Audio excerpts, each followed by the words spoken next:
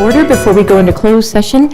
It's 4:30 on May 5th, 2020, and I'll do a roll call. Councilmember Ward? Councilmember Ward? We'll try. Councilmember James? Councilmember James? And Councilmember Ham? Here. And I'm here, Laura Ferguson. So we do not have a quorum yet, so we'll wait a few more minutes.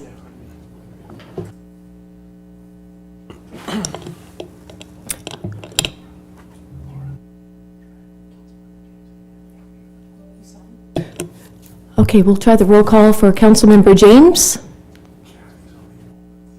Here. Oh, thank you, Councilmember James.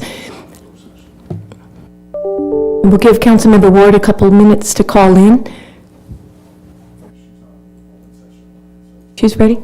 Well, I told her to call in. Oh, perfect. Thank you.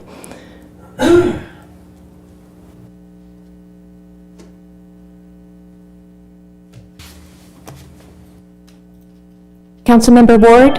Oh, there she is. Yes, I'm here. Hi, thanks, Councilmember Ward. So we have a quorum to have the open session before closed session. Do we have any public comments, Laura? No public comments. Oh, thank you. And the city attorney has some comments to make? Yeah, thanks, Mayor Pro Tem. There are 3 documents that relate to the justification for the closed session tonight. They were referenced and attached to the agenda packet, so we just wanted to call that to the public's attention. There's also one case a potential case that the council asked us to look into and report on, and it's the potential of a lawsuit against the state relating to limitations on access to beaches in San Clemente. So we have a report on what those cases are like, but because the state is on notice that it might be a defendant to such action, we need to announce that that's what we're talking about. That's one of the 2 cases under F. Thank you, City Attorney. And council members, do you have any comments before we adjourn into closed session?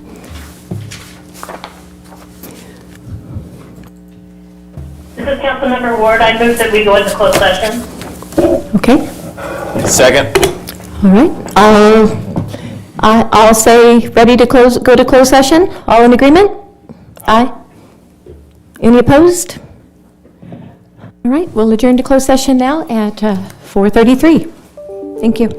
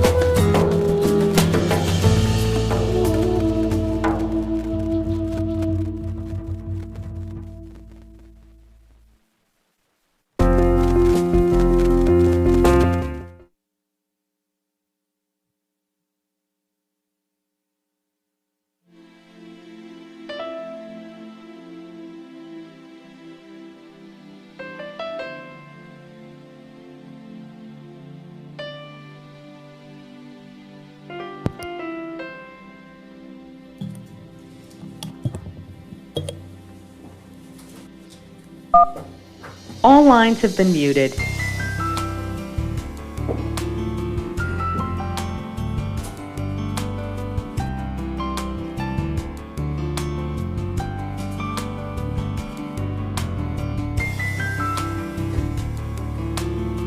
All lines have been unmuted.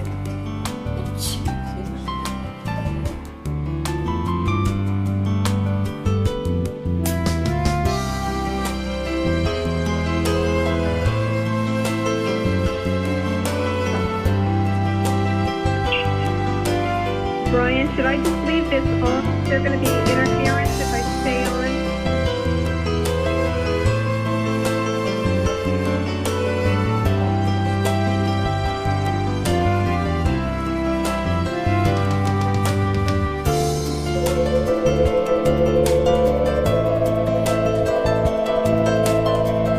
Hello, are you there?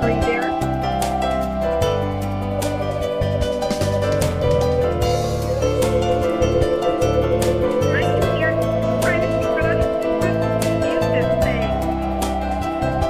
If I back up, I might lose the connection.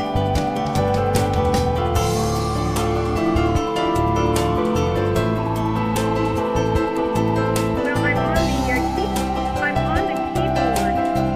And how do I back up without losing the connection?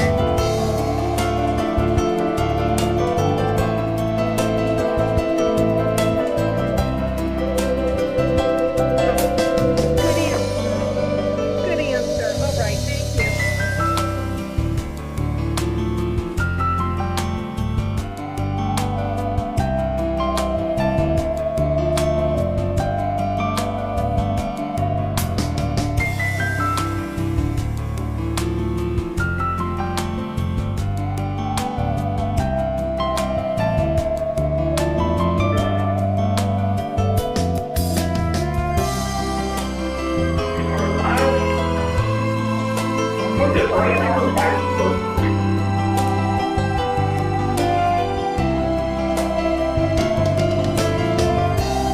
Yes, I am. Go ahead and call the meeting to order.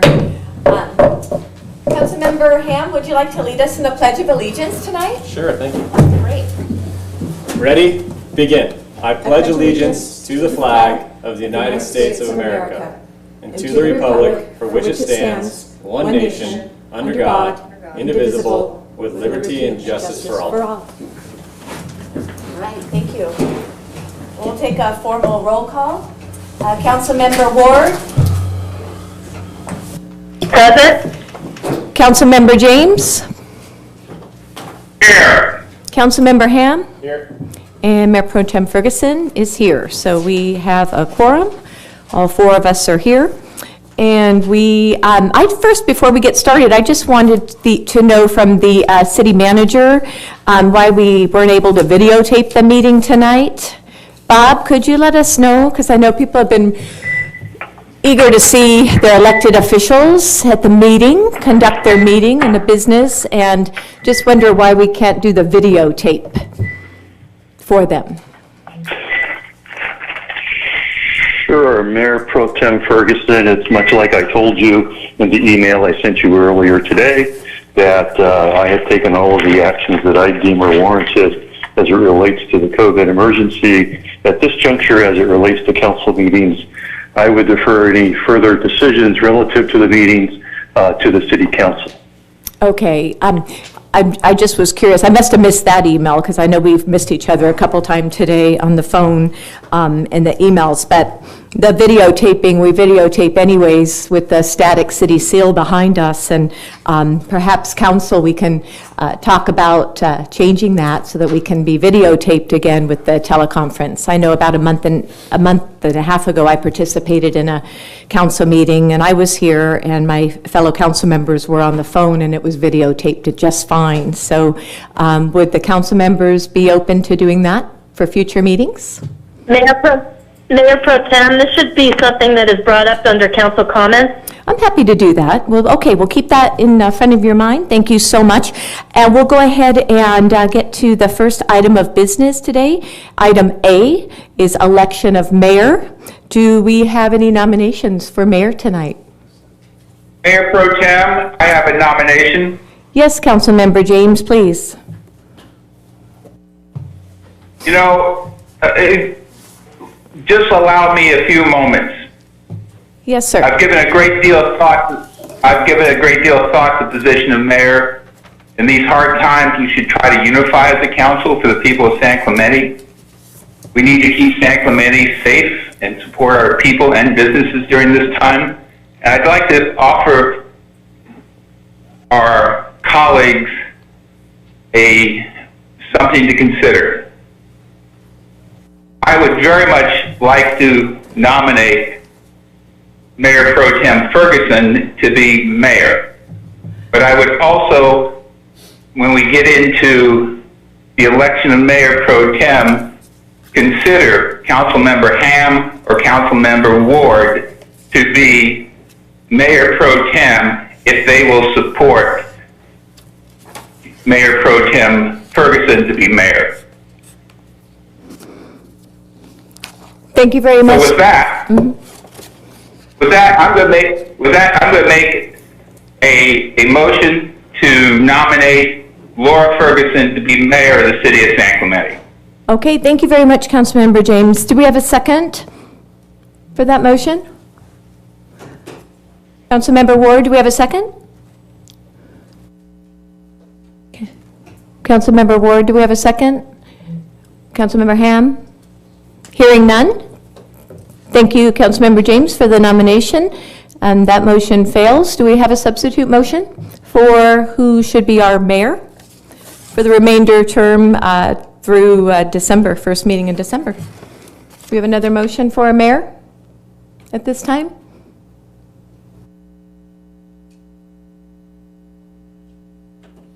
I'll make sure. Councilmember Ward, do you have a motion for mayor? Yeah, I'm sorry, my button was on mute. I would like to nominate Chris Ham. I think for the same reason that Councilmember James said, we need leadership in this time, and I think Mayor Pro Tem Ferguson would do well if she was still maybe the Mayor Pro Tem, but she could use another year to be on, and I think our city needs stability. We have a budget that we need to get through, and Councilmember Ham is the most experienced council member on this dais, and so my motion would be for Councilmember Ham. Okay, thank you very much, Councilmember Ward. Do we have a second for the motion by Councilmember Ward to have Councilmember Ham be mayor? Before we ask for a second, I'd just like to ask for some more discussion on this item. Yes, you may. So I don't feel comfortable jumping Laura Ferguson as mayor unless she, of course, feels comfortable with that as well. I don't think it's right to skip people from Mayor Pro Tem to mayor, and so I wouldn't feel comfortable with that unless I had the support of Jean and Laura as well. That being said, I think during this tumultuous and chaotic time, we definitely need some stability and leadership, and I'm definitely willing to step into that role for this 6-month period if council sees fit. Councilmember Ward, I'll speak last. Councilmember Ward or Councilmember James, do you have any comments that you'd like to add to the discussion? No. No? Okay. Well, I'm going to add to the discussion. I'm going to bring up some kind of unfortunate mistreatment I've had by Councilmember Ham that I have documented from last year. And last Friday night, I don't appreciate the verbal mistreatment at the meeting. I think we could have had a more professional meeting, and despite him not appreciating us having a special meeting to answer the questions of the people, which I thought was very conducive. So that said, I'm sorry, but I cannot support Councilmember Ham as mayor, but it looks like we can do a roll call, and at this time. We got some comments on this. Oh, do we have some comments, Scott? Thank you very much. sorry. Okay. All right. So Is that okay if you do that now? we can do that now. Thank you very much, Scott. I appreciate you being my co-parliamentarian tonight. Laura, can you so please glad I start can the see you. comments? Thank you. Makes it easier. Thank you. Before we move on, for the record, I'd just like to state that Scott handed Laura a letter, which I'm sure she'll be keeping in her records for future Leave that requests. on the dice. Yeah, thank you. Oh, I'll turn it over to the city clerk after the meeting. Thank you. Okay, we'll get started on comments for mayor. From Sally Grace, I just want to send a quick email expressing my concerns with Laura Ferguson remaining Mayor Pro Tem, and also extend quick praise Chris Ham for saying that what many of us were thinking last week. Friday was a complete waste of everyone's time and money, so James could read his prepared speech expressing righteous indignation to do damage control with angry supporters. Sorry, I digress. Bain was a uniting force who appeared to be willing to hear both sides and work with everyone in a dignified manner. He had supporters in town who are liberals and conservatives, old guard and new guard. Not only does Ferguson lack the ability to play well with others, she also takes to social media and expresses her grievances in the same fashion as a disgruntled teenager. She panders to an extreme right-wing faction of San Clemente that in no way represents the whole. These constituents viciously attack Ward, who in my opinion, several years of following local politics, has seemed quite able, knowledgeable, and quite frankly, some days appears to be the only adult in the room. Ham is bashed for his attendance, which again, I do not understand, as it seems consistent, and as a civil servant, we should only be supportive and grateful he is giving so much to the community. I'm not even going to address Gene James. His record would reflect he would not even be on the council to organize a bake sale, and since taking office, he's given us all whiplash with how quickly he changes his tune. Laura, if you do stay in your current position, I would at least hope you would try setting your ego and personal agenda aside, as well as keeping petty squabbles and gossip off of social media, and represent this town in the dignity it deserves. Comment number 2 is from Patty Murphy. San Clemente council members, I respectfully urge you to vote Mayor Pro Tem Laura Ferguson as the next mayor of San Clemente. Next comment is from Mike Ray. Dear Council, I'm writing in support of Laura Ferguson for Mayor Pro Tem and Mayor of San Clemente. I've known Laura for many years and have always found her to act with the utmost integrity and professionalism. She's a hard worker who puts the wants and needs of the citizens of San Clemente first. She's a strong advocate for accountability and transparency in government. Laura is exactly what San Clemente needs at this critical time in our history. You cannot let the pettiness, the childish behavior, and the utter lack of professionalism displayed by some members of City Council prevail. To do so would not only reward bad behavior, but could put our great town into a tailspin we may never recover from. Please do the right thing, the mature thing, and elect Laura Ferguson, Mayor Pro Tem and Mayor of San Clemente. Next comment is from Sharon Williams. The role of mayor is not to be taken lightly, nor should it be filled with an individual who exhibits behaviors of grandstanding or partisan rhetoric and divisiveness, online or in the community. Over the last years, the political games that have been played by council members jockeying for community acceptance and social media accolades is truly unfortunate. I've witnessed certain members of the council, current and former, throw their colleagues under the bus, lack real leadership, and perpetuate blatant mistruths with zero efforts to clear things up to the damage they have done. The partisan rhetoric seems to be at an all-time high with no consideration to the fact that council is supposed to be void of that. With that, I believe Kathy Ward is the best suited to be mayor. I've witnessed her stay focused on the real work of serving the community while making real efforts to keep her head out of the drama that only serves to divide, distract, and boost personal egos. Sharon Williams. Let's see here. Next comment is from Joe Janis. Good evening. I am writing this as a representative of our neighborhood watch group, which we believe is the largest and most active in our city. I'm also representing Protect Our Neighborhoods, a citizens group that was organized to fight the proliferation of short-term lodging units, sober living homes, and detox centers in our residential neighborhoods. We would like to thank Dan Bain for his service to our city. Dan, you've demonstrated time and time again that you're an individual thinker and are not led by any group of political activists. Your ability to stick to the issues, define problems, seek resolution, and gain consensus among council members has been absolutely commendable. You will be greatly missed. We believe the council will be selecting a mayor tonight to replace Mayor Bain. This was from last week, obviously. We ask one thing, that you only consider council members that will build our team and not tear it down. Do not consider anyone that publicly criticizes other council members or publicly demeans members of our city's management team.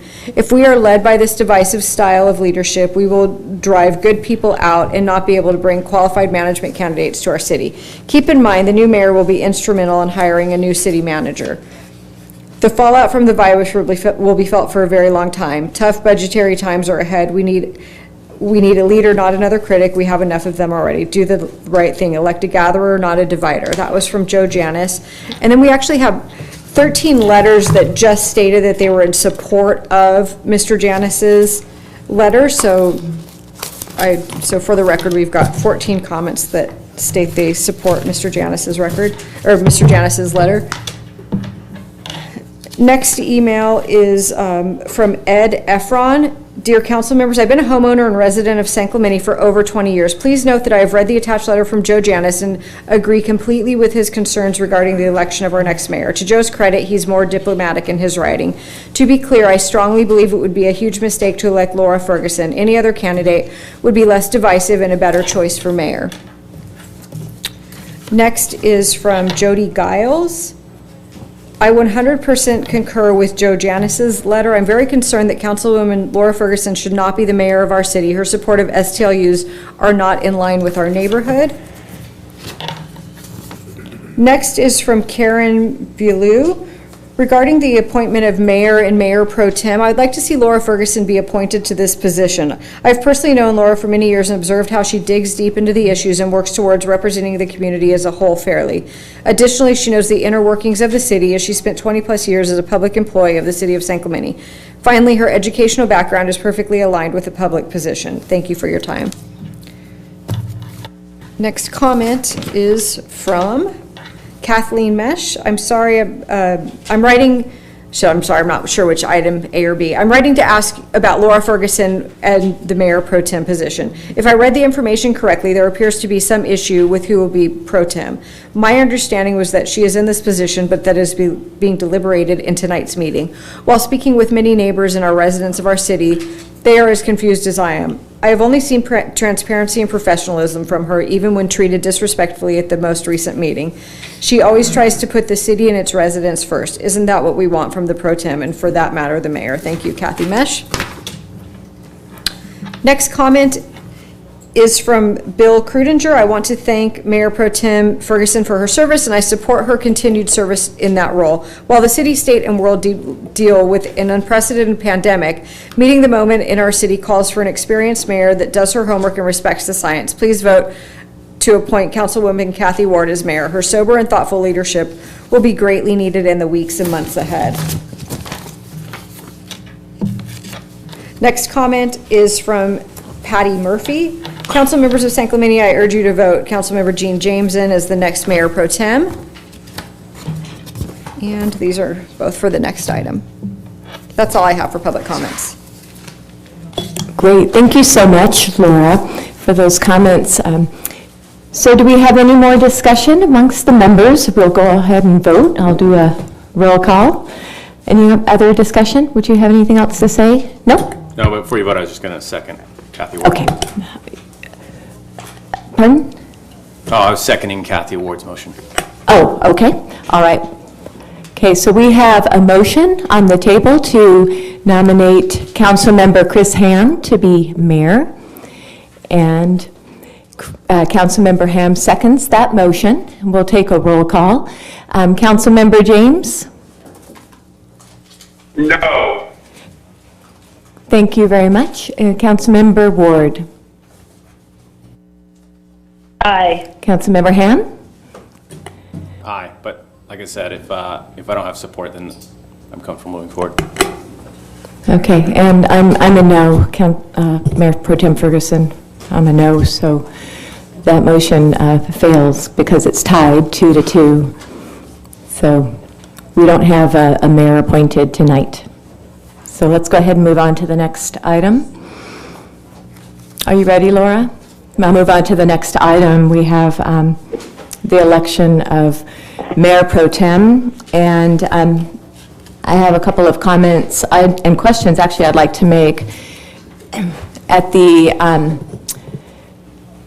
special meeting one of the special meetings last week, at the end of the meeting, Councilmember Chris Ham had actually recommended we put this on the May 5th agenda tonight. And Councilmember James had seconded that. So my question to Councilmember Ham is, do you have a reason for placing this on the agenda tonight? I didn't ask that night because I wanted to respect the process, but now that we can discuss this item, would you like to share? Yeah, absolutely, Laura. I think really this is the first time in the city's history that I've participated in a vote for the mayor that we haven't voted for the mayor pro tem as well. And so with the eventual possibility that you are going to be taking on the mayor role, I thought it necessary that we have a mayor pro tem in backup. But being that you're currently the mayor pro tem, there may not be a need for this call at all. Okay, thank you, Councilmember Ham. Councilmember James, do you have any discussion, or Councilmember Ward over this item? Seconded the motion as a result of we had to have a contingency in place if you were selected as mayor. I know the San Clemente Times thought there was something nefarious about it. They should go back to seeking donations for their paper.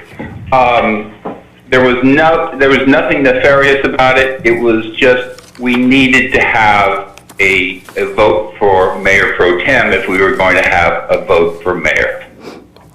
Thank you, Councilmember James. Yeah, I just wanted to note that I have the policy here for the council meeting operating procedures, number 120111, and section 4.2.2 indicates that the mayor and mayor pro tem shall serve a one-year term at the pleasure of the council majority. So that's great to hear that that there was no particular reason. I was been curious since as to why this was on the agenda, because it has not been before in the past, just the mayor is, and then we just subsequently vote for a mayor pro tem. So it's nothing that's been agendized before, so that's probably what raised the eyebrows of the media and the people. So I'm glad to hear that was not the case. So let's go ahead and hear some public comments tonight, if we may. Laura, do we have any public comments for this item? Not for Mayor Pro Tem, no. Okay, thank you so much. Should we go ahead and have... Mayor Pro Tem? Yes. Can I make a motion just to drop this item tonight? And you remain Mayor Pro Tem? Would that be appropriate? Well, it's already agendized, so we'll have to keep it on, but you may, by all means, make a motion for who should be Mayor Pro Tem, since it's agendized tonight. Okay, so I'll make a motion that the current Mayor Pro Tem, Laura Ferguson, remains Mayor Pro Tem and the presiding officer of the City Council. Okay, thank you, Councilmember James. Do we have a second for Councilmember James' motion? Hearing none, I'll second that motion. We'll go ahead and take a roll call. Councilmember Ham? Well, I'll lay my vote on the line. I already admitted to coming to the meeting, but my vote would be no. Okay, thank you, Councilmember Ham. Councilmember Ward? My vote is no. You shouldn't be running the meeting. Thank you, Councilmember Ward. And Councilmember James? Aye. Thank you. And I'm an aye, Mayor Pro Tem Ferguson. So since this is unprecedented to have this on the agenda, if we're split, what does that mean for us, Scott?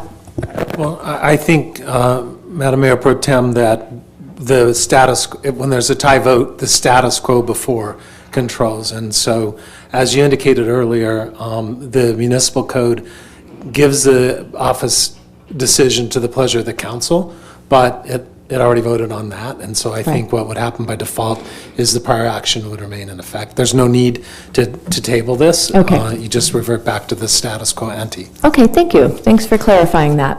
Sure. Okay, so therefore, the status quo prevails on that one. So, thank you. All right, so the next item is item C, call of November 3, 2020, general and special municipal elections. Possibility of appointing an interim council member to fill the current vacancy. City Clerk, would you like to provide a report on that? Or do we have some public Yes, I comments? would. Okay. City Clerk Oh, Bate. thank you. Oh, she's on the line. Okay, thank you, Joanne, please. And City Clerk Bate, I'll just let you know, Okay. we do have one public comment, so just whenever you're ready for it, we've got it.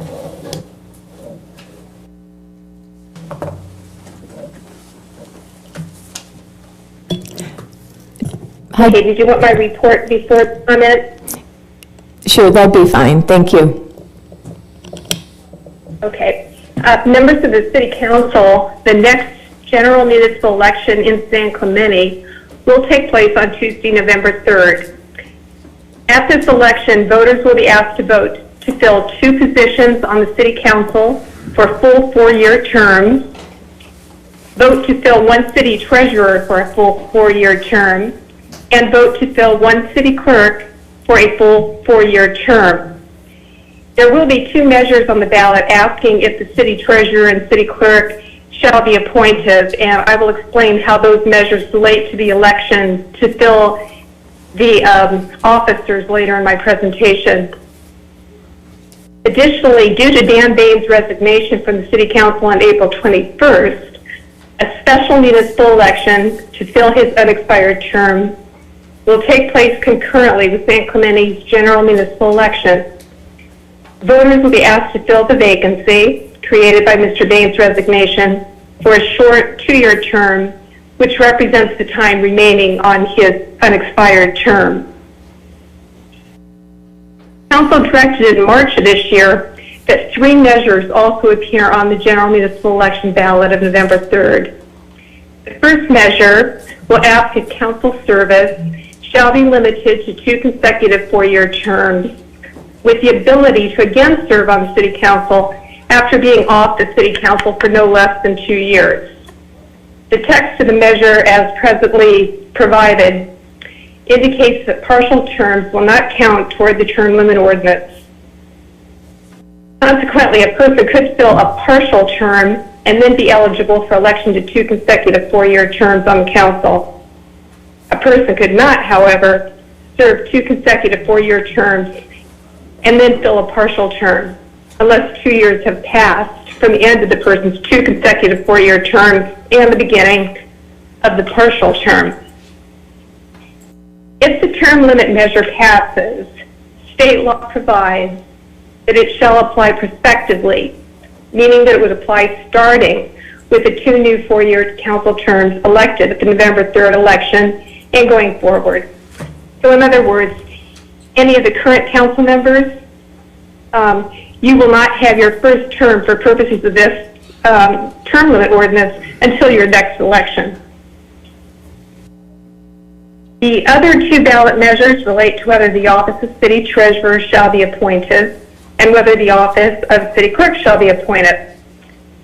Because the terms of the incumbent treasurer and city clerk expire this year, the city attorney recommends that both measures appear on the ballot as 2-part questions, with the first question asking if the office shall be appointed, and the second part asking who shall serve in the office if it remains elected. If either measure to make the office appointed passes, the winner of that election will not be sworn into office and will not serve. The last issue that council may wish to consider is whether it desires to appoint a San Clemente registered voter to fill the current vacancy on the council until the person elected to fill the short term at the election assumes office. There are numerous resolutions provided for your consideration, and I would be happy to walk you through each when you're ready to take action. So this concludes my presentation. I'm available to answer any questions. Thank you. Thank you, City Clerk Joanne. And we have a public comment. Laura, would you like to read that? Sure, public comment from Paula Wojciak. Here are my comment for the term limit issue. I support term limits for members of City Council. Term limits reduce potential abuses of power by incumbents who stay in office too long or do not serve according to the council mission statement. City Council members should be dedicated to maintaining a safe, healthy atmosphere in which to live, work, and play. guiding development to ensure responsible growth while preserving and enhancing our village character, unique environment, and natural amenities, providing for the city's long-term stability through promotion of economic vitality and diversity, resulting in a balanced community committed to protecting what is valued today while meeting tomorrow's needs. Term limits create open seats for people with innovative ideas and may curb the influence of lobbyists. Even local campaigns often cost thousands. This will allow for more of our homegrown citizens to lead.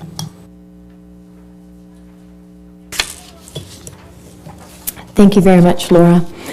And do we have discussion tonight amongst the council members? Make a motion to close public comment. Oh, thank you, Chris, yes.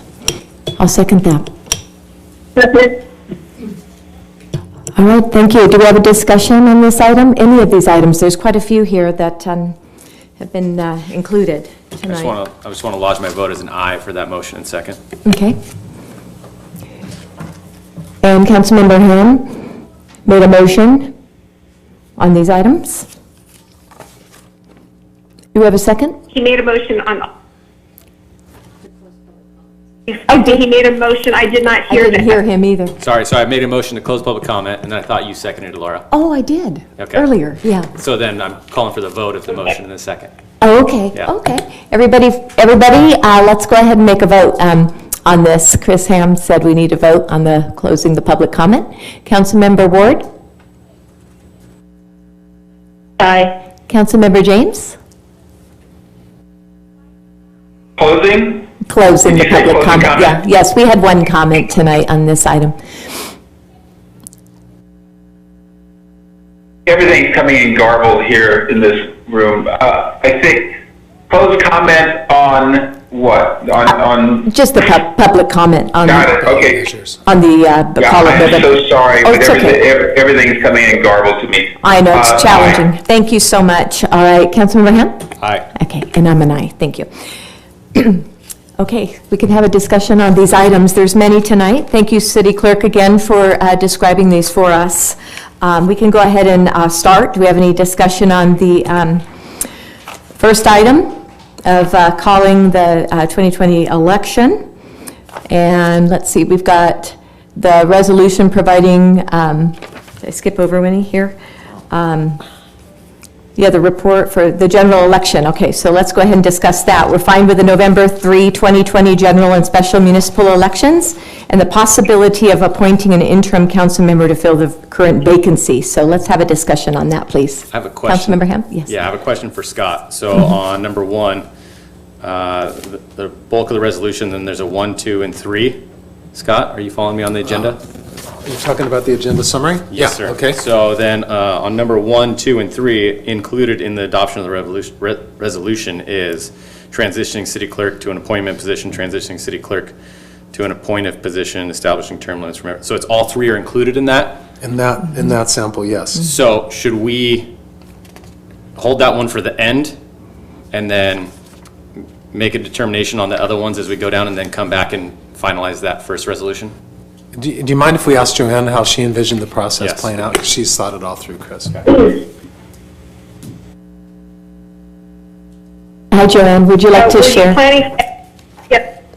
Yes, I think the way I heard it, are you not sure about the 3 measures that to be added to the ballot? Is that it? So I don't want to make a If motion. so, that would, Joanne, I don't want to make a motion. I don't want to read motion number 1, or adoption of resolution 20-14 all the way through, and then by the time we get down, we don't establish term limits, for example.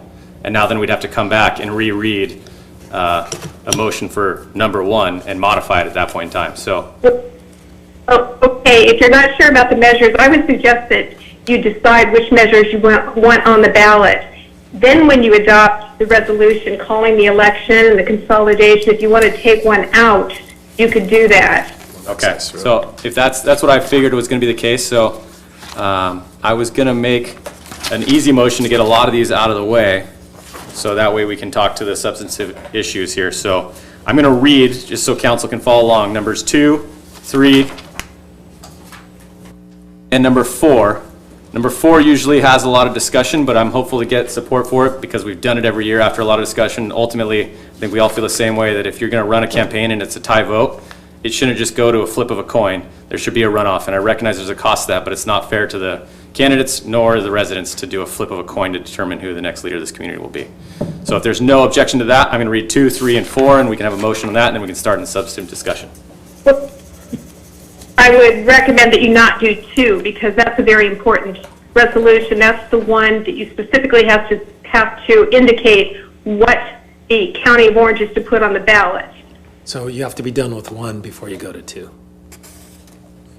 Okay, so my 2 is just talking about calling a special election and requesting the Board of Supervisors to consolidate the general and special election. It doesn't, there's no options on my 2. Is there a different 2? Well, Within that resolution, that's an important one. It That's the one that enumerates what you the did county in will the other one. actually use, and that one lists all of the measures, exactly how they're going to be worded. So then 3 and 4, Joanne, So- are you comfortable with doing 3 and 4? Yeah.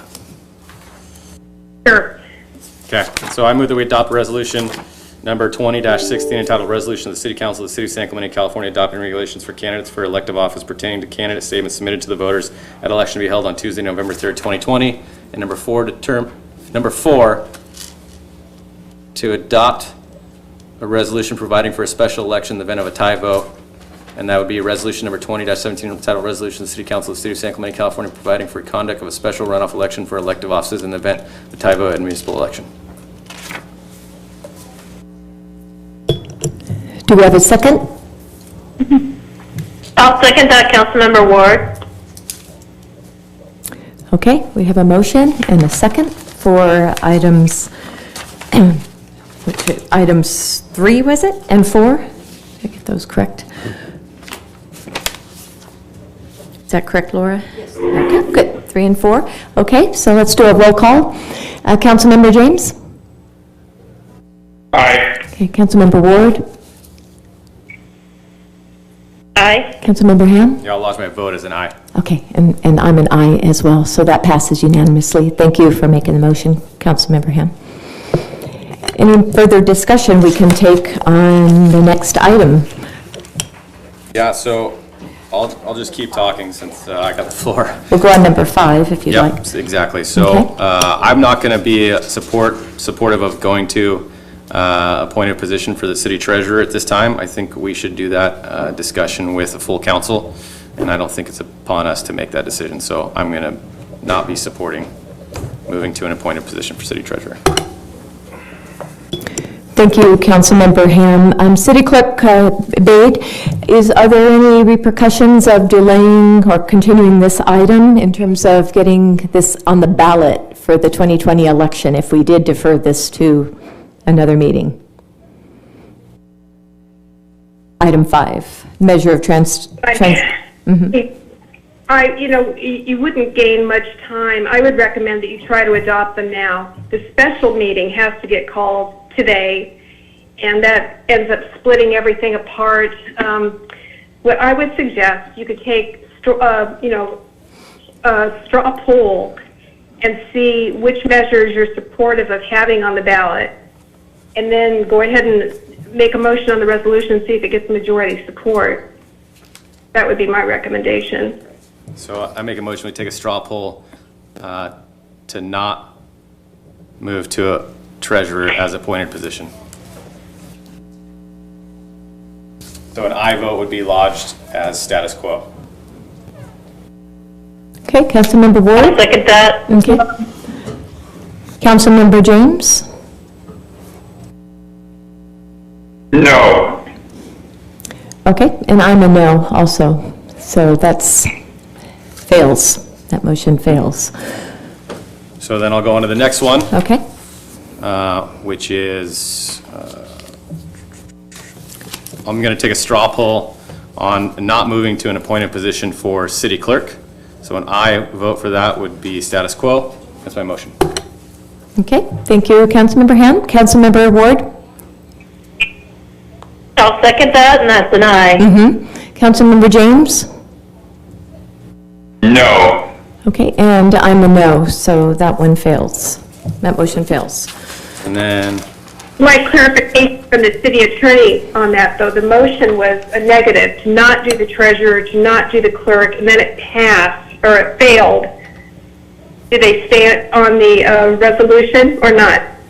I think that was just a straw poll Straw on each poll. of those individual offices. So I think you'll vote again on the resolutions that would then alter the status quo to put these on the ballot. And there's a resolution for each of those. Okay. And then, so we just did the city clerk. The next one is, I want to take a straw poll, and I would be on the approval of 7B. So a straw poll would be the resolution setting arguments, priorities, but not authorizing impartial analysis, enacting term limits for members of city council. Okay, let's take a roll call on item 7B and measure relating to enacting term limits for members of the city council, but not authorizing impartial analysis. Councilmember Ward? Aye. Councilmember, Real quick procedurally, I didn't get a second on my straw poll request, so. oh, okay, do we need to do that? Okay, perfect. Thank you. So I have 2 ayes for that. Thank you. Councilmember James? No. Okay, and I'm a no. All right. And we have, the next one we have on, I'm sorry, City Clerk? I want to make sure I understand this because I have to post notices tomorrow. Joanne, these are all just So straw polls. what I heard, We haven't made any decisions. Pardon me? These are all straw polls. We haven't made any decisions yet. okay. Got it. We're just doing that. Okay. And then we have, the last item is item 8. To determine whether council wishes to consider appointing a person to fill the unexpired vacancy on the city council until such time as the person elected to fill the short term at the November 3, 2020 election assumes office. If an interim appointment is to be pursued, determine whether or not to direct the city clerk to invite San Clemente registered voters to submit letters of qualifications, and decide whether to schedule a date to interview candidates and make an appointment. If council chooses to appoint an interim council member, it must do so within 60 days of April 21, 2020, which represents the date that the vacancy commenced. And do we have any, I'm sorry, let me double check with Laura. Do we have any public comments on anything else tonight regarding this item? Just that one? Okay. All right. Do we have any discussion on this item? Yeah, so I'll make a motion, we take a straw poll on not considering appointments to fill a vacancy. I'll second that. Okay, let's do a roll call to see if we have any nominations for that actually tonight. A straw poll was to not fill the vacancy. Councilmember James? So as I understand the straw poll right now, all we're doing is opening up a request, a notice that people can put in their CV, their resume for consideration. We're not going forward tonight with any particular candidate.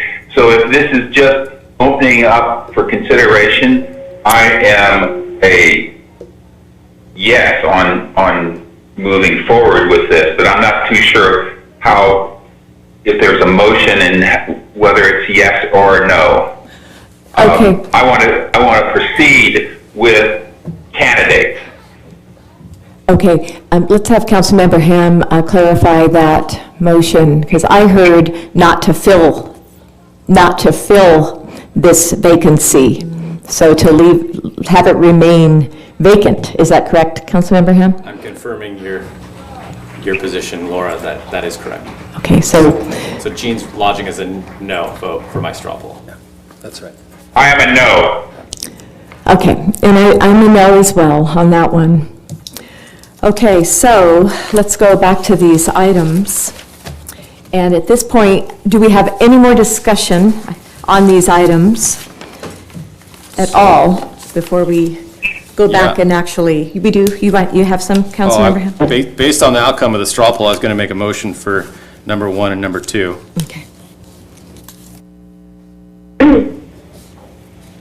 Okay. As modified to not include any of the measures, is that correct? I guess so, yeah. None of them passed. The term limits one didn't pass either. Is that correct? Scott, were you taking that? Yeah, none of them passed the straw poll. So the way you've left the straw poll, which was to deadlock on each item, you would then be calling the election, and it would be only to fill the second half of Mayor Bain's term. That's what I gleaned from your discussion. Okay. So if there's no other discussion, I'll make the motion, but I feel like there's probably going to be more discussion from Laura and Jean. Do we have any further comments, discussion? Councilmember James, Councilmember Ward? I have no No discussion. comment. If someone has discussion, okay, then that settles it. There's no discussion. Go ahead, Councilmember Ham. Okay, real quick, Scott, if you could just point me to the section that talks about term limits. Here we are, option. I found it real quick.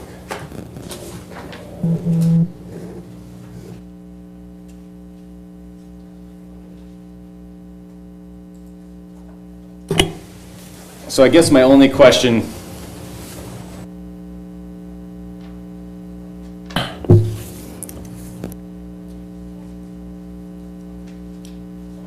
Scott, would be is under previous consideration of at least the term limits. I know that previous councils have given direction to move forward on implementing term limits.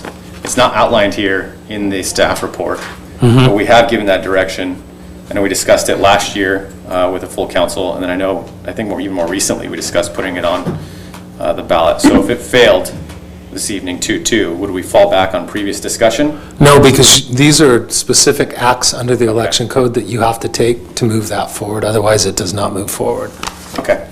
Well, then I'll make the motion. I am pretty disappointed. I think, like the one speaker card said, I think term limits are a great thing for the city of San Clemente. We haven't had them, and unfortunately, we've had council members that have probably overstayed their welcome past 8 years, and I think it's an opportunity to give other people the chance to step up into a leader role. I think it'd be a really good thing for our community to see a diversity of faces on here. I know that I'm coming up on my completion of second term, which is 8 years. I think that's plenty of time for anyone to serve.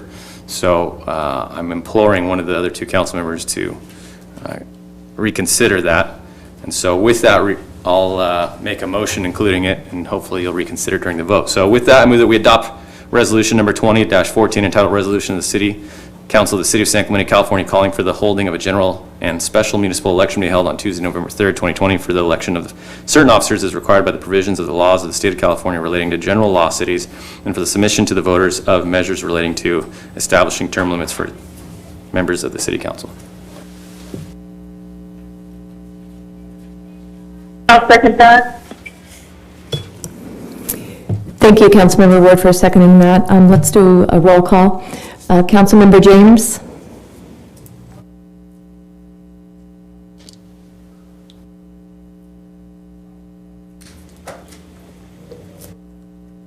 Still reading the resolution. Go on to the next, please. Sure, you bet. Councilmember Ward?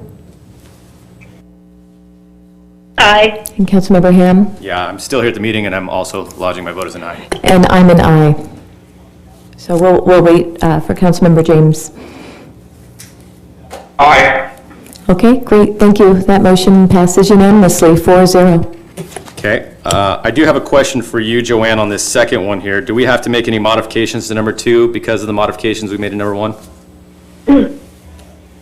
Yes, you would want to do number 2 with the elimination of the ballot measures relating to making the city clerk and city treasurer appointed.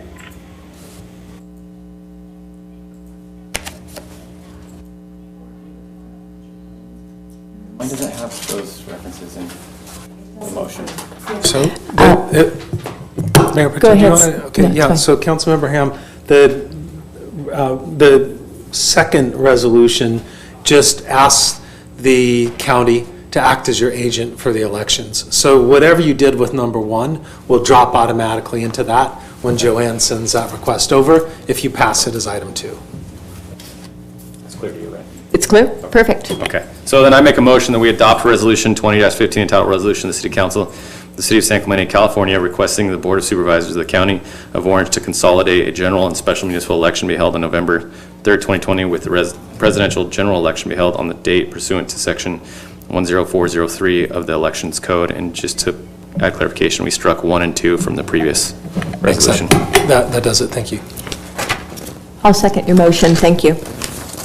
All right, let's do a roll call. Councilmember James? Aye. Councilmember Ward? Aye. Councilmember Ham? I'm still here, and it's an aye. And I'm an aye. All right, that passes unanimously, 4-0.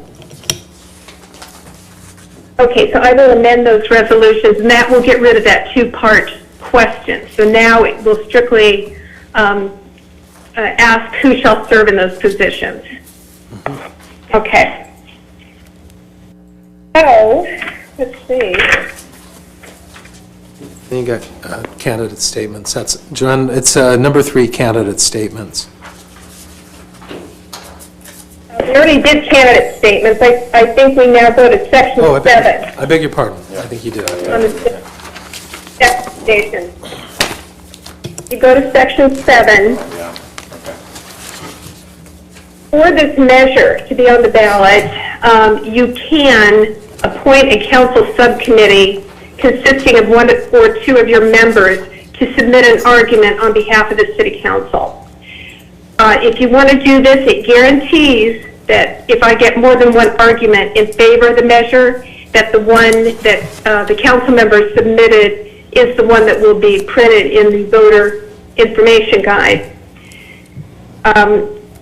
So if you want to appoint a subcommittee, just keep in mind that it can't be more than 2 or you're violating the Brown Act. But you can authorize them to, you could vest them with the authority to write the argument and submit it to me and to sign it as a council member on behalf of the city council. So, are you interested in doing that or not? You don't have to. It's just that if you do it as a body and you vote on it, it guarantees that your argument will be the one selected.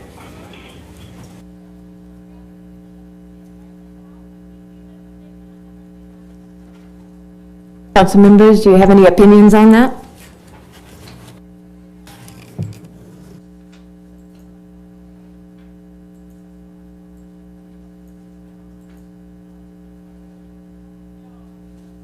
Hearing none. I have a question of the city clerk. What is entailed in the subcommittee? Is it just two of the members of council on the subcommittee? Right, they would write an argument up to, I would provide them with the election code requirements, but up to 300 words, I believe, as to why it is a good idea to adopt the ordinance. Okay, I'm fine with that. But it's discretionary. It's just if you want to, this is the time to do it.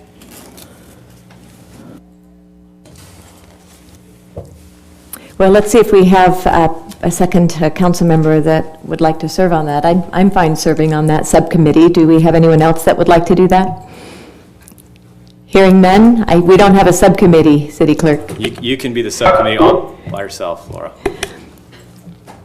Mayor Pro Tem? Yes. I will serve on that subcommittee with you. I'm sorry. Oh, okay, thank you, Councilmember James. So let's go ahead first and take a vote, make sure that everyone's fine with Councilmember James and myself serving on this subcommittee to write this 300-word. Good idea. Joanne, let's go ahead and take a vote. Sorry. It's okay, go ahead, thanks. Yeah. So I just want to question you about, do you want to provide any input on the subcommittee and how that's worked out in the past?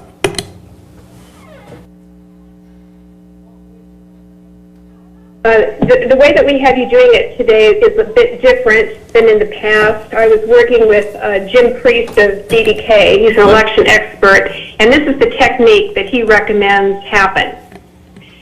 Okay. Just taking it a little further, if council appoints a subcommittee, then the subcommittee, if you choose to allow rebuttals, that's coming up and that is optional. But if you choose to allow rebuttals, that same subcommittee has the authority to make the decision to write a rebuttal, assuming I receive an argument against, or if they don't want to do that, that subcommittee has the authority to give me something in writing that would authorize up to 5 other people to submit a rebuttal. And Joanne, just to clarify, that's option 3, the one, optional resolution allowing the rebuttals? C? Option C, as in cat, Oh, yes. perfect, okay. That's the one I'm looking at, okay. Okay, well, do we have any other discussion on these items? Councilmember Ward, Councilmember James? Not here. Okay, any more discussion on these items? Before I was going to propose a motion for these items, so I'd like to make a motion on item 7, measure relating to enacting term limits for members of the City Council, for council to appoint the council subcommittee consisting of Councilmember James and Mayor Pro Tem Ferguson, and adopt the option C, the optional resolution allowing rebuttals enacting term limits for members of the City Council. Okay. Excuse me, Mayor Pro Tem, that, we should do it in order. The other decision that you need to decide is whether you want to authorize the city attorney to write an impartial analysis. Oh, yes, okay. You have to choose between A or B before you get to C. Oh, okay, I'd like A. Okay, so I'm going to make a motion to determine, have council appoint the subcommittee, as noted, and then adopt the resolution A, setting the argument priorities and authorizing an impartial analysis, enacting term limits for members of the City Council, and then C, the optional resolution allowing rebuttals, enacting the term limits for members of the City Council, attachment 13. Can I ask a question of Scott before we go? Please.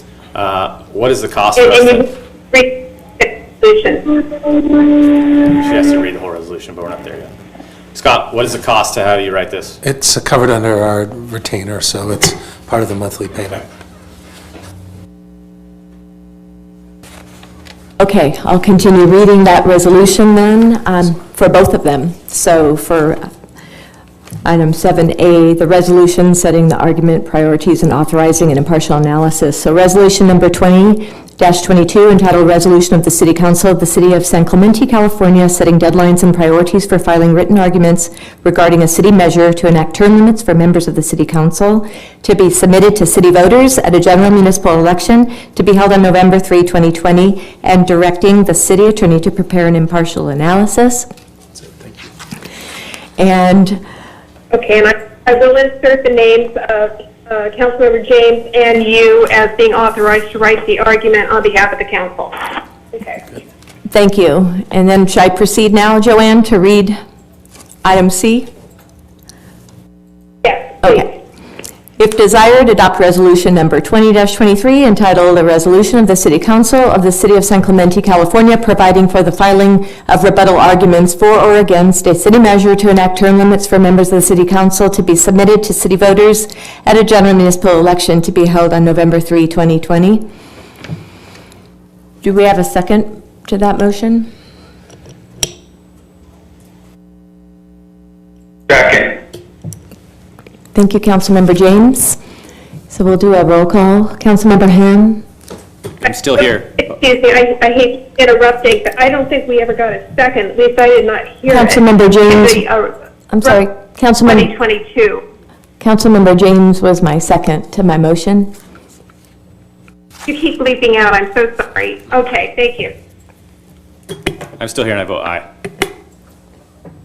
Thank you, Councilmember Ham. Councilmember Ward? Aye. Thank you, Councilmember James. Aye. And I'm an aye, and that passes 4-0.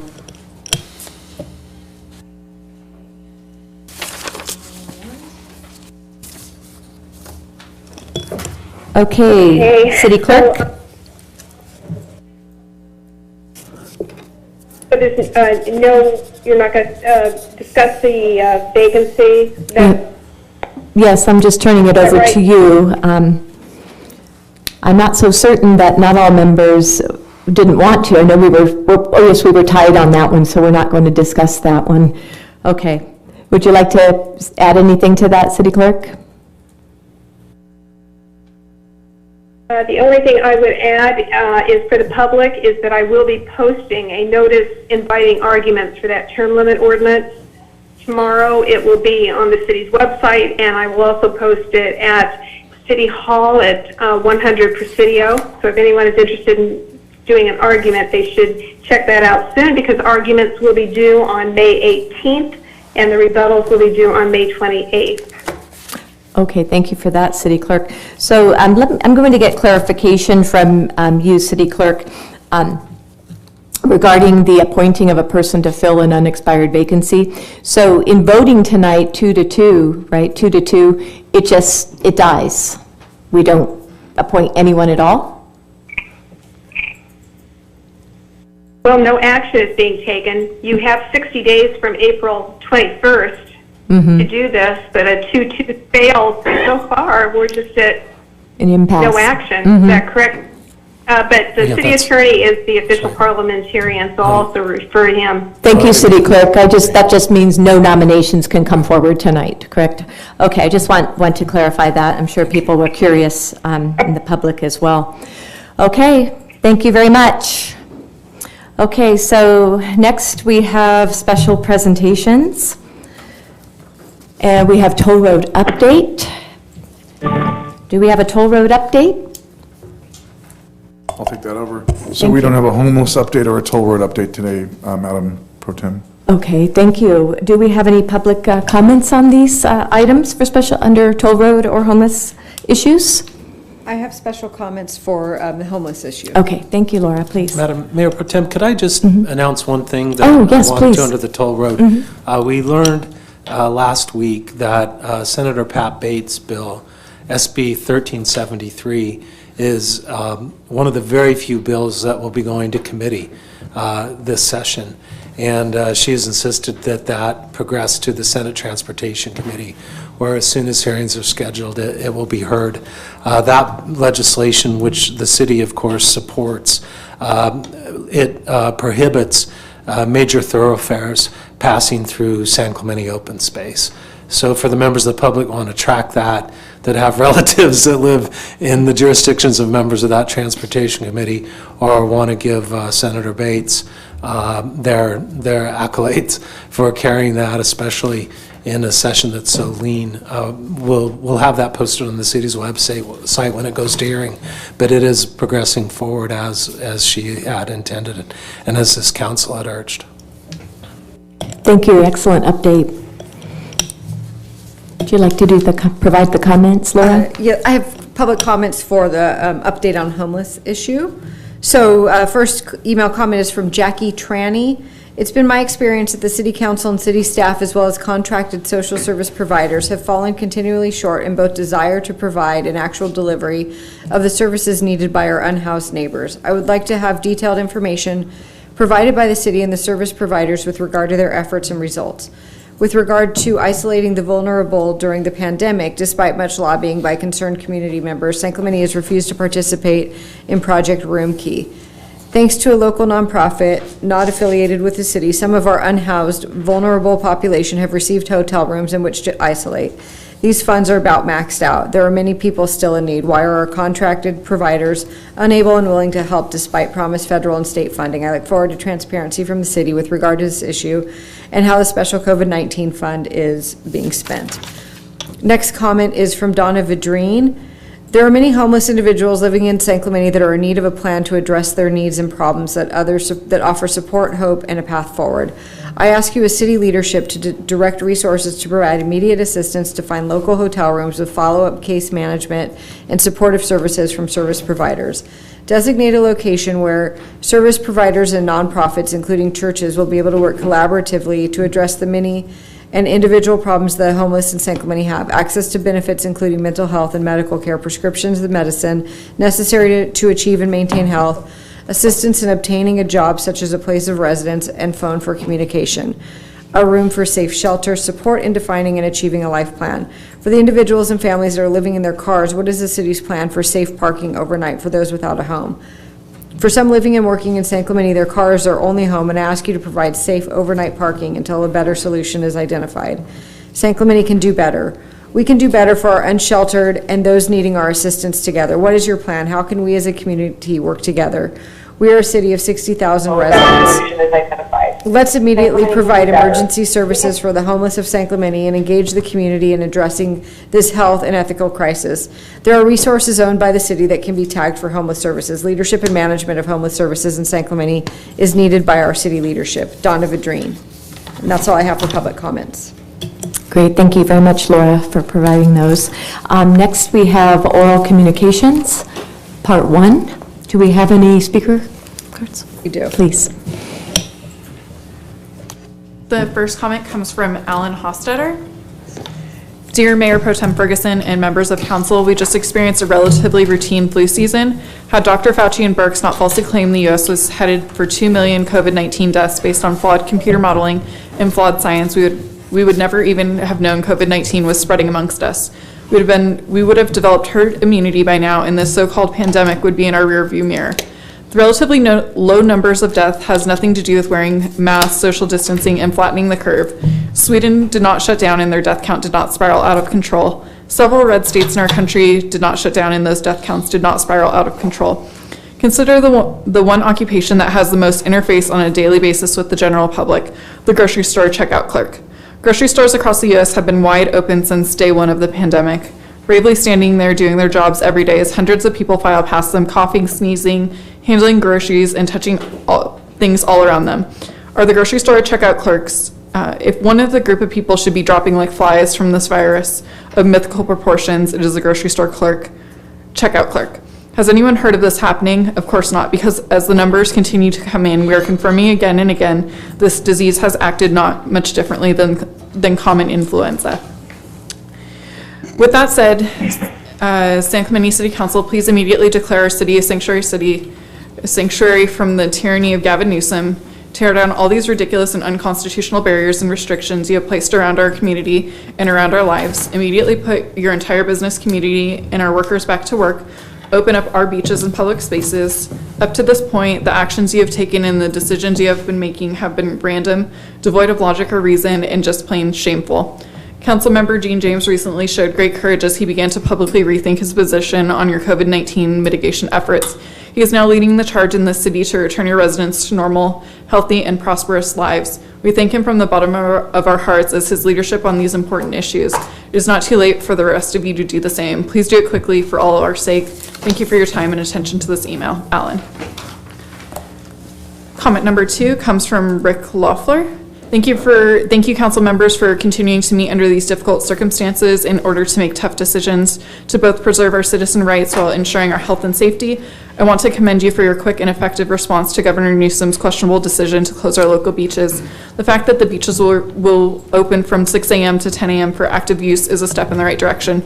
Please keep up the pressure for both extending the hours and adding passive usage as soon as possible. We need to remember that many employees working in businesses deemed necessary because of their work hours will be unable to utilize our beaches. These workers include health providers, police, fire, and the many people who work diligently in our retail stores. This is not acceptable. Lastly, please tighten up the chain of command in regards to your staff. It appears that a junior member of your staff is making decisions, sand in the skate park, and lifeguard participation in beach enforcement with a rubber stamp from the senior staff member.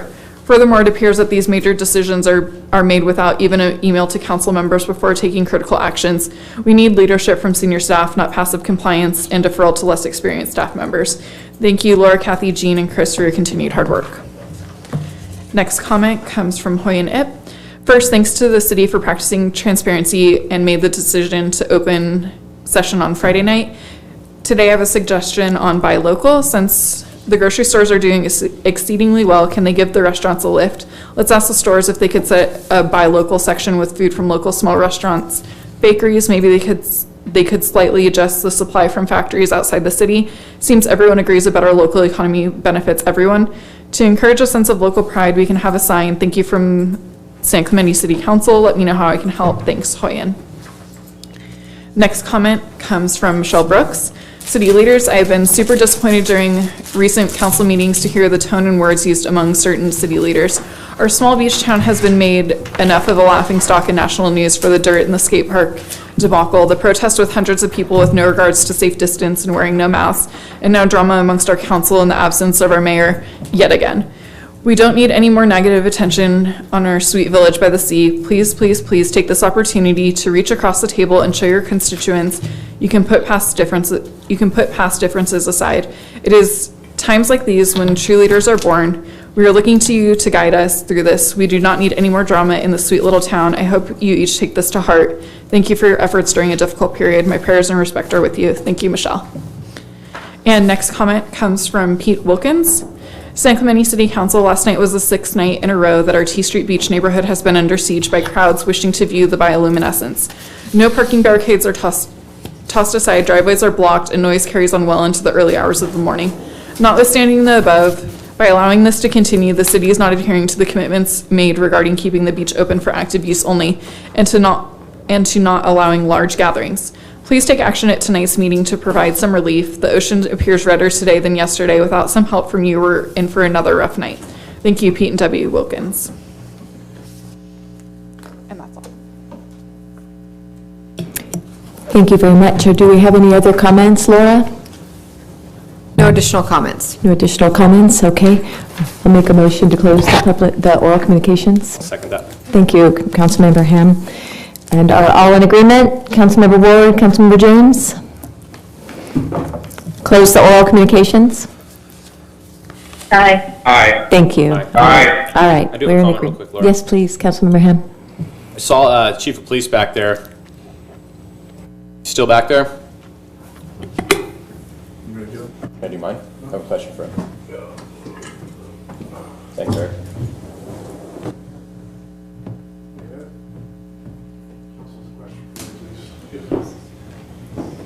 Thanks, Chief. So we heard a comment from somebody that lived in the T Street area about large gatherings the past few evenings. I can confirm that that has been the issue in pretty much all of Southwest San Clemente from North Beach all the way down to Trestles. So what are the deputies doing to prevent that from happening tonight and future nights? So I had the supervisor, I've directed both supervisors in the evening to have all deputies. We have our CSOs that are doing parking. For example, last night we issued 26 parking tickets. So when they're not on calls, they will be down there enforcing all traffic issues and all moving violations and disturbances as well. So that'll be consistent as long as possible to try to deter the large crowds that are illegally parking down there. Awesome. Thank you very much for your good work. That it? Thank you so much, Chief. Okay, so looks like we're great with closing oral communications 4-0 for moving forward. And do we have a motion for waiving reading in full of resolutions and ordinances?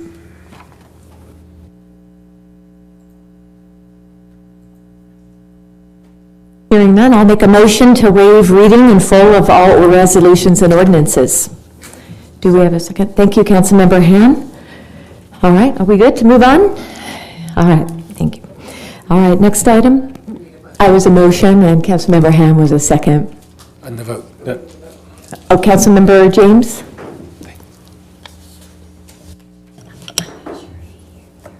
Sorry, I would just like the people who are listening on YouTube to understand that what they're getting is very clear. What I'm getting in the back room here is garbled and sometimes very clear and sometimes almost non-existent. So it's not that I'm not paying attention, it's I'm trying to follow the meeting. So please excuse me with that. Indulge me, I should say. Yes. Mayor Pro Tem, what is the question? Yes, if you're fine with waiving the reading in full of resolutions and ordinances? Aye. Thank you. Councilmember Ward? Aye. Thank you. Councilmember Ham? Aye. All right, and I'm an aye, so we'll move forward 4-0 on that. Okay, next item is number 4, consideration of agendizing items requiring immediate action. Any items agendized will be considered under new business unless otherwise determined by majority vote of the City Council. Do we have any items tonight? Okay, hearing none, can we vote to move on from this? Councilmember James? Aye. And Councilmember Ward? Aye. Thank you. Councilmember Han? Aye. And I'm an aye, so thank you. Next item is a closed session report by City Attorney. Thanks, Madam Mayor Pro Tem. There was no reportable action taken in closed session. Okay, thank you. Closed session, consent calendar. All items listed on the consent calendar are considered to be routine and will be enacted by one motion without discussion unless council staff or the public request removal of an item for separate discussion and action. Do we have any items that have been removed, request to be removed by the public or council? No request from the public or staff to pull any consent Okay. calendar items. Do we have any desire by council to remove any of the consent calendar items tonight?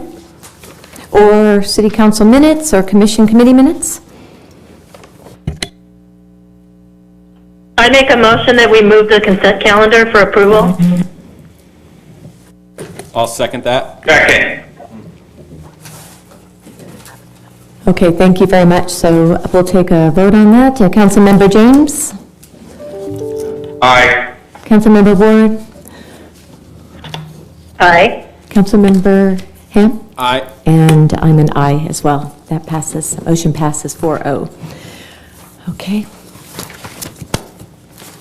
All right, next we have public hearing. So I will open the public hearing. Actually, Oh, sorry, City Clerk? the public hearing process includes a staff presentation, a presentation by the applicant not to exceed 10 minutes, and public testimony not to exceed 3 minutes per speaker. Following closure of the public hearing, City Council will respond to questions raised during the hearing, discuss the issues, and act upon the matter by motion. First public hearing we have is Weed Abatement Program 2020. Okay, and do we have a staff report on that? Any kind of report on that tonight? Yes, this is Abatement, Code Compliance Manager. Thank you, Can everybody Adam. hear me? We can hear you. Excellent. Well, good evening, Mayor Pro Tem, members of the City Council. The item before you tonight is, relates to the city's weed abatement program for 2020. Back in April, the council established this year's weed abatement program through Resolution 2026, which declared weeds and rubbish on vacant lots to be public nuisances. That resolution also directed staff to provide notice of a deadline being May 15th of this year for property owners to address any such issues on their property. The resolution before you tonight authorizes the Community Development Director to initiate the clearing of lots that remain with weeds and rubbish after May 15th. That essentially concludes my presentation, and I am more than happy to answer any questions you may have. Do you have any questions? I have a question to Scott. Scott, are we able to include the lots adjacent to the on and off ramps to the 5 freeway in this? Is that technically We can, but if they're under the control of the state, they're not obligated to respond to that notice. Okay. Are we able to include them in the list so that they get notification that they need to abate their properties? Because in years past, when we've reached out directly to Caltrans, they've been responsive, so maybe if we just included them in our annual list. Yeah, I think you can do that. You can do that with school districts or any other public agency, and they can either respond or not. Yeah. Okay. Good question. Do you have any other questions? Chris, can I make a comment? Mayor Pro Tem? Yes. Councilmember Ward. So Chris, Caltrans has gone to a new program now. What you said used to work, you can't call them on the phone. So I would say that we direct staff, when they do this report, they automatically go to the Caltrans website for maintenance, and they plug in these lots to that. I got some quick action last year when I did that. They came out and cleared the El Camino Real exit right away. Make a motion.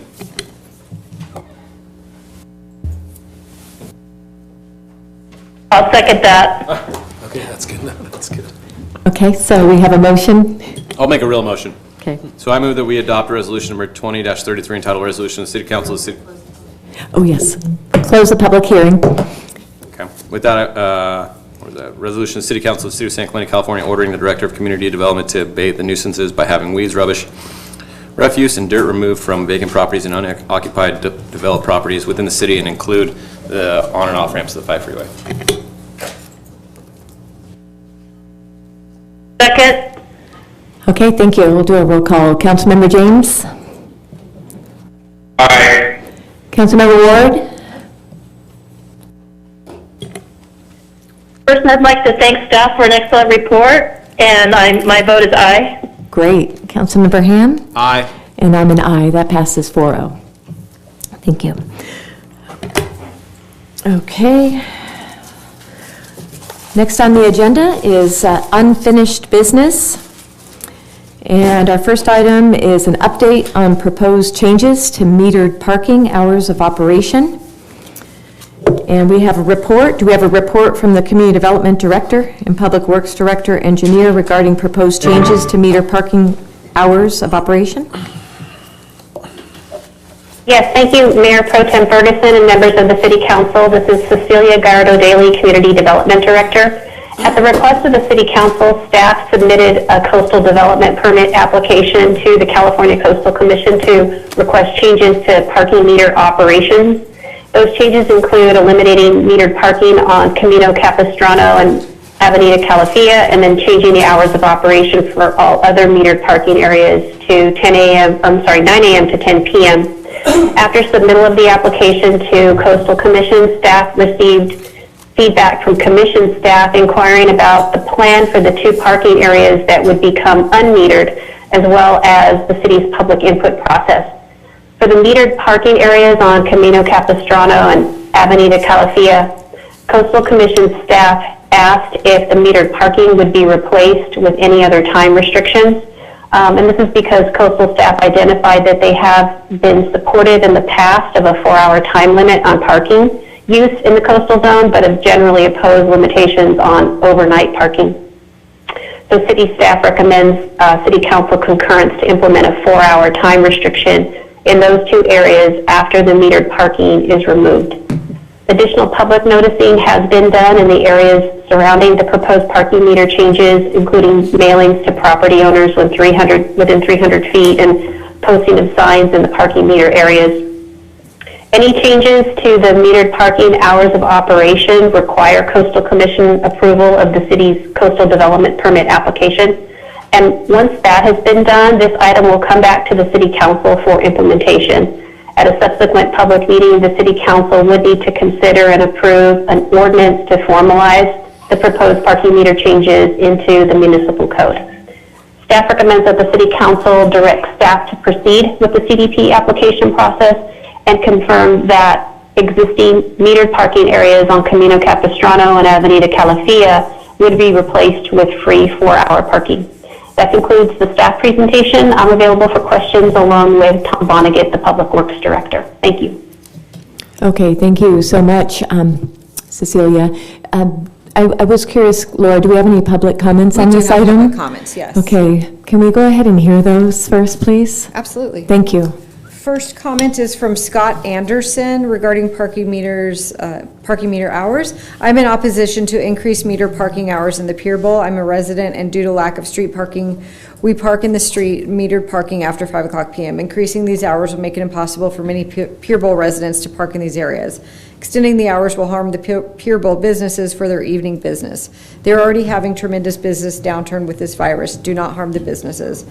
What this council needs to focus on is the large increase in homelessness in the Pier Bowl area. They have set up camps in the evening on public parks. I understand that the council recently passed a law that prohibits sleeping on public parks after 8 p.m. Where is the enforcement? Please enforce these laws. If the city does not get a handle on the Pier Bowl homeless issue, it will be worse than North Beach. Please get involved. Scott Anderson. Next comment is from Rick Dival. I would like to see North Beach and the Pier Bowl excluded from the extension on the metered parking. So many people go down for dinner at the Fisherman and a walk on the pier after 5 p.m. when parking is no longer chargeable. People shouldn't have to run back up to their cars and feed the machines or extend their parking lot tickets to avoid tickets after they have placed their names on the waiting list for dinner and found they have mistimed their dinner projections. This cannot do anything but hurt the businesses at both the Pier Bowl and the restaurants at the North Beach locations as they start to come back. Please reconsider. Rick Dybel. Next comment is from Wayne Eggleston. I understand the proposal to extend parking meter hours in the Pier Bowl and North Beach will be on the city council agenda. In all my years on the city council and since then, I've never seen such an ill-timed agenda item. The extended hours in both locations will have an economic impact on all businesses, and in the Pier Bowl will have an additional impact also on the residents who park in the metered spaces after 5 p.m. due to limited parking in the Pier Bowl area. We are in the middle of an unprecedented shutdown of business in these two locations, and to compound the current economic loss with an additional restrictive policy that will have the potential of additional loss of business is not business friendly. The city needs to table this item till such a time as businesses are back to normal. It's also my understanding that business owners who are not the property owners have not been given notice of this agenda item. While it may be legal not to notify these business owners, it is not reasonable to do so. Please continue this item. Next comment is from April Lamoth. How much of our collected tax revenue go to public parking? I would like to sway the council to keeping the paid versus free hours as it reflects a good balance in generating revenue as well as provides safe and easy access to our beaches and downtown. Next comment is from Josie Reetkirk with Katarina's. This issue is being discussed by City Council. It's extremely not business friendly for the city to be discussing the issue at this time. This will be a tremendous hardship for both Pier Bowl businesses and local residents who live in the Pier Bowl.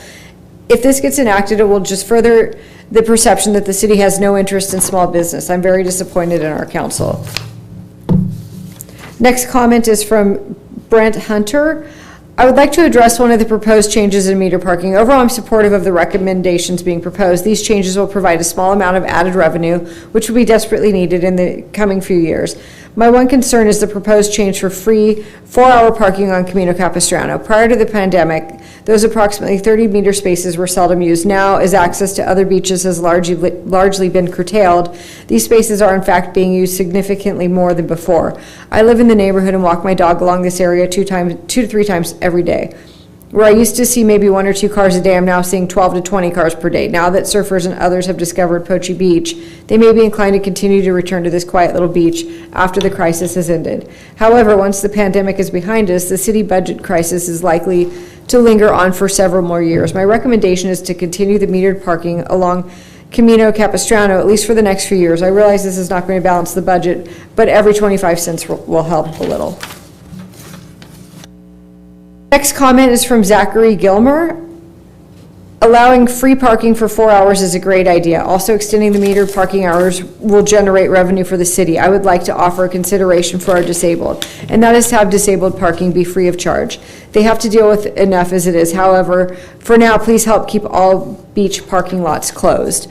And the final comment is from Hal Griffith with HEG Enterprises, the Fisherman's.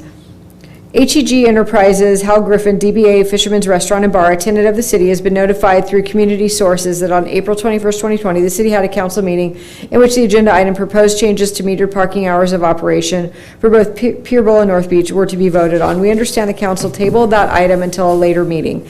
I would like to share my disappointment in the council considering changing hours of metered parking. We have had a great partnership over the years and do not understand why we were not brought into the discussion of proposed changes.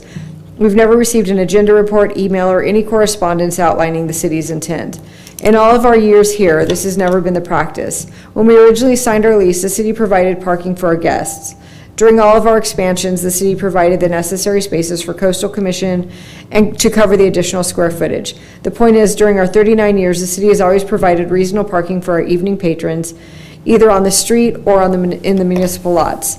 If we could have been brought into discussion, we would have pointed out the city's agreement with us. Part of that agreement was to end collection times of the meters at 5 p.m. Extending the time of the meters to later in the evening is contrary to our agreement with the city and would do irreparable damage to our business. All the restaurants on Del Mar have the use of free city parking. This gives them a distinct advantage. We also feel with COVID-19, it makes no sense to add this burden on us as well as our guests. We ask the council to reassess and drop this item from consideration. And that's all I have for public comments. Okay, thank you very much, Laura.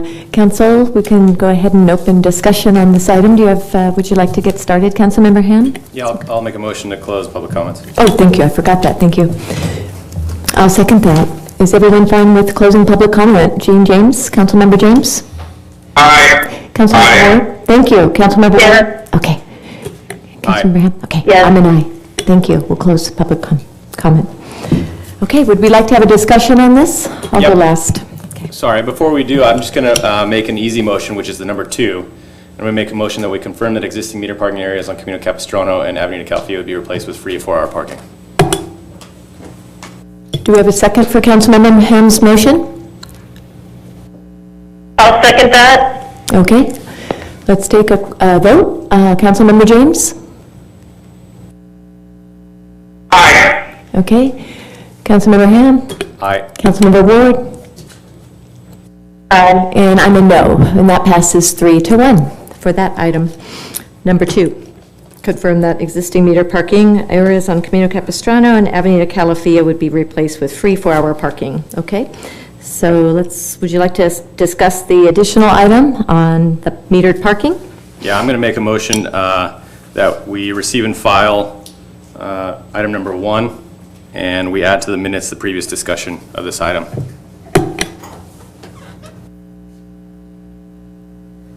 I'll second that. I think the minutes should have been in there. It would have been a better report, but it was a pretty good report, but we needed to know what we did the last meeting. Okay, so that's the motion, and that's to direct staff to proceed with the CDB application process as approved resolution number 19-26, and I'll take a vote on that before we proceed. Councilmember James? No. Councilmember Ham? Aye. Councilmember Ward? Aye. And I'm a no on that.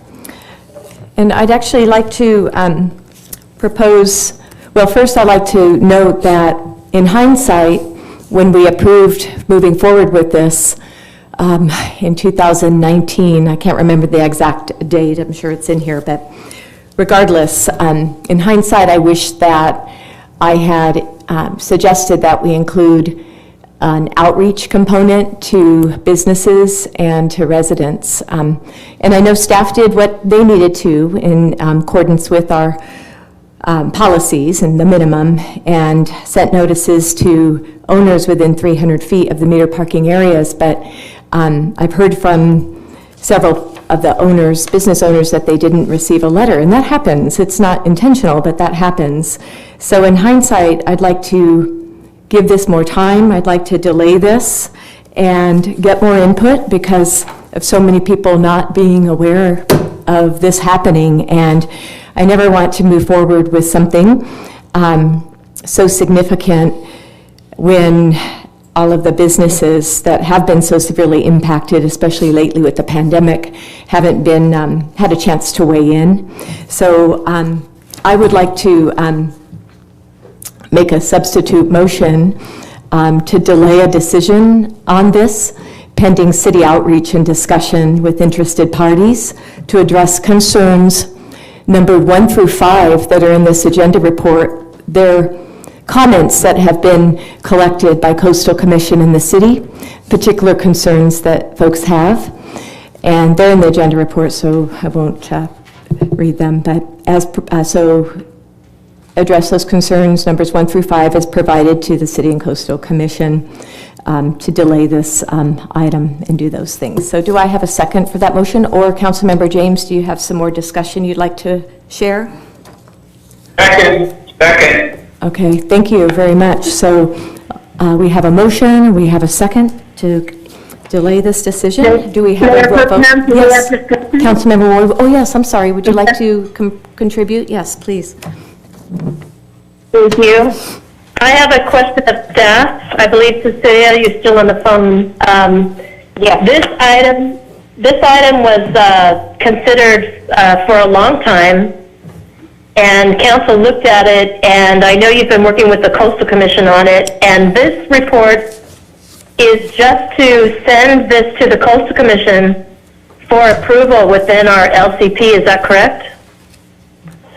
The City Council already in June of 2019 adopted a resolution directing staff submit an application to the California Coastal Commission. So we've already submitted our application to the Coastal Commission, and the Coastal Commission requested some additional follow-up and confirmation. One part of that was the metered parking areas on Camino Capistrano and Avenida Calafia and what would occur with those. And the other was additional public input into the proposed request, because Coastal Commission staff had received some letters and comments from the public regarding the city's proposed changes. Okay, so this is part of our local coastal plan. That's what I wanted to establish. So for the council members, what we did on Calafia and Camino Capistrano, that was what the Coastal Commission asked us to come back and do, and we just ratified that. The metered parking is something that we have been talking about for a long time, and the reason we have been talking about it is very important to try to keep up with the costs of operating our city. And our parking and our meters do not match what any other coastal city in Southern California does. And I'll just say a couple of them. Long Beach, their meters are from 9 to 9. Seal Beach, they're from 6 a.m. to 10 p.m. Huntington Beach, 6 a.m. to midnight. Newport Beach, 6 a.m. to 10. Laguna Beach, 8 a.m. to 7. And then July and August, 8 a.m. to 9. Doheny Beach, 6 to 10. Calafia State Beach, 6 to 10. That's the state of California. Even in San Diego, Oceanside is 6 a.m. to 11 p.m. at night. We end our metered parking, I believe, is 9. We don't start it till 9 a.m. when everyone else starts at 6 a.m. and we stop it at 6 p.m. So we chose in our meeting that we all approved this, we chose to not change our parking fees, which are only $1.50 an hour, which all the other cities, I believe, charge more than that. And we chose to just change our hours to try to capture some of the visitor money that comes into our city that we need to capture so that we can work on our beaches and supply sand and everything else that we need to do, extra lifeguards. So this is one of the items that we did in order to do that. So I would ask the council to reconsider a vote on that and a motion. I would do a substitute motion, or that we follow what Chris Ham suggested, that we just receive and file it, because this is something we've already done. We've been working on it with the Coastal Commission, and this is a step backwards that we are going to take tonight. And I don't know for any reason, because staff has said that they notified people within 300 feet. I saw the signs that were posted, and this is a discussion that was part of the Pier Bowl specific plan. And we actually, when we talked about this last year, we punted this decision until the Pier Bowl specific plan, which we all voted on. This was all part of all of that. So my motion is that we receive and file it, and that is a substitute motion. Thank you, Councilmember Ward. Do we have a second for Councilmember Ward's motion? Yeah, I don't know that we need to take another vote, because I think it already failed 2-2. But I will say, I'll reiterate what Kathy's been saying, and that this is part of a bigger plan that we've had in place. And the guy that just stepped off the dais and quit the city was the one who pushed this.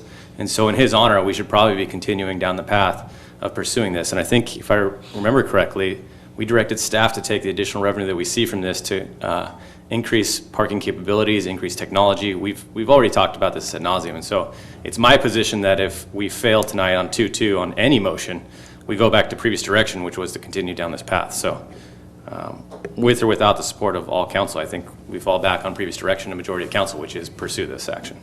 Thank you, Councilmember Ham. I just don't like taking our public by surprise, and so many were taken by surprise, including an establishment on the pier that has been there 39 years, didn't know about this. So it's inadequate, and people need to know about it. They need to weigh in. Our small businesses are the lifeblood of our community, so I can't support this, and I want my motion that I proposed, of course, to pass, but it didn't, to delay this decision and obtain some more input from the people this affects the most. And so, therefore, I guess I'll have to turn to the city attorney, because if such a motion on an item like this that's come back to us doesn't end up, it's a stalemate here, what do we do? Madam Mayor Pro Tem, I understood your motion to be a motion to table or to continue it. Did we see that through? Did that get a second? Or It got a second, but it was 2-2. It was a tie. All right, so I think in that case, the rule that we discussed earlier is the rule, and that's that whatever the status quo ante was, plays out. Okay. So staff and we and you will need to turn back to the prior resolution and see if that self-executes. If it does, then it does. If there are other steps toward implementation, I think this is a check-in, but if there are other steps toward implementation that the council needs to approve, you'll get another chance to stop it then. Okay, But so the CDP application process Yeah. continues. That's over, as it yeah, is. And people, if they want to appeal or make comments, they do so at the Coastal Commission body itself. Do that, or come back here when it's before you again on a subsequent step toward implementation. Okay, All right? okay, fair enough, thank you, all right. So both motions die tonight. Okay?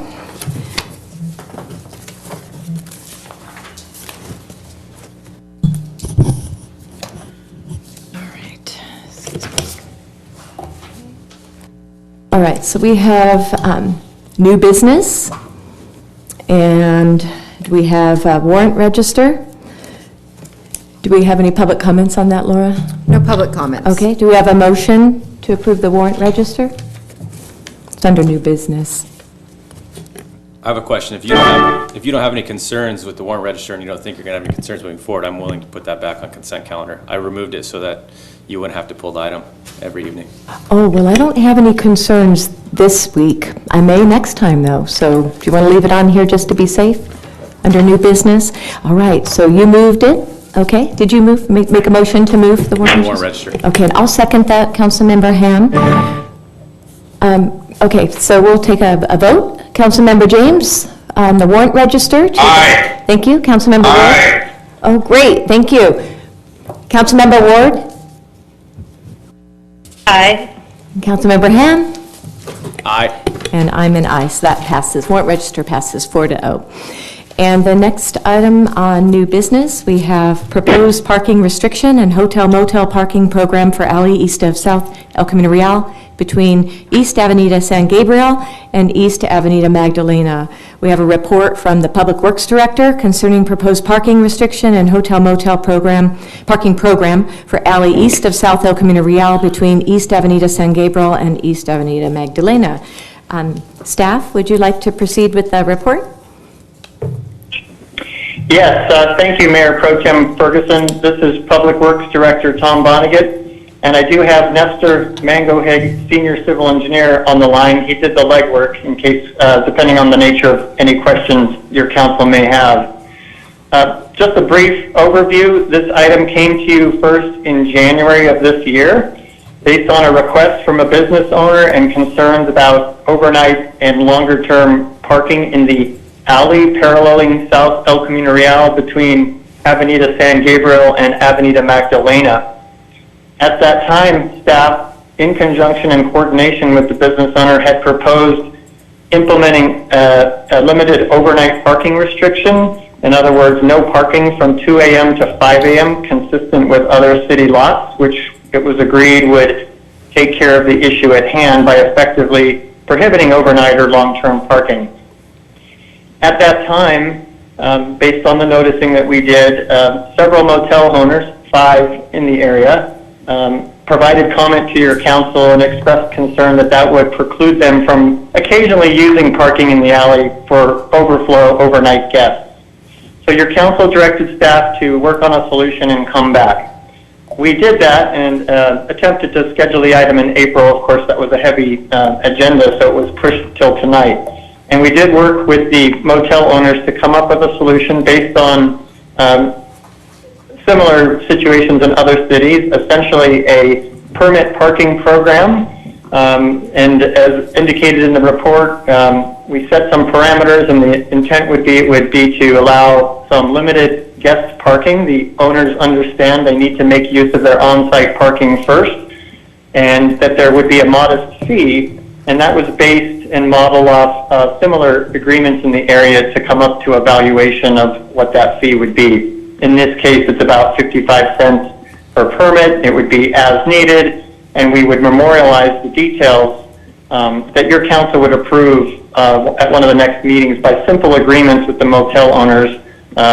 Just, for example, if we found that there was any abuse, or just how many permits they would get and the cost. So the motel owners were in support of that. In the noticing for the April meeting, that's when we first heard some concern, and you've seen emails from nearby residences that we learned also occasionally use those spots overnight. And when we get in discussion, I do have a suggestion on how we might accommodate that if it's the council's desire. But tonight, the motel owners are in support of this overnight restriction, and we have an easy fix in the resolution that we could accommodate some residential use as well. And with that, that concludes my presentation. I'm available for any questions.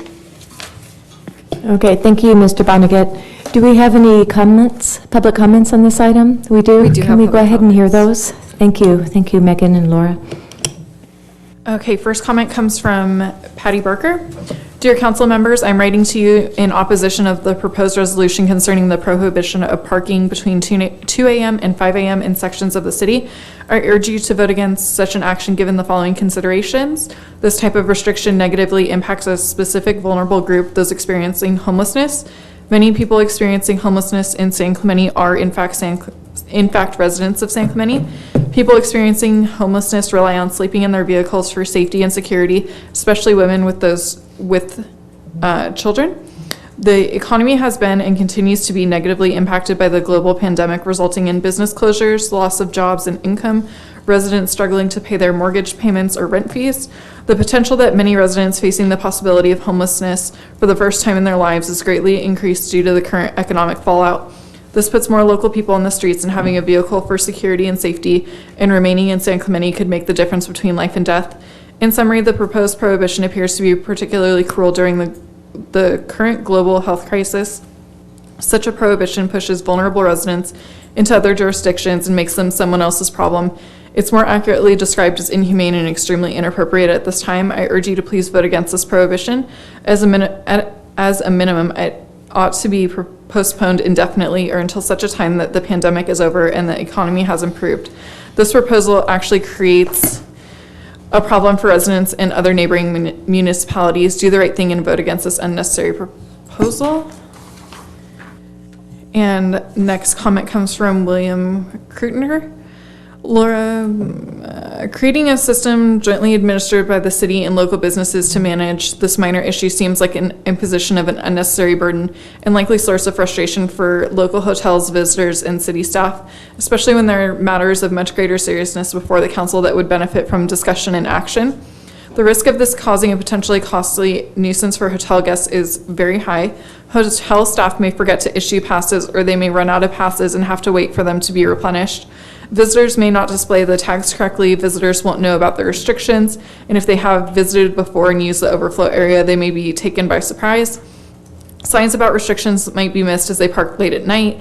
The city's citation appeals process is not intuitive or user-friendly, especially for a non-resident, so guests may choose to simply pay the ticket and decline to come back to our city on their next trip.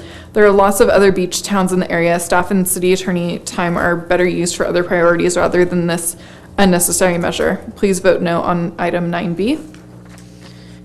Next comment comes from Amy McKenzie. My name is Amy McKenzie, and I reside at off of East Avenida, San Gabriel. And we have 3 drivers, 3 vehicles in this family. I'm writing to express my concern and opposition about the proposed parking restrictions. I have lived here for almost 4 years. There are not enough parking spaces on our street. Therefore, we were told by our landlord that we were allowed to park in the alley. If you impose restrictions, I will not be able to park my car anywhere. I propose you do not impose these restrictions, or perhaps issue parking permits to the residents of the street to cut down on the suspicion of homeless parking and or unlawful parking in the alley. It is unfair to punish the residents of San Clemente. We are not tourists, we are residents. If you pass this restrictions, it will greatly impact me and my family as I am handicapped with the permit. Thank you for your consideration. And next comment comes from Brett Gross. To whom it may concern, please count us among those who support the 4-into-3 restriping of North ECR. Is this the next one? Okay, and next comment comes from Maura Mikulik. If you pass this ordinance to restrict parking in the alley, I hope you'll be providing safe and legal parking options for the people who now semi-legally reside there in their vehicles. If these people have no other options, you'll be causing extreme emotional distress to people who are already severely suffering. I know people who used to live in their vehicles or RVs, but then due to citations and more citations and towing and impounding and ultimate loss of their vehicle are now homeless living on our streets without even the shelter a car provides. A simple act of prohibiting parking will cause extreme hardship and contribute to more San Clemente residents being homeless. Please do not pass this ordinance until you have provisions for safe parking for people living in their vehicles. It's something the city needs anyways, as there are people living in their vehicles all over the city.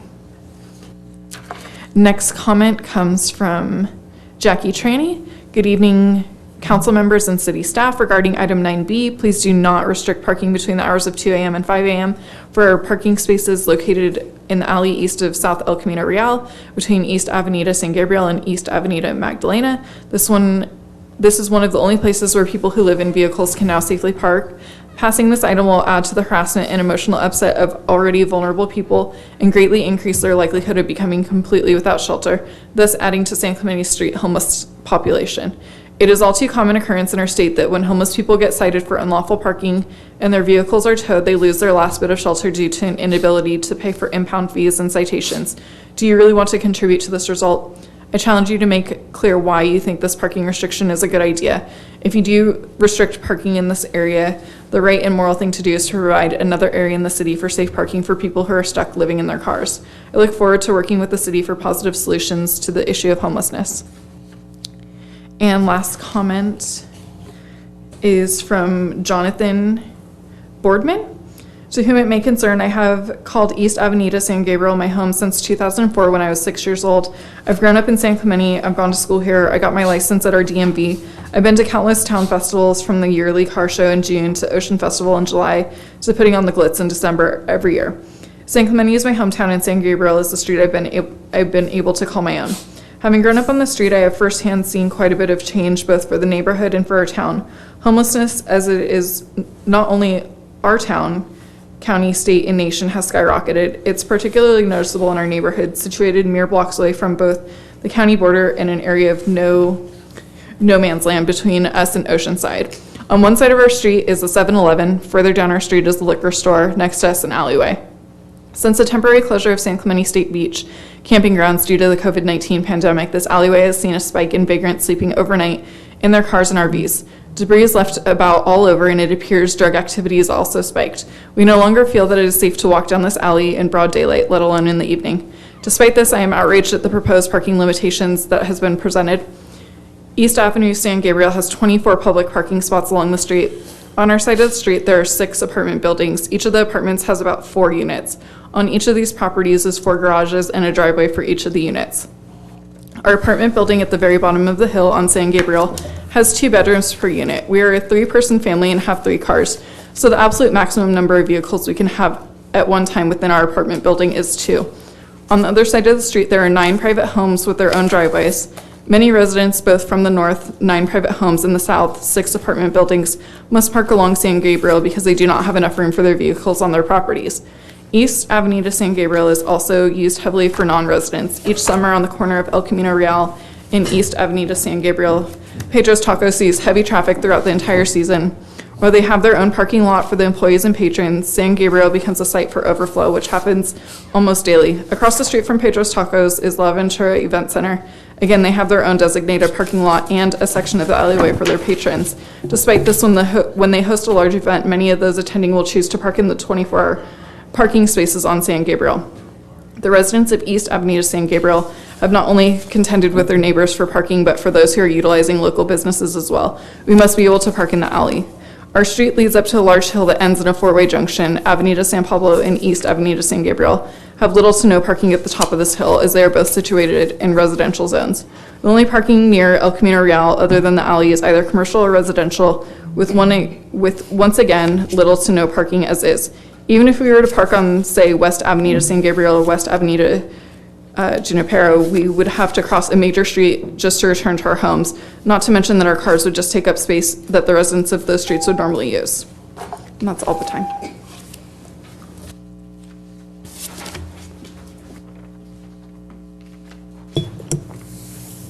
Okay, thank you. I'd like to make a motion to close the comments on that item. Second. Thank you. And Councilmember James, can we close the comments on that item? We're ending comments, did you say? Yes, ending comments for item 9B on the parking restriction. Yes. Okay. Aye. Thank you. Aye. Councilmember Ward?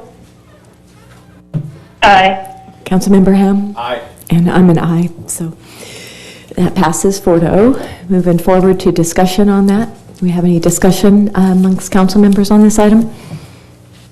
Or questions? If there's no discussion, I can make a motion. Thank you. I have one, if I may. This one is of Tom Vonnegut. I have a question about the staff report. If you may clarify, the proposed parking program will have no fiscal impact on the city. I'm curious about enforcement. Won't our staff or deputies be enforcing this program to ensure that the permits are? Yes, that's correct. Okay, so that will be additional cost for us as well, right, to make sure the permits are in the cars, and isn't that correct? Correct, but presumably the fine that goes with it, at least in part, covers that cost, but I can't be for sure how much of that cost it would cover. Right, okay. And is there any option, thank you, is there any option to have the hotels and motels self-regulate this? Maybe they make their own allotment of the passes and deal with it that way, so it's hands-off? We just have a trial period where they can just self-regulate this program, so we don't have to be involved. I know we'll be charging them for these. It's a small cost per permit of 55 cents, but we're going to have to still administer that for the, what is it, five hotels and motels, and collect that money and deposit it, and it does cost us money to do that as well. Has that been considered? Yes, Mayor Pro Tem Ferguson. So those costs would be the administration of the program. It's fairly hands-off, but those costs are factored into that permit cost to cover finance division and our cashiering functions to, track and issue blocks of permits.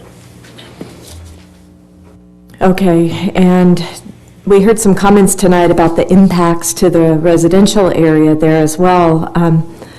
Do you have any feedback to how we can help with that? Someone mentioned resident parking permits. I do, and that's exactly what we would suggest, that if it's your council's desire, I have a very simple two-word change that we could put in the resolution if you wish to consider it, that would allow anyone with a residential parking permit to not be ticketed for overnight parking. That is consistent with the approach in some other public parking lots that have this very same restriction, and we just didn't include it in the resolution before you because we weren't aware of the residential issues until after the second go-around. But there is an easy fix that I believe would accommodate that. Okay, thank you very much. Mayor Pro Tem? Yes, please. Can I have a word? Yes, please, Councilmember James.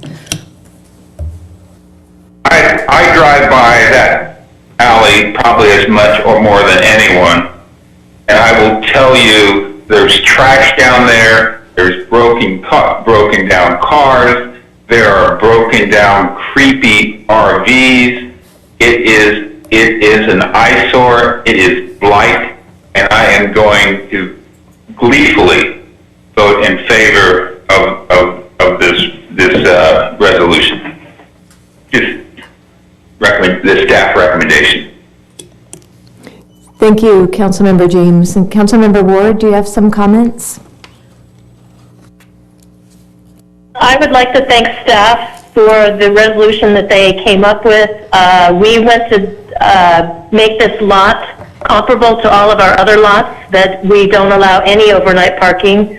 And so we were doing that, and we found out that the motels down there that we certainly want to help was having trouble with parking, and that they needed to use this lot.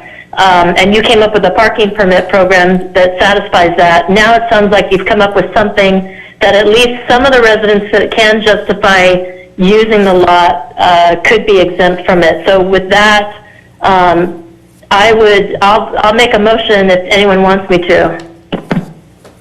Yeah, Kathy, before you make the motion, I'm not clear, were you going to include the changes that Tom spoke of or not include the changes that Tom spoke of? I was going to include it, I think it's to allow anyone with a residential parking permit to be exempt from this. Is that the last word, Tom? Is it exempt? What is the wording? Thank you, Councilmember Ward. If it's the council's pleasure, let me, if I could, just suggest what I would recommend if you're inclined to do that. If you turn to attachment 2, it's a one-page resolution. It's page 9B-5 of your report. And in section 2, 2/3 of the way down, there is the proposed addition to our master traffic resolution. And the last part of that little paragraph, I would suggest you modify so that it reads, except with a hotel/motel or city parking permit, and that would be consistent with other areas and allow people with a residential permit to park legally overnight. Tom, this is Chris. Can we clarify it to be a residential parking, a residential parking pass, as opposed, because currently in our code, even though we've directed staff to eliminate the non-residential parking pass, can we clarify it to just be the residential one only? Is that possible? You certainly could. That's your discretion. Okay. Kathy, do you understand what I'm saying? Chris, will you clarify? Do you understand what I'm saying? No, clarify it. So currently you can get an annual parking pass. There's two ways to do it. One is a resident parking pass and the other one is a non-resident parking pass. We gave directions to council last year to eliminate the non-residential parking pass program. That's going to be coming back to us later this year, I'm sure. So I just want to clarify that if we're going to make this exemption, that it applies only to the residential parking pass, not the non-resident annual parking pass. Chris, but at this point, the non-residential parking passes should all be expired, right? No, because we haven't. I just spoke with staff when we were talking about the metered spaces. I brought up the issue, and they said they're still coming back to us at some time in the future to amend that. So I guess to clarify. Good, I can go with that. Okay, so to clarify, I guess it would be annual resident parking pass, not to include the annual non-resident parking pass. I'm good with that.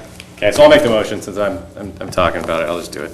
Number 1, I move that we restrict parking between the hours of 2 a.m. and 5 a.m. for parking spaces located in the alley east of South Community Route between East Avenida to San Gabriel and East Avenida to Magdalena. 2, adopt resolution number 20-31 entitled Resolution of the City Council of the City of San Clemente, California, amending Master Traffic Resolution number 1846, establishing restricted parking areas within the city-owned parking lots, El Camino Real Alley, South El Camino Real Alley. 3, approve the parking program concept for the hotels, motels adjacent to the restricted parking area. Direct staff to work with the city attorney to draft formal parking agreement and to City Council for approval of the formal parking agreement, and include under section 3 of the resolution Section 2, Chris. Section 2, thank you. 2.8A-5 to add to the last sentence stating that resident annual parking passes shall be included and exclude non-resident annual parking passes. Do you want to second that? Second. Great, thank you. So we'll do a vote on this. Councilmember Ward? Aye. With the changes? Councilmember James? Aye. Councilmember Ham? Aye. And I'm an aye. That passes 4-0. Thank you. All right, the next item is item C, North El Camino Real Lane reconfiguration and addition of Class 2 bicycle lanes. Report from Public Works Director, City Engineer concerning North El Camino Real Lane reconfiguration and addition of Class 2 bike lanes. Staff, would you like to provide your report? Yes, thank you, Mayor Pro Tem Ferguson. Just a few highlights. This is Tom Vonnegut, Public Works Director, and again, I have Nestor Mangohig on the line should we require his services. So briefly, as mentioned in the report, this item first came to you during the current fiscal year budget process last year. As part of that, we had proposed and you subsequently approved a project to rehabilitate North El Camino Real, roughly from Pico to El Portal. That project is underway now per your approval. And during the budget process, a local resident group of the North Beach area suggested consideration of a lane reduction. Currently, El Camino Real, and that's part of town as you're aware, is a 4-lane street, 2 lanes in each direction, and it has parking, parallel parking on both sides of the street with a single centerline double yellow median and turn pockets at signalized intersections. The proposal from the resident group, and they had a traffic engineer conceptualize it, was to reduce it to 1 lane in each direction with standard striped bike lanes and keep the on-street parking. At that time, you directed staff to further analyze it, to look at the merits or see if the project could work, and we've done that. Nestor and his team have done a traffic analysis, and based on future 2030 projected general plan traffic, the intersection and this part of the street, this is the intersection of North El Camino Real with Pico, and this street segment still perform at acceptable level of service. And so the concept does work, and we've refined it slightly, and that graphic is in your report. So in anticipation of coming to you again, this was an item that was deferred from the prior meeting. We did public noticing, and you did receive, I'm aware, a lot of comments, some in support, a lot in opposition. But the staff's recommendation, again, at this point is to implement the project because it can be done with no adverse traffic impact. Having said all that, the original project proponent, and I believe you also received this email, has essentially withdrawn their support, not because they don't want to do it, they don't feel the time is right now, and so I did want to clarify that. And with that, staff is looking to your direction. I just would add that since the project's underway tonight, we would appreciate direction one way or the other, because we will be restriping that street in the near future, and we just need to know to put it back the same way or put it back the new way. Thank you very much. That's my report. Thank you, Tom. If I may clarify, what business, was it a business group, did you say, that withdrew their support? It was the neighborhood association, the North Beach Neighborhood Association. I may not have that terminology exactly right. Okay, I got it. The NBCA, the North Beach Community Association. Is it that Correct. group? Okay, perfect. Thank you. I just wanted to clarify that. Thank you so much, Tom. Laura and Megan, do we have some public comments on this item? We do. We have about 32 public comments, so Okay. I'll get started. Excellent. Councilmember James, do you have a comment? No, I'll wait for the public comment, sorry. Okay, thank you so Apologize. much. All right, thank you, Laura. Okay. First comment is from Camille Wyatt. Good evening, Mayor Pro Tem Ferguson and honorable city council members. My name is Camille Wyatt. I'm a longtime resident of San Clemente. I'm writing to you tonight in opposition of the current staff report recommendation to include El Camino Real, also PCH, to one lane each way. It will significantly harm our local business and the traffic nightmare it will become, especially in the summer months, which are 25% of the year. Traffic is meant to flow effectively and efficiently and safely. In the summer months, from May through September, our town has a huge increase in vehicle traffic along El Camino Real due to all the tourists that our town is reliant upon for revenue. As it is now, traffic is bumper to bumper at times of the day and week during those months. And by taking away 50% of the usable vehicle lanes, you will increase the traffic delays exponentially. That will also reduce the revenue to local businesses, which will desperately need it, and tourists and locals alike will be sitting in traffic instead of spending money in our shops, restaurants, etc. Furthermore, once word gets out that it's a nightmare to drive to San Clemente, less tourists will come and our local business owners will suffer, as will tax revenues to the city. Avenida Pico, which is a main road, feeds directly into El Camino Real. What is the vehicle traffic count from Pico on PCH El Camino Real going south? Did staff do a traffic study to determine if this was even feasible in relation to Avenida Pico? How many cars will be backed up to Pico as well as El Camino Real, aka PCH? As a lifelong resident, I realize it costs a lot of money to live here. We all work hard, pay our taxes, and expect to be able to enjoy our beautiful beaches, be able to drive in a reasonable amount of time to shops, restaurants, etc. I certainly do not plan on spending my valuable time sitting in traffic because somebody thought it was a good idea to make it traffic calming. Yes, traffic calming was an actual reason to justify this nonsense. It's in the agenda report, the most ridiculous thing I've ever heard of. Traffic is not meant to be calm, it's meant to be purposeful. Please do not take staff's recommendation tonight and approve this. Vote no. At a minimum, send it back for further traffic count studies. Next is from Heather Goulet. Without knowing exactly what staff's reconfiguration of Class 2 bicycle lanes on ECR entails, I want to point out that any loss of traffic lanes would be disastrous to traffic flow, especially coming off Pico. Businesses whose customers park on El Camino Real would also be negatively impacted by loss of parking spaces. Please do not vote tonight. I would like to see this topic tabled until the public knows what's involved ahead of right and time, perhaps until live in-person council meetings come back. Next comment is from Glenn Frank. I'm an Orange County resident and cyclist. Just wanted to express my opinion that it would be good to do the proposed 4-to-3 cycling infrastructure lane configuration changes planned for El Camino Real between Pico and El Portal. I hope you support this plan in tonight's city council meeting. It will save lives and make the area safer for everyone. Next comment is from Dan Ignacy. Please continue with the El Camino Real lane configuration plans to provide for safer streets for all multimodal use. The infrastructure change that was made between Camino Capistrano and Cali de Checa was awesome. Prior to the change, walking to North Beach was problematic and bike riding was downright dangerous as it pertained to multimodal connection. Now is the time to continue with the master plan and make multimodal commuting to downtown and the southern end of San Clemente safe. Feel free to contact me if you have questions or comments. Thank you for your support. Next is from Bill Sellen, Bicycle Club of Irvine. I sincerely hope the city of San Clemente stands behind the progress of making San Clemente a safer place for local residents, pedestrians, and cyclists by reconfiguring the Old Coast Highway into the local main street. It is no longer needed as a major arterial, and when freeway backups occur, it is too tempting as a high-speed bypass, not a local 35-mile-per-hour main street. Next comment is from Rochelle Bourbonat. Please do not approve of the bike lanes on El Camino Real. Next comment, Jean Gilbert. I wholeheartedly support North El Camino Real lane reconfiguration. It's time for the change to be done. It will be a step toward a more walkable and safer North Beach.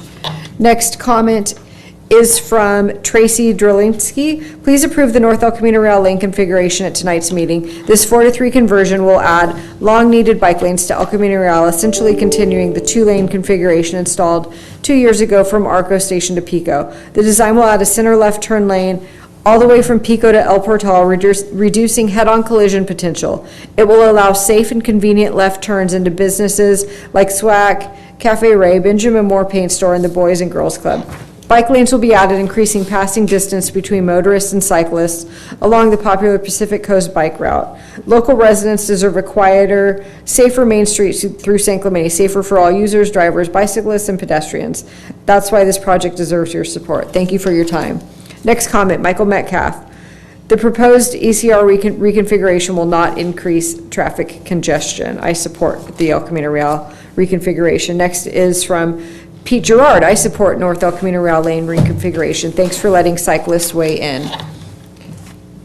Next comment is from Bill Hart. My name is Bill Hart. I reviewed the proposal for the reconfiguration of North El Camino Real and would like to express some concerns. As past co-chair of the General Plan Advisory Committee, I suggest the city has much more work to do prior to making a decision to implement such a dramatic change.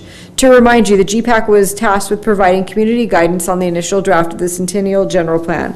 As we proceeded, several community focus areas were identified and specific visions were developed for each.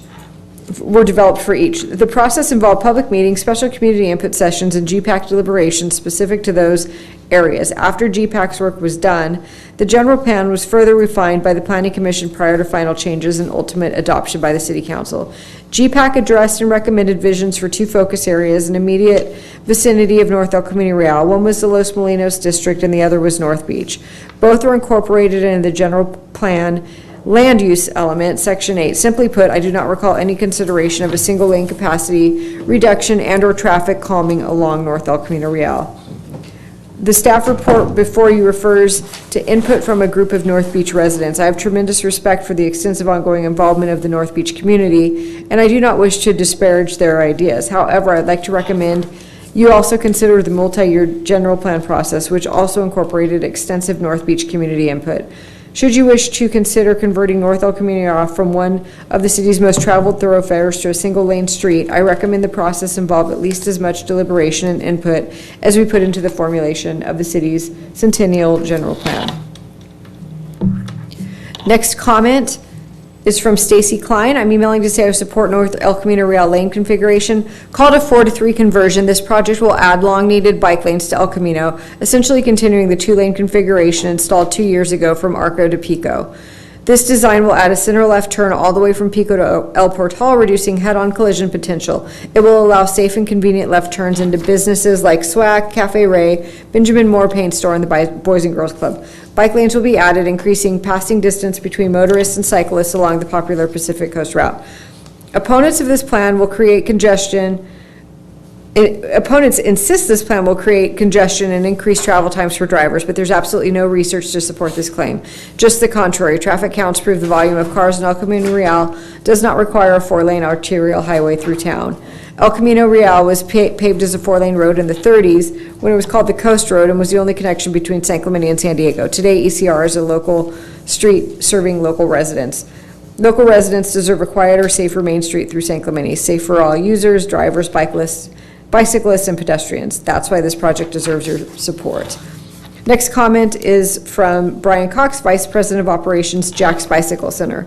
I support the North El Camino Real lane reconfiguration. I sincerely hope City of San Clemente stands behind the progress of making San Clemente a safer place for local residents, pedestrians, and cyclists by reconfiguring the Old Coast Highway into local Main Street. It's no longer needed as a major arterial, and when freeway backups occur, it's too tempting as a high-speed bypass, not a local 35-mile-per-hour lane.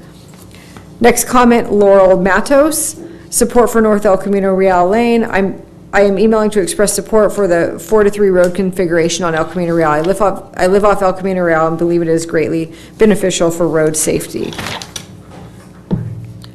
Next comment is from James Cook.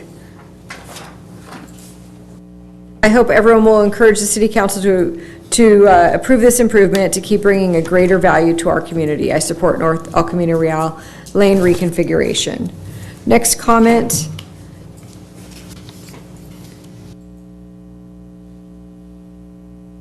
See, there's not a name on this comment, but it says vote against item 9B, keep the lanes open, voting no against getting rid of car lanes on El Camino Real, narrowing El Camino Real at North Beach, opposition North Beach lane reduction. So no comment there, or no name rather.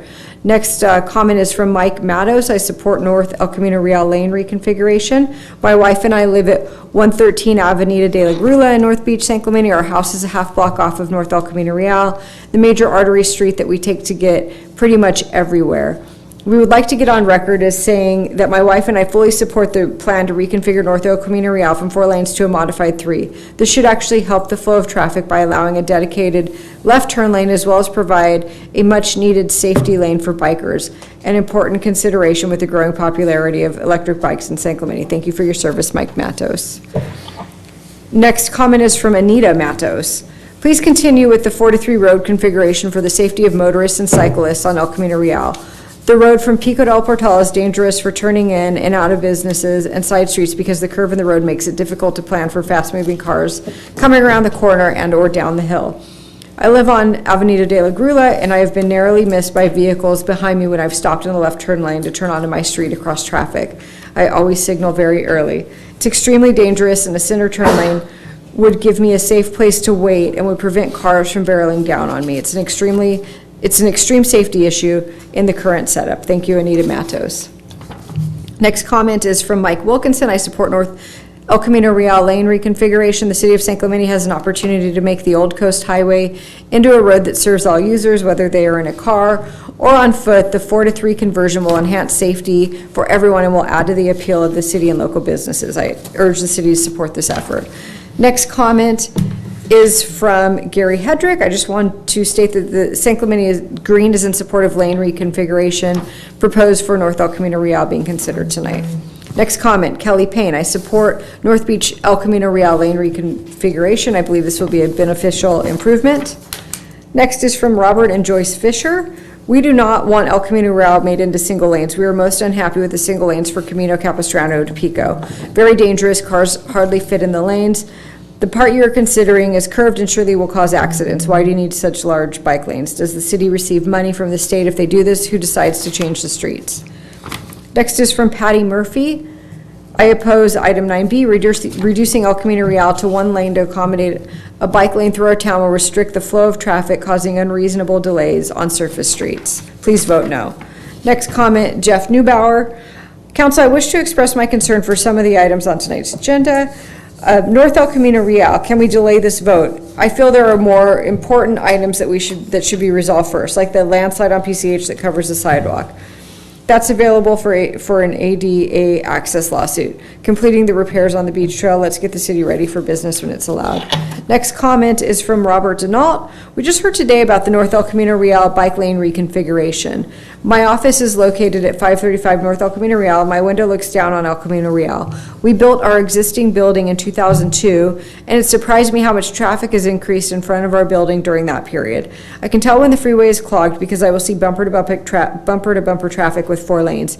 Even though this stretch is not included in the segment of road to be reduced by 2 lanes, I'm concerned that increased congestion between Portal and Pico will affect Portal to Del Mar to Del Mar and beyond. We hope this project is based on data that will ensure the proper traffic flow all the way to Presidio. We also think this proposal warrants further study before approval. Robert Denault, Ace Hardware. Next comment is from Jerry Colomer. We support North El Camino Real lane reconfiguration. This was actually from Patty Murphy from last week, so we just read her comment. Next item. Next comment is from Zachary Gilmore. At first I opposed this idea, but have reconsidered over the past week or so when considering the following. The lane is a good idea, but should not be extended south as it will be an issue towards Del Mar. 2, I have several friends in North Beach who constantly complain about the loud cyclists. While the bikes make no noise, the riders tend to yell at each other for some unknown reason. I believe opening the stretch to cyclists will help North Beach community. 3, I've been riding my bike on North El Camino Real recently, and there are undoubtedly drivers who try to run me off the road. Apparently they are in a hurry to sit at a red light and endanger the bike riders on the road is clearly no big deal to them. This is from Steve Denault. First, my greetings to council and appreciation for all the time and effort you put into governing the city of San Clemente. My name's Steve Denault, and I, along with 4 other family members, own and operate Denault's Hardware Store in San Clemente. Speaking on behalf of the Denault family, we recently learned of the proposed North El Camino Real lane configuration. We have serious concerns regarding the impact of this project on North El Camino Real. Our concerns are the congestion that will be created by reducing El Camino Real to 1 lane between Avenida, Estacion, and El Portal. In our view, the congestion that will occur will discourage residents from North Beach, from north of Pico, from traveling south to the various businesses along North El Camino Real. We've also observed through the years how the traffic on El Camino Real will increase substantially when there are issues on the I-5 freeway. If North El Camino Real is reduced to one lane as is proposed, the effect will not only be congestion, but also traffic to bypassing El Camino Real by driving through residential neighborhoods. We request, along with other business owners of North El Camino Real, that this proposal warrants further study before approval in an open forum that we could all participate in.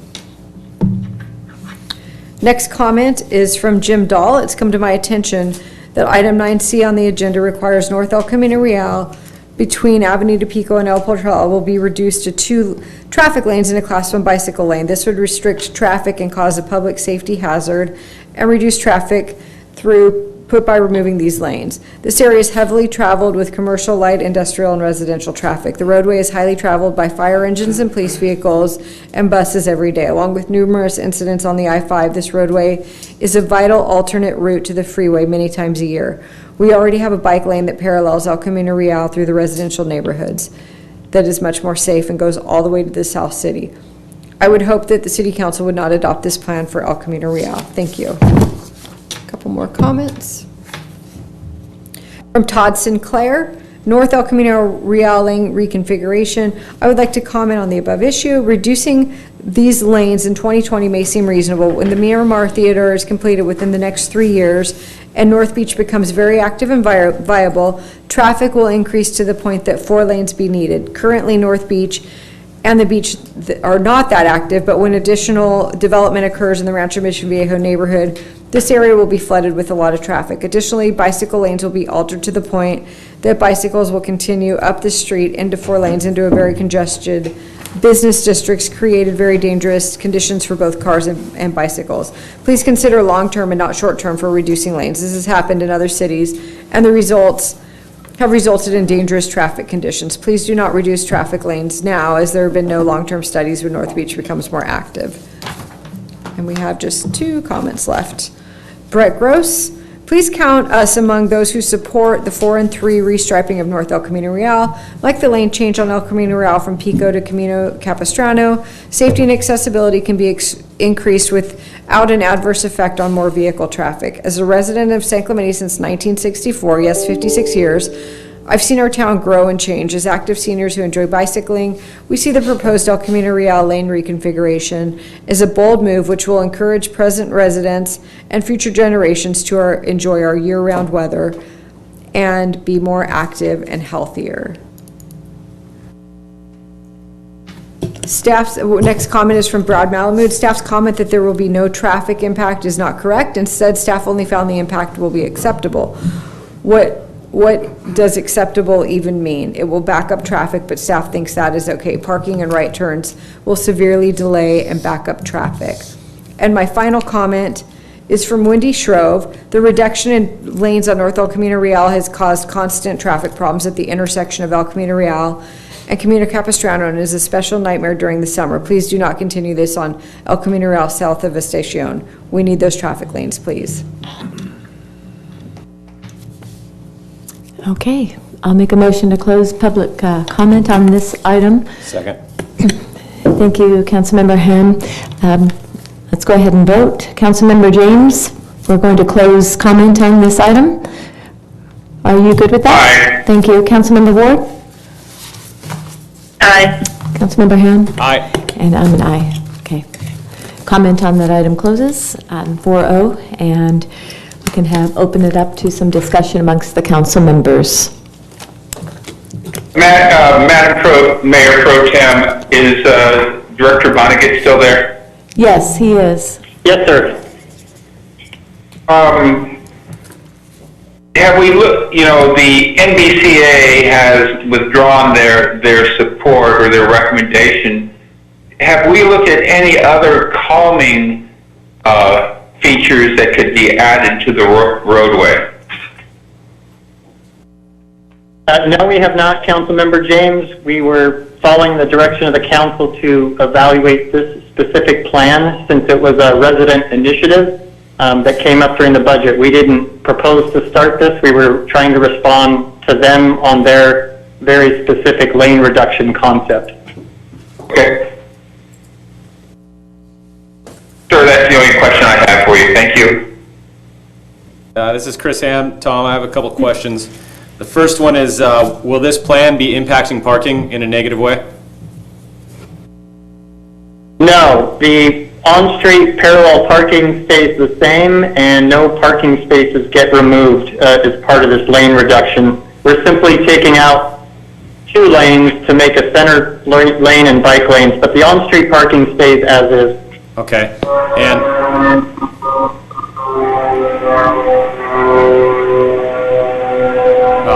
okay. And then Tom, is how do you guys rate traffic in terms of, very good to very poor? What's the terminology used for that as a traffic engineer?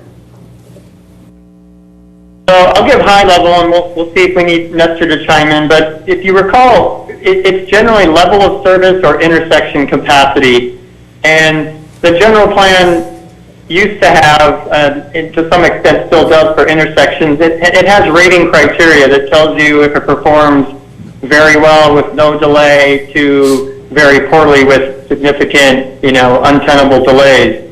And for decades, this city, and like other cities, has had standards and a minimum performance that we would require. And I think, in short, to say we still meet the acceptable level of standards that's set in the general plan.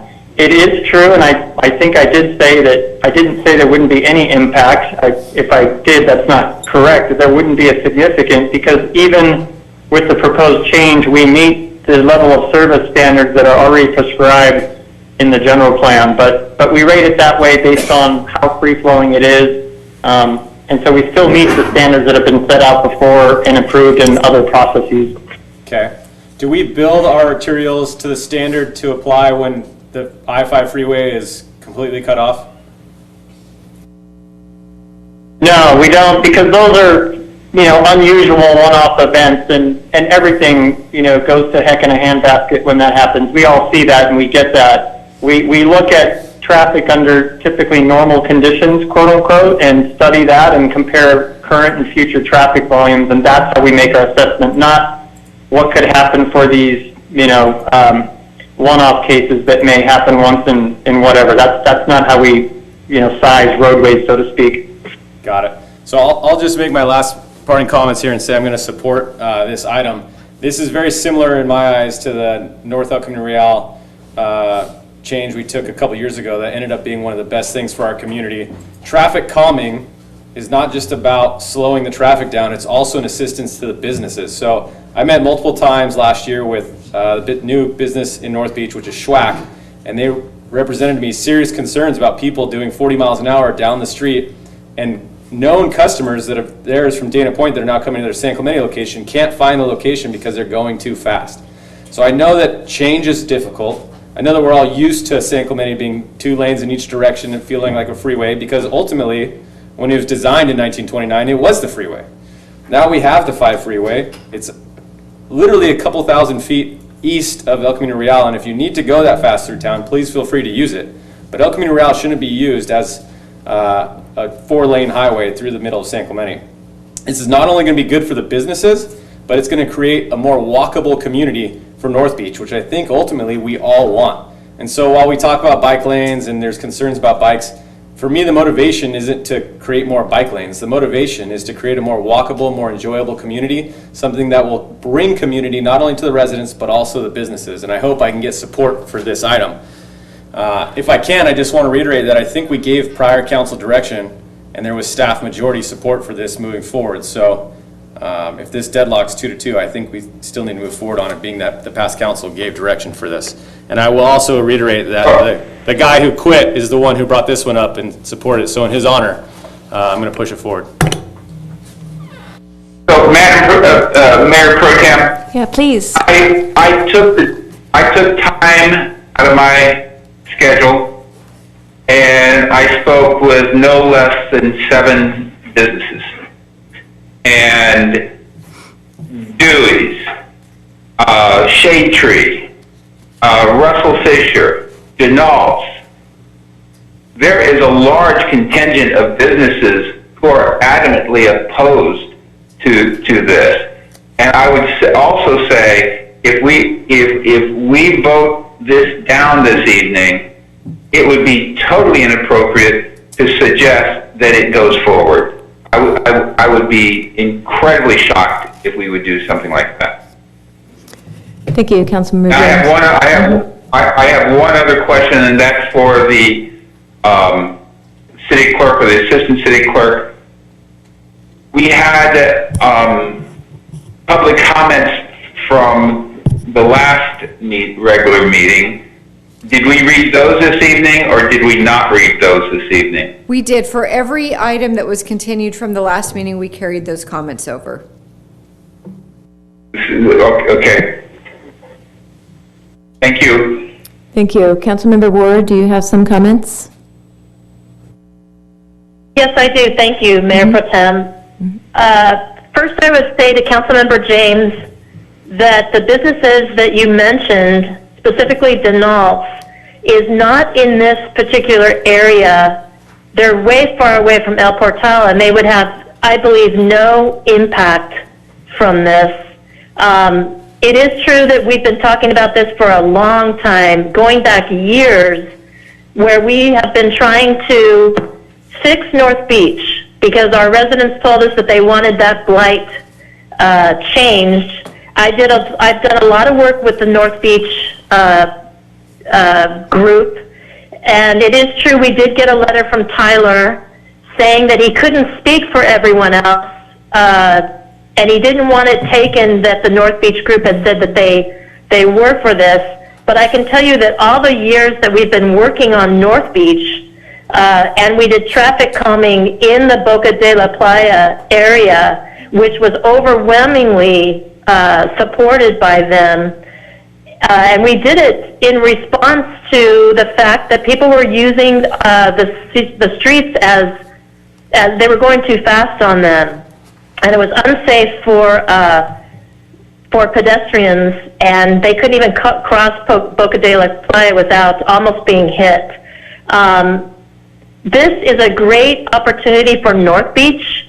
We have to think about the businesses down there, not just the businesses along the rest of El Camino Real that we have done a lot of streetscape work on. They have beautiful planters, and we have used some of the streetscape for, instead of cars, we have put planters and beautiful sidewalks in that area.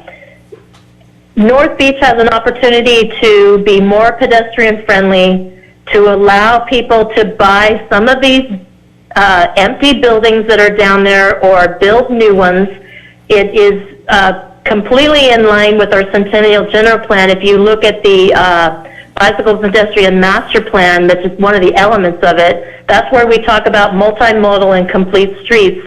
This definitely fits that, but also it's in line with our economic development plan of using multimodal and making better streetscapes in order to innovate and excite the streetscape so that people will want to come and go to these businesses, and businesses will want to even come here. But we have to think about the people that already are in business along this area. It's very hard to drive down it, and so many people trying to turn into, to make left turns, that if we have some of these where we have room for a dedicated left turn lane, we are not going to have to weave and change lanes. There's a lot of that going on.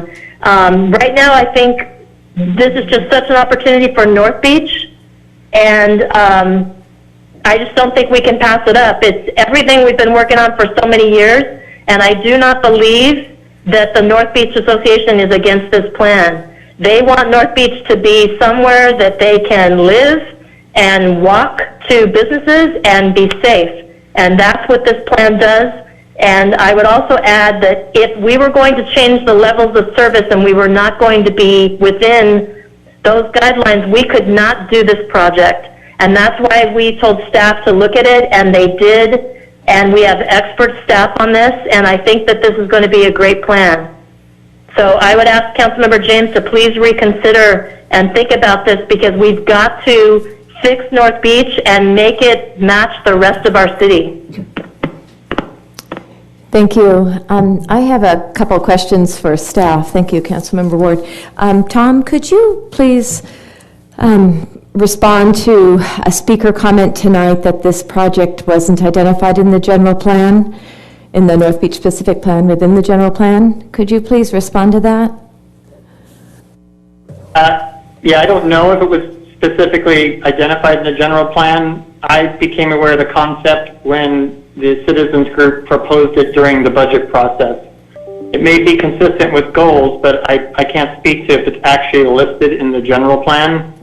Okay. I just can't answer that. Okay, thank you. And also, Tom, did a contractor already start doing any striping for the one-way lane on El Camino Real?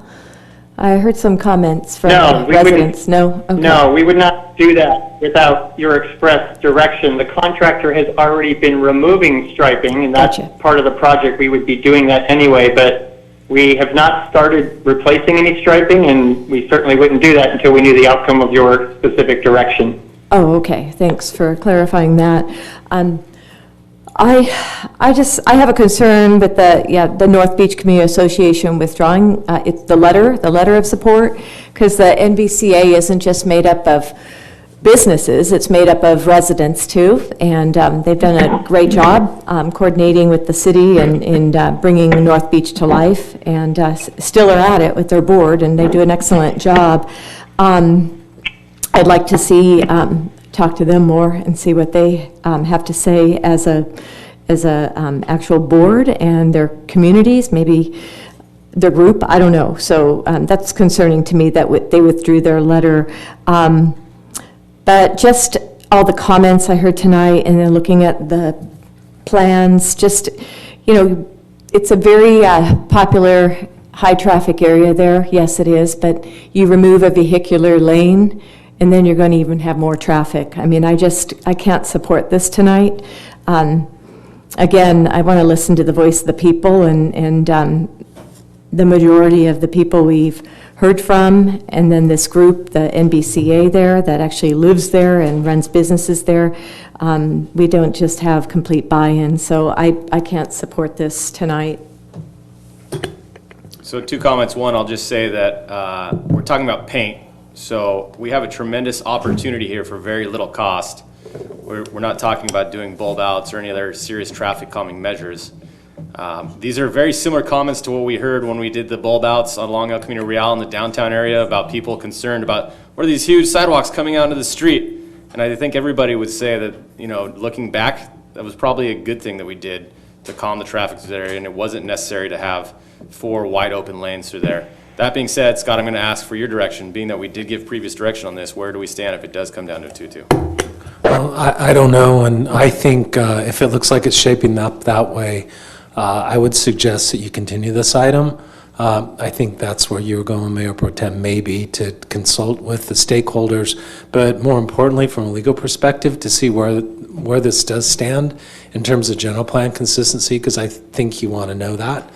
And then also, part of the reason for being here is to present the design to the council, because if the council approves the configuration, then the city has design immunity, because that's a legislative determination.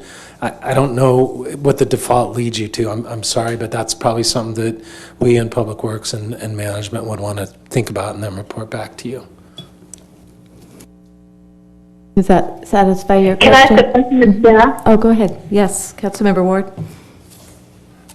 Thank you. So Tom, where are we at in this process? If we turn back from our direction now, what happens with the project? Is there time to go back and talk to get clarity from NBCA? Because all we heard was from one member. So is there time for that? That's my question. That's a great question, and I've been trying to do some quick checking offline here on schedule, but I believe we're just about at the point where we may not be able to defer this to the next council meeting. As I mentioned, the striping is being or has been removed. That's in process. Street work is ongoing, and we're moving forward on this. to hold up the contractor might incur a delay claim. So I don't know, and I'm trying to get that confirmation while we're talking, but I guess the short answer is if we don't get direction tonight, barring anything else, we would have to put it back and revisit this in the future, and it's not expensive to change later. So I'm really trying to get a definitive answer on the timing, but we're already underway, so we're kind of at the point right now where we need to know which way to go. So I understand that, and the new council members may not understand that every time we go to repave an area, staff always looks at opportunities of what we can do to make it consistent with elements of our general plan of what we came up with and the residents came up with for the next 20 years of how our city should look, how we can help businesses, and how we can make our city landscape better, our streetscape. So I am concerned that we are going back on this now. Mayor Pro Tem, I did tell you that I have been working with the North Beach group. I've been a founding council member with that group since its inception. And this has been talked about for a long time in goals to do it, and that's what we're doing at this time. So staff is coming to us because it's an opportunity to do this, and we will not be able to do this again until we go to repave this area. And our staff's telling us that traffic's not going to be expected to change in the future. So, again, I would just state that this is a lost opportunity to follow all of the directions that we have been given in the past, and that as council members, we're supposed to be honoring the elements in our general plan and for economic development. All of this area has, most of it anyway, has been rezoned to mixed use, which means businesses on the bottom, residential on top. This streetscape is consistent with helping that area develop into that. And it would be important for our future housing element. And so there's just a lot at stake. I'm calling from my personal phone. Can you check your phone and text Tom back? He's trying to get an answer to council. Check your work text message. He's trying to answer a question. Nestor, are you speaking with Tom Vonnegut? Hi, Nestor, this is Laura Ferguson. No, I don't know if I have him muted. Sorry. Oh, no worries. Councilmember Ward, did So you? I believe Tom, I believe Tom was trying to get an answer on whether we could uphold this project for now with the contractor. So this is the problem with what we've had going on in the last couple months. We've been dealing with COVID, and staff has been working on that, and we didn't get through as council. We didn't get through these projects when we should have. And so staff is bringing them back to us now, and the time is now to decide on this. Do we want to innovate North Beach and make it better and help economically the businesses down there, or do we keep it as it is and it's a depressed area and we're going to miss this opportunity? So that's what I would partake to the council members, is that we're not on track with our general plan and the elements of it, and we're not on track with what we've been trying to do for North Beach in this area. We did get a very favorable letter from the new owners of the Miramar and the bowling alley that they were very much for this. And so I think that should be an indication of how much this is going to do for the businesses down there. Thank you, Councilmember Ward. I wish I heard that loud and clear tonight and 2 weeks ago, that this was such an overwhelmingly beneficial project. It's such a key area, and I haven't heard that. So, I'm here for the people. So I wish I had heard that, but I didn't. So I don't feel like I could be supportive of this as a result. And I do still need to know an answer about the general plan, if this was ever perceived to be a project, And then, again, I need to have more input from the overall community in North Beach. I don't feel comfortable supporting this as a result of not having that. So Tom, this is Chris. First off, how do we even go about unwinding this if we've already set funds and contracts in motion with this, is my first question. My second question is, if we continue with the contract as proposed by staff, because staff's recommendation is to move forward with this, so not only are we opposing staff and the community potentially, what is the cost to redo the striping if we wanted to go back to the old configuration in the future? So, let me see if the first question is that going forward is no appreciable cost difference between putting the striping back as it is today or the new configuration. We have striping bid items, so there's no cost impact going forward if it's included with the current contract. And by the way, I just got some back channel confirmation, and I apologize for some of that early interruption, but we could defer this one more meeting at the absolute latest if that helps the council. The second part of your question, Councilmember Ham, is if we put down striping in whatever configuration but decide to change to something else, there's a cost range, but it could be up to $250,000 to change it again. We might be able to lessen that cost impact, but it's a large area. You got to remove the striping, probably give it a treatment, another surface treatment, so that you have a clean slate and to redo it. So it's not insignificant for a redo. Okay. So I guess, Scott, we need clarification on what happens if this fails 2-2. Or if Laura thinks that she can take time and go reach out to North Beach community, if it's going to change her perspective, or if you think you're set in stone on this. My comments too about the general plan as well are still, I feel, unanswered. We do have one comment, before I forget, we did have a comment that ended up in the junk box. It came in within the time frame before we had closed the comment period. So, Scott, would you like to answer Councilman Ham's question, for any questions that he has first before we hear public comment? I think you just did. Okay, that's good. I think you framed the issues really well for tonight. Okay, so I need those two issues looked into first. I can talk to folks myself too. I mean, I've talked to some folks, but not as a board or as a community there. But there's others. It's not just the NVCA either. There's other businesses and residents along El Camino Real that are impacted. So, but that's an important one due to their efforts to revitalize the area there. But Laura, can we go ahead and hear the public comment that got stuck? I just want to clarify that we made a motion to close public comment. I got a second and a vote, so in order to reopen, I think we'd have to. Okay, let's go ahead and do that. Scott, can you Yeah, I clarify? think the mayor can issue that directive.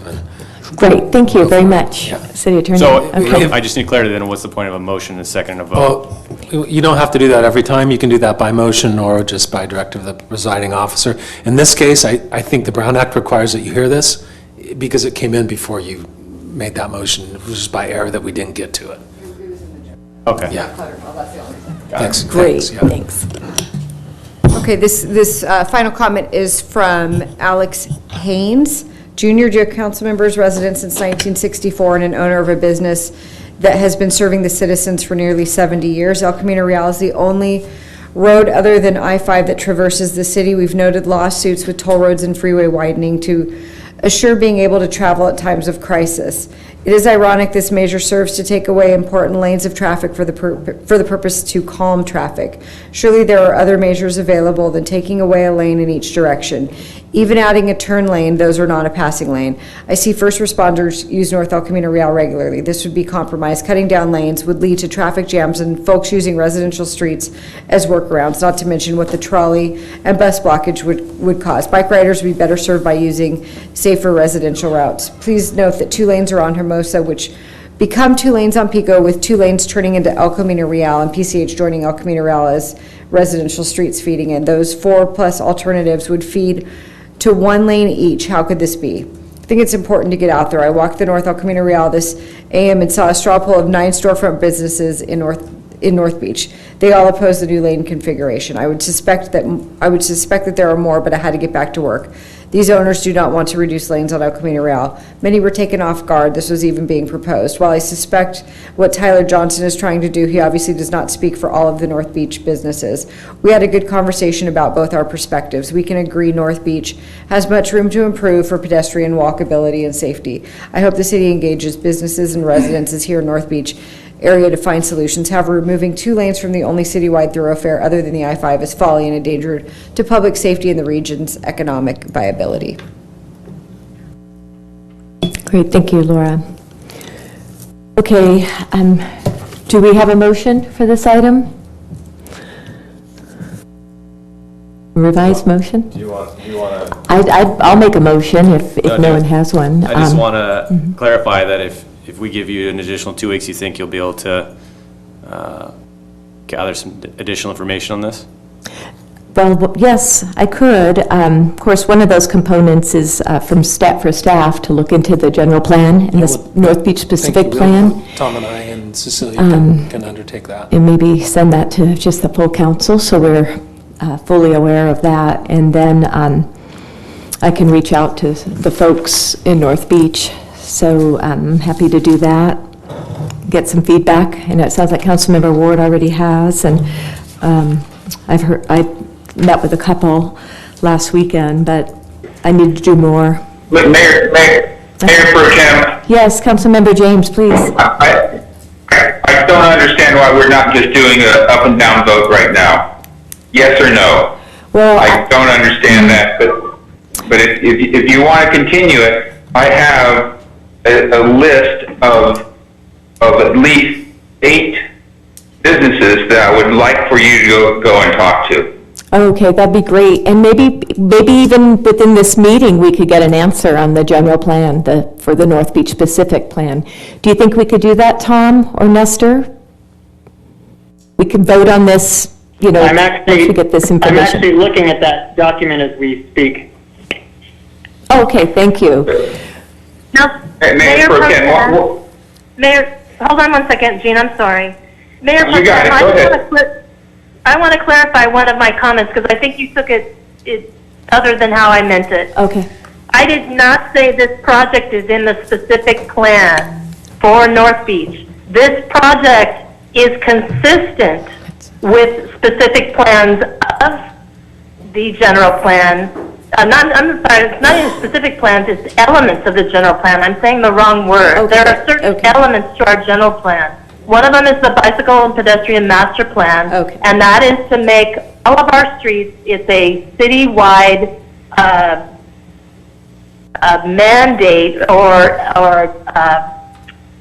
I'm not thinking of the word. It's a citywide project that we will make our roads multimodal where we can and where it makes sense, and that is part of the general plan that was voted on by all the residents, and I think it was a 4-year process. Councilmember Ham might be able to elaborate on that, and Mayor Pro Tem, Mayor Bain was actually part of it for a while, but this is a multi-year, 20-year plan, and that's what this is part of. I never said that this is in the general plan for North Beach. It is not. It is just consistent with the elements in the general plan, including the economic development element where we are going to try to innovate North Beach, which was listed as a opportunity area and one of our focus areas in our general plan, that we would make great effort to innovate and fix this area. That's where it is consistent.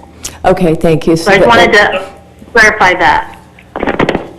Well, that said, I understand the need to improve mobility and be more pedestrian friendly, but I just think this is the wrong location to do it and to remove lanes.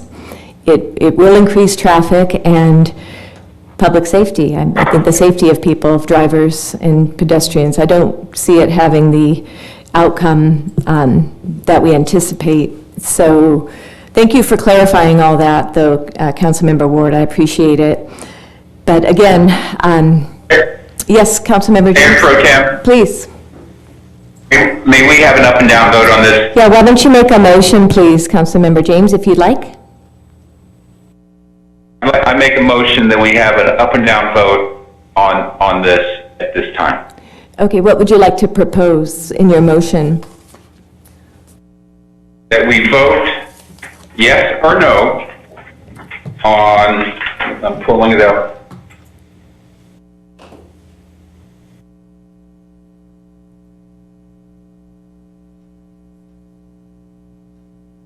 That we vote yes or no on the North El Camino Real lane reconfiguration and addition of Class 2 bicycle lanes. And I'm proposing that we do not approve the staff recommendation of the reconfiguration. Okay, I'll second your motion to not approve the staff recommendation for the striping reconfiguration on North El Camino Real from Avenida Estacion to El Portal. All right, thank you. So we'll take a vote on that. Councilmember Ham? No. Councilmember Ward? No. Councilmember James? Aye. And I'm an aye, so that ties 2-2. And normally that would fail because it was tied, but Councilmember Ham has raised a concern. City Attorney, are you going to look into that? I don't know where that leaves us. We'll just Another have date, we have to bring this back. caucus tomorrow Right. and try to figure that out. Okay. Is that all right? All right, then we will bring this item back at that time, right? Would we Yeah, have if to? need be, yeah. Okay, thank you very much. All right, the next item tonight we have is item D, Code Amendment, Repeal of Section 2.04.070 relating to council vacancies. City Attorney, would you like to give a report on that, Yeah. or City Clerk? Thanks, Madam Mayor Pro Tem. I think it's me. On the last item, we'll bring a report back to the council on where we think things Perfect, stand. thanks. Is that okay? We won't bring an action item because you didn't instruct us to. Madam Mayor Pro Tem and Council, this is Scott Smith, the City Attorney. This item is about municipal code provision that that we probably don't need. The California Government Code tells cities what to do when there are council vacancies.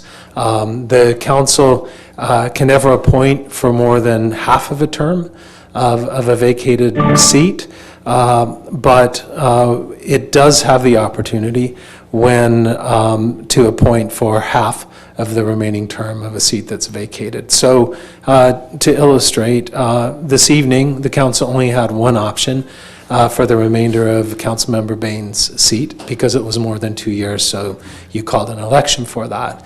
If it's for less than half of a term, as occurred last year with Mayor Schwartz's passing, the government code gives the city the ability to fulfill for that half of a term.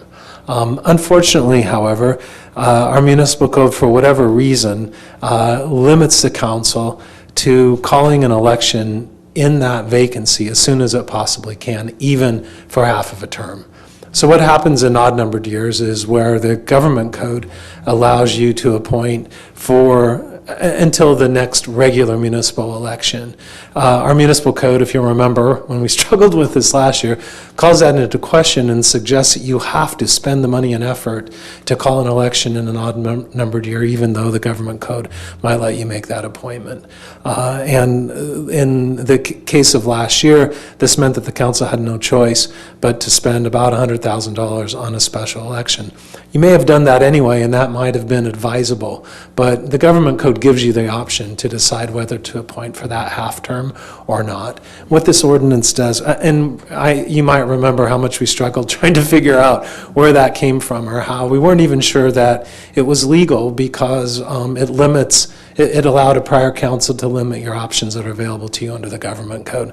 So to remove any doubt and to cure this, along with a funny word that requires you to call an election immediately, which really isn't possible when the city clerk needs to bring you a report as you did tonight, and you might want to consider interviews. To remove any doubt, to have you default to what the vast majority of California cities do, we just take this ordinance off the book with this repeal ordinance, and then the council will have the options to use everything the government code makes available to it in the future as a vacancy occurs during the first half of a council member's term. So the recommendation is that you introduce this ordinance for first reading tonight. Great, thank you, City Attorney. Do we have any public comments on this item, Laura? No public comments. Thank you. I'll open it up for discussion. Any discussion on this, Council? Well, I'm going to certainly vote to make our municipal code consistent with the government code, so I'll be making a motion to adopt this. Excellent. Do we have a second? Second. Thank you, Councilmember James. Okay, we'll vote. Councilmember Han? Aye. Councilmember You actually- Ward? I'm sorry. Councilmember Ward, could you just read into the record the ordinance title? Oh, thank you, please? Laura. That's right.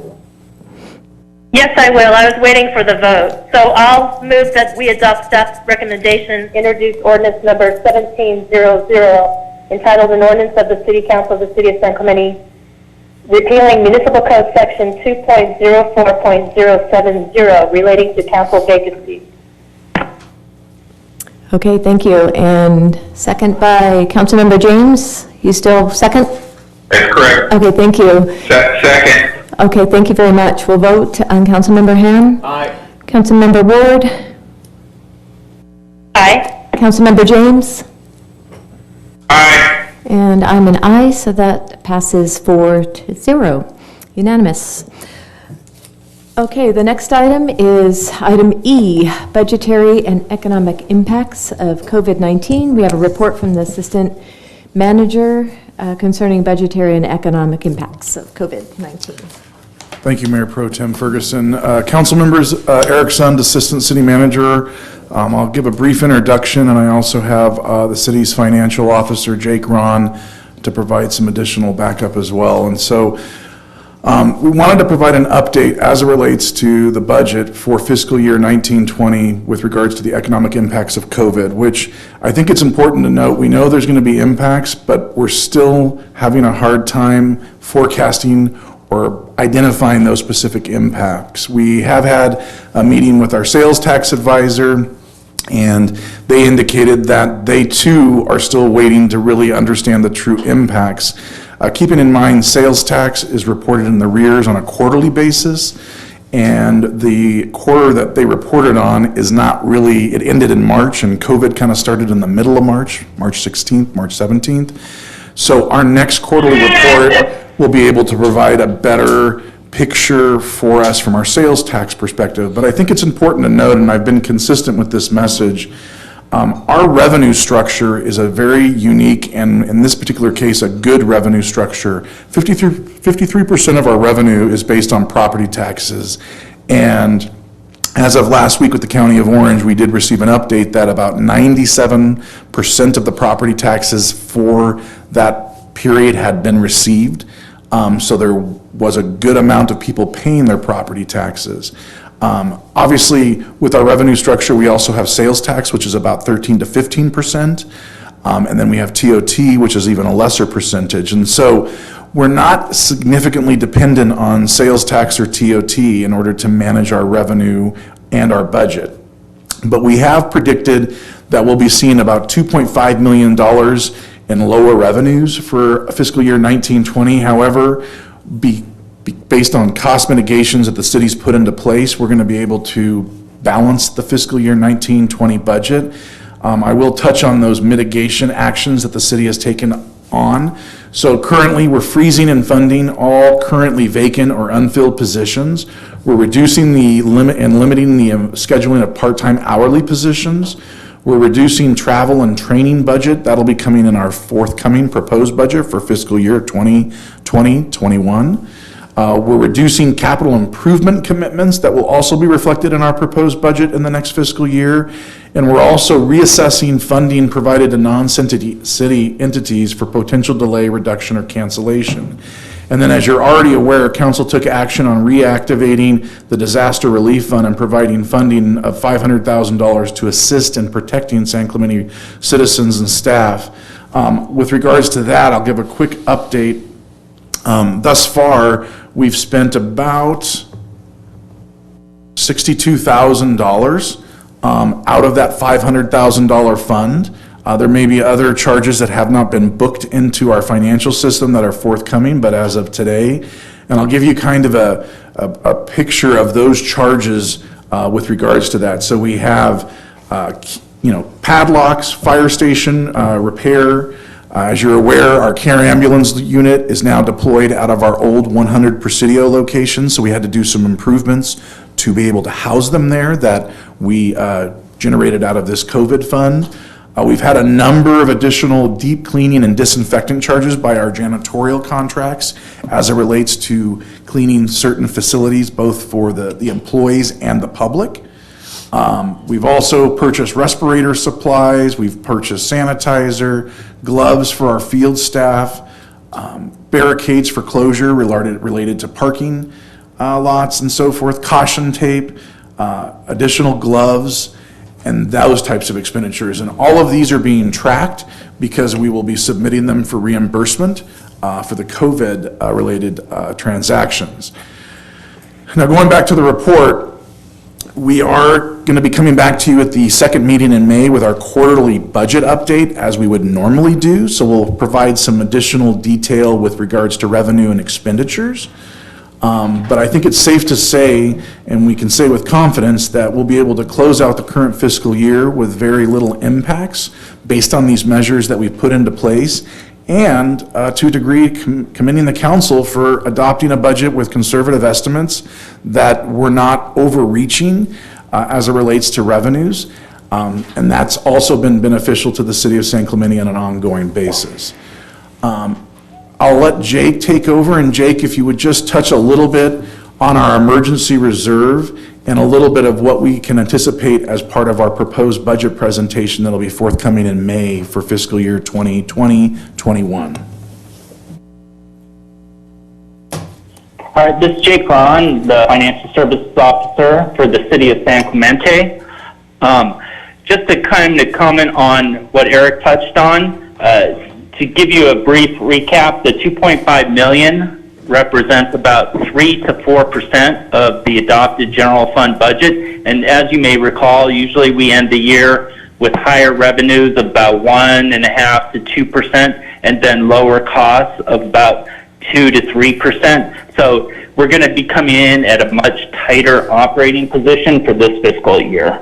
So just to kind of touch on that. And then impacts that we're probably going to be seeing for the 2020-21 fiscal year are primarily in like the sales tax, the TOT, the revenue service charges, rentals. A little bit of that is dependent on how we're coming out of this pandemic and what kind of actions or reopening or how things progress at that point. Again, going to the 53% of our general fund revenues is related to property tax. Property tax really won't be, or it's not anticipated to be affected until the fiscal year 2021-22 fiscal year. So we basically have another year out, and we should be able to get a better understanding of where things are at that time.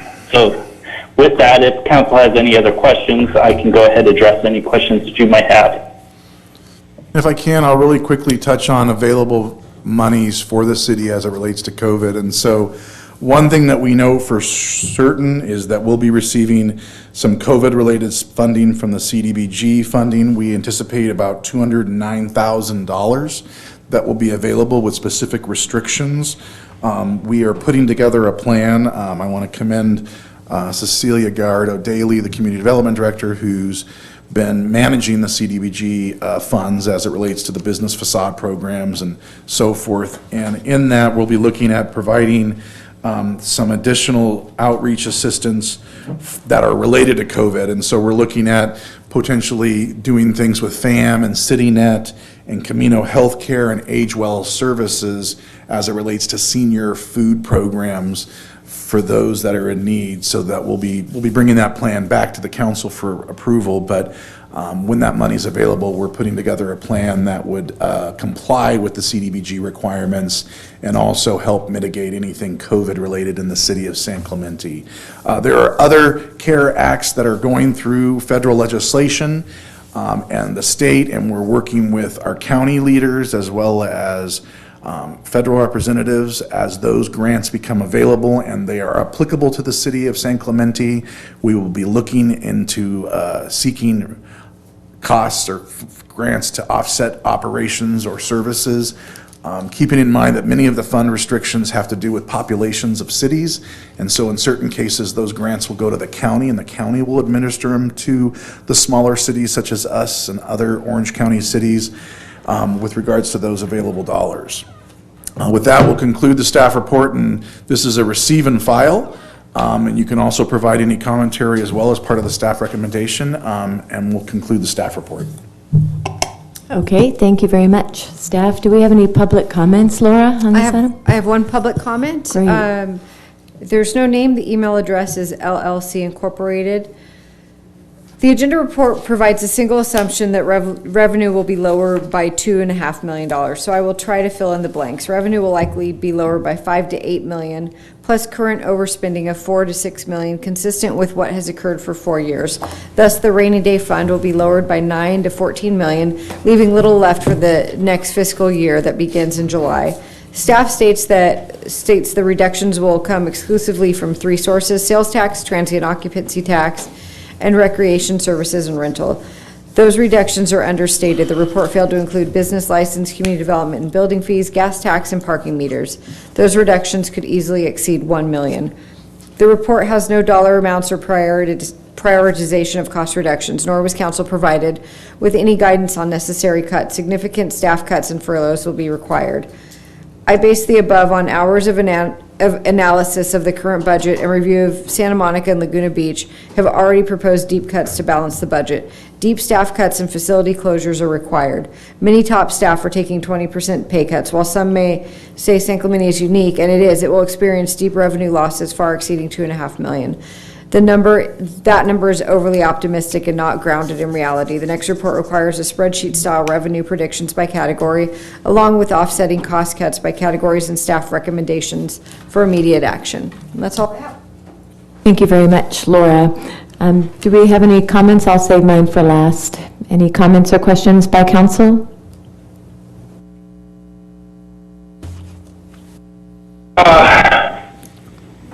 Councilmember James? Mayor Pro Tem, I do have a few questions.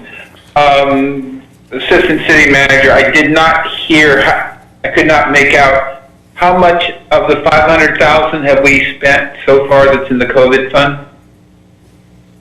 Councilmember James, roughly $62,000 has been logged into our financial system as it relates to expenditures that are COVID related. Okay, and we then take whatever expenditure we have and send it off where for reimbursement? And do we bundle together, or as it occurs, are we sending it off somewhere for reimbursement? Where does it go? How do we get reimbursed? What's your procedure there?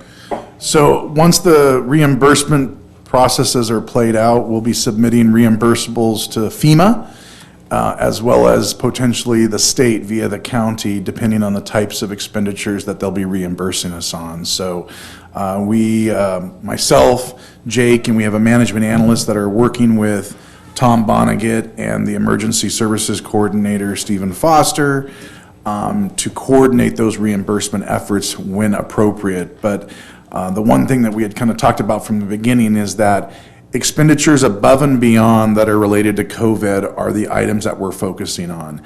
So basically we've got an adopted budget that already identifies that we have, X amount of full-time staff to work and to do those things, and we have a budget for it, but any costs associated beyond that, whether it's overtime for staff related to COVID, that would be the case in maintenance, potentially, and then other costs related to COVID above and beyond, just as I mentioned, emergency supplies, security services, other types of costs that would be submitted for reimbursement. And those reimbursables, as they occur, I think it's important to note that when we do the proposed budget, what we've been talking about is thereafter coming back to the council on a monthly basis in the next fiscal year to continue to provide an update to the council as to where we're at, both expenditure and revenue standpoint. And then during those reports, we'll also communicate our reimbursable processes as they play out.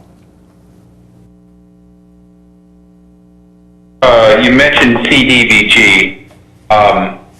Does that come through the county, or does that come directly to us? The monies that I mentioned will come directly to the city. Do we know how much that will be? Yes, it'll be $209,000 approximately. That's what I couldn't hear. Was it 290 or 209? 209, sir. Thank you. Thank you, Councilmember James.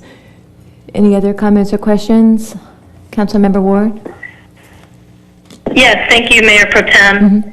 I would like to thank staff.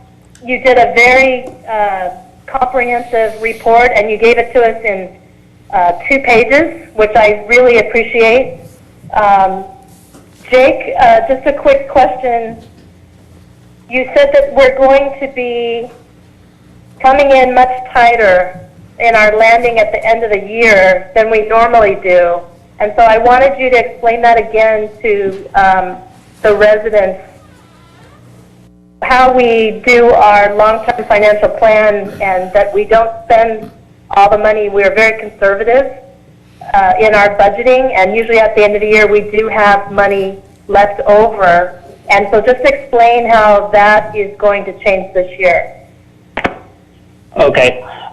Just to summarize, for fiscal year 2019, we were anticipating from a budget standpoint at the end of the year coming in with about $1 million.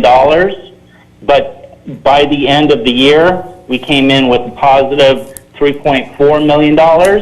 So that increase or that difference is basically going to be much tighter this year. We're not going to have, I'll call it, the revenue overages that we have, and the cost savings are going to be a little bit more critical. So rather than coming in with a large operating surplus, we're going to be coming in with a much more narrow operating position. So. Okay, so with our budget for the next year, how does the long-term financial plan help us budget for next year and the 2 years after that, while we take into effect what's happening now? Yeah, it helps us think through the process, and out in the future fiscal years, we had operating deficit in future years, but we've been taking actions over the last couple of years. One of the key critical ones is paying down unfunded pension liabilities, and we've been really trying to focus on those over the last couple of years.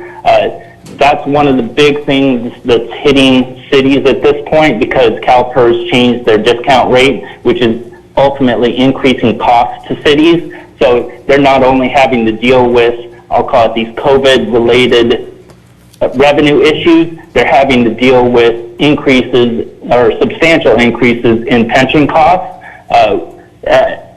If you look at the long-term financial plan, Council did just this last year authorize an additional $400,000 to pay down pension liabilities, and we've been taking those actions over the last couple of years. So it helps us prepare and plan, recognize the things that are coming down the line in the next couple of fiscal years, and try to take small corrective actions to deal with those long-term costs.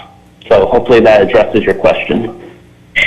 It does, and I appreciate that. I just wanted the residents to understand that because I think some of them are having a hard time trying to figure out how we come in where we're not going to have a substantial loss. We will have a loss of revenue, and we'll have to think about that in future years. But as far as this year goes, we are going to come in an okay position with the cost mitigation actions that staff has taken. And there was one comment about, from a letter that we weren't going to have, we didn't take into account the revenue for recreation that we would normally get. And I see in the cost mitigation actions, there is reducing and limiting the scheduling for part-time hourly positions. Isn't that part of our recreation staff? That's correct. Yes, that would be primarily related to recreation. So the classes aren't going on right now, facilities are closed, so there's less staffing that's required for the recreation area, and that's actually one of the areas we're saving some funds. Okay, so normally recreation is not a moneymaker. It's a service that we give to our residents, and because we can't schedule our classes at this time until we get to the new stages of reopening, we are actually saving money on that because we're not paying for it. So it kind of cancels out the income that we're not getting, which only covers our classes anyway. So I do appreciate that. I was just trying to get some things out there so people can understand. And then I guess we have a budget meeting on the 27th. Is that correct? Yes. That is correct. Okay, so I'll look forward, and I know the rest of the council will, with you coming back and giving us more clear definition on that for next year's budget. Thank you. Thank you, Councilmember Ward. Councilmember Ham, do you have some comments? Yeah, first off, I just want to make a motion to close public comments. I'll second that. Do you have any comments about this before I ask my questions? Yeah, I'll just vote aye on that real quick. Okay. And then, Aye. Aye. and then I just want to clarify with staff, you can explain the difference in budgeting for, say, a city like Laguna Beach versus the city of San Clemente. Yeah, so actually, do you want to do that comparison, Jake, that we had talked about? Yeah, basically, again, the city of San Clemente's primary revenue source for the general fund, which is the main operating city, or the main operating fund of the city, is property taxes, and any revenue effects usually take about 2 years to come through, whereas sales tax and transient occupancy tax, it's a quicker percentage, or the percentage goes down quicker. For Laguna Beach, I took a look at them a little while ago, and they are much more dependent on transient occupancy tax and sales tax. So, and I even took a quick look at Santa Monica, and I believe only about 15 to 20% of their revenue came from property tax. The rest was related to sales tax and a bunch of other type of I mean, they did have a diversified revenue source, but again, things that take quicker hits based on economic effects. Thank you. And if I may expand just a little bit, a good example also being our neighboring communities, Dana Point is significantly reliant on TOT being a huge component to their budget. And so with their hotel closures, they know there's going to be a much bigger impact to them. And then, for instance, San Juan Capistrano is more dependent on sales tax than the city of San Clemente. And a good example would be their auto dealerships that they have within the city. So as COVID hits, I don't think people are running out buying vehicles because of financial uncertainties. So those sales tax revenues are going away, which then creates, additional impacts for those cities based on those revenue dependencies. Thank you, that's great. Yes, you're right about the auto. I was looking at HDL. We use HDL here at the city for our sales tax consultant, and several industry observers, including Cox and JD Power, have predicted 80% or more declines in auto sales. So, yes, cities dependent on that are really going to be hit hard. Did you have any more comments, Councilmember Ham, before I ask mine? Thank you. Well, okay, great. Mayor Pro Tem, I just have a couple more, please. Oh, please do, yes. Before you get started. You bet, please proceed. On the second page, we talk about reducing capital improvement program commitments. Assistant City Manager, that's not going to impact our new police services station, is that correct? Because we have a separate fund set aside for that. Would I be correct there? Yes, you'd be correct that CIP project was already established in this fiscal year by council action, and so Tom Vonnegut, the Public Works Director, is moving forward with the design phase. What will be... And those monies are not part of the general fund, is that correct? We'll be using mitigation fees to help offset the public safety substation construction contract, so very little general fund dollars will be used. Okay. Mayor Pro Tem, that's all I have. Thank you. Okay, thank you, Councilmember James. Okay, so, well, let's see. Last month I had began asking the city manager to bring revenue reductions and expenditure, proposed expenditure cuts that we could see across the board in the departments. And I anticipated seeing that tonight, although I do appreciate the report coming to council. I think it's lacking in substance in terms of the financial data that we need. Like the costs for mitigation actions, those are all great, but there's no dollar costs attached to those. And there's no immediate actions or proposals I was hoping to see, as I asked the city manager, like we've done for the animal shelter. I serve on the animal shelter board with a member of Dana Point City Council, and we directed the general manager there to come back when we meet the beginning of June with a 5%, 10%, and 15% different scenarios of what kind of expenditures, any kind, that can be cut, because there's a lot of unknowns right now, as you've said with the report. I would have liked to have seen us do that. Hopefully we can see that with the budget workshop that we have on May 27th. I think that would be great.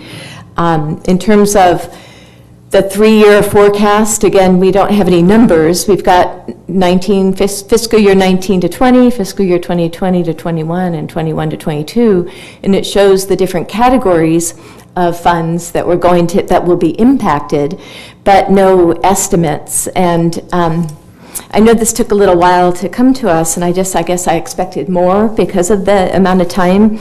And with the HDL sales tax consultant, Eric, did they project anything at all in terms of what we could anticipate in terms of our sales tax that we would lose?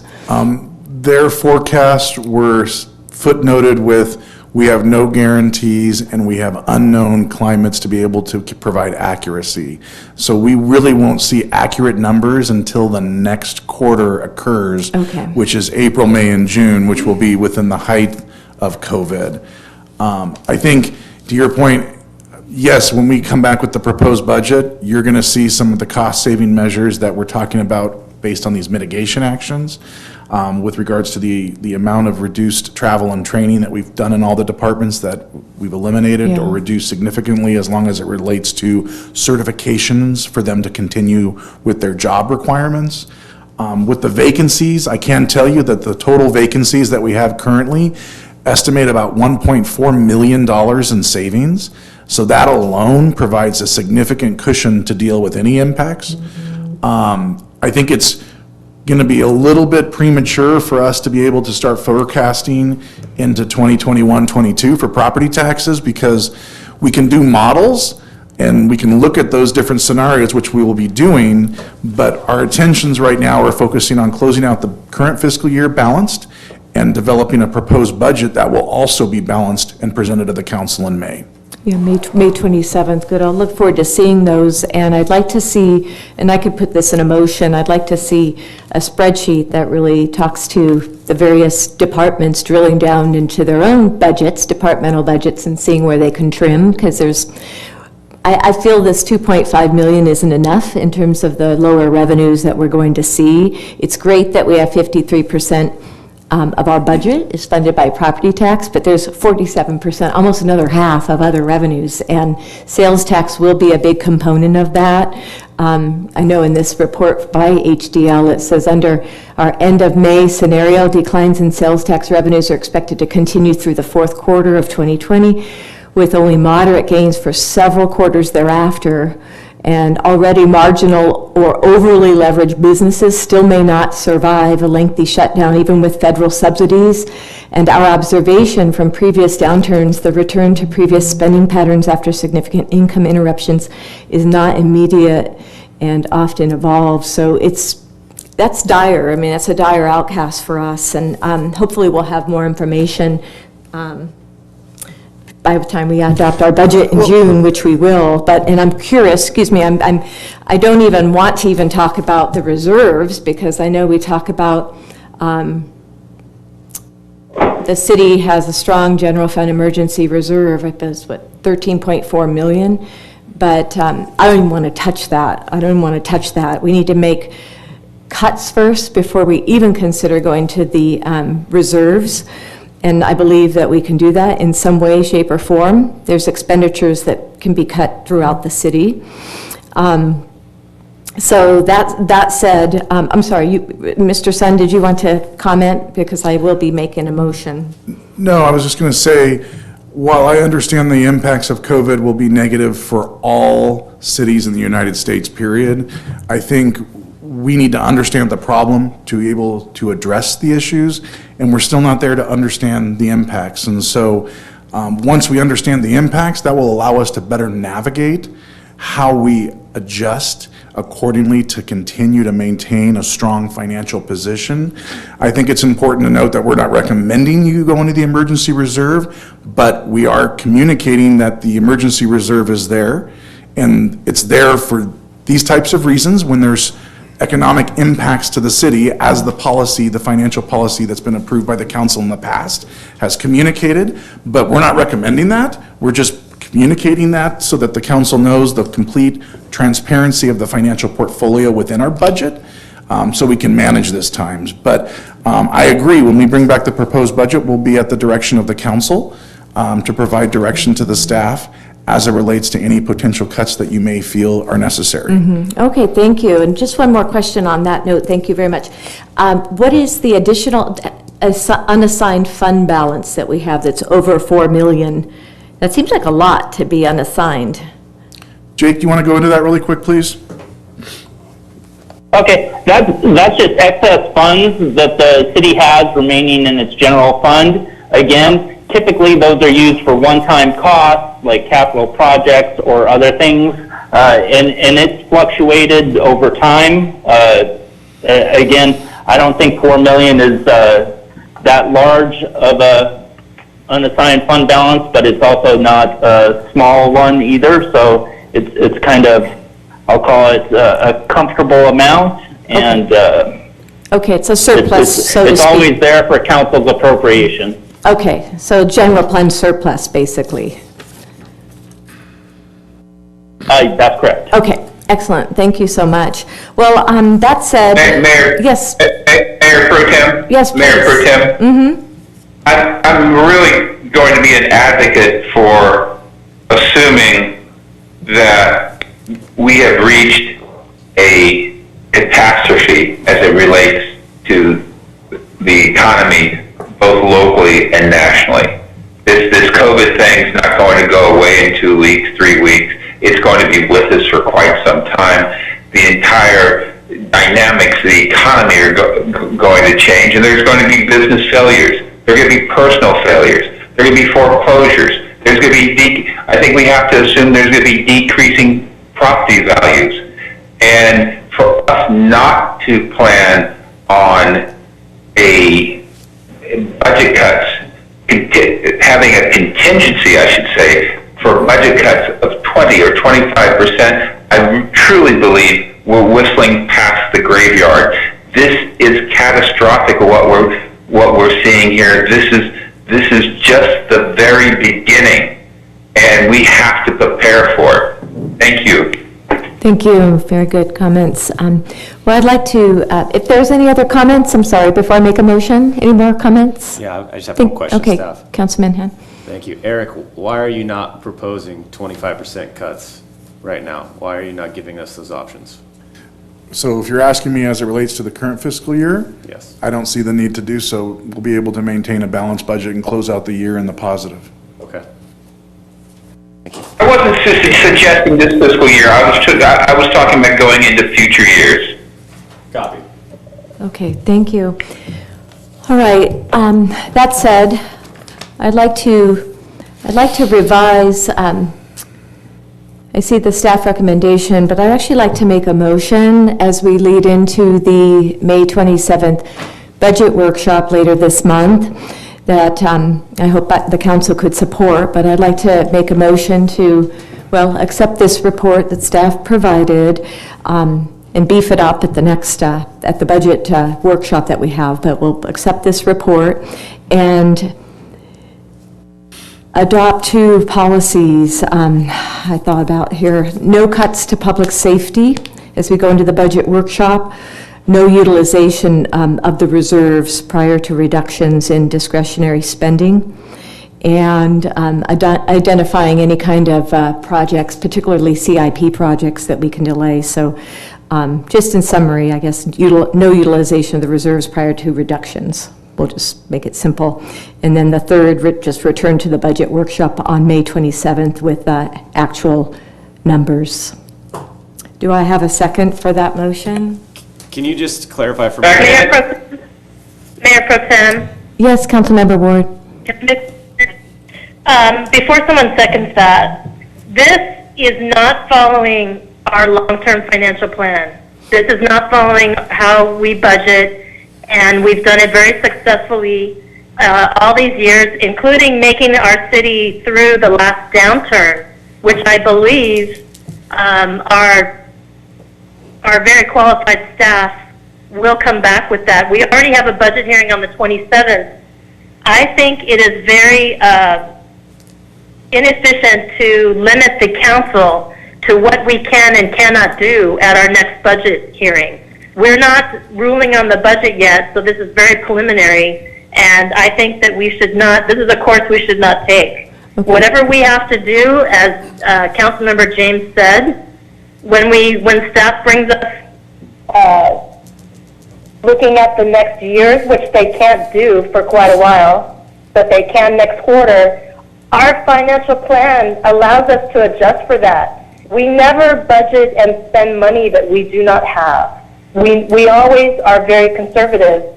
And so this is going against all fiscal policies of the city at this time, what you're proposing. So I'm not going to be supporting it. Thank you, Councilmember Ward. If I may also note that we did not have a long-term financial plan meeting this year. So these uncertain times, it never happened. So we don't even know what that looks like. I never saw a document. We didn't have a meeting. So I am suggesting this because we're very close to June, in which we adopt a budget for the next fiscal year, and we don't know what our long-term financial plan looks like. And so I figured the timing was right, and things don't always, follow the exact timeline that we want, and we missed out on that. So I'm simply making a motion as we go into the budget workshop to be able to prioritize protecting the public and protecting our reserves. So that's my motion, and I am allowed to make my motion. If I have a second, that's great. We can vote on it. And thank you.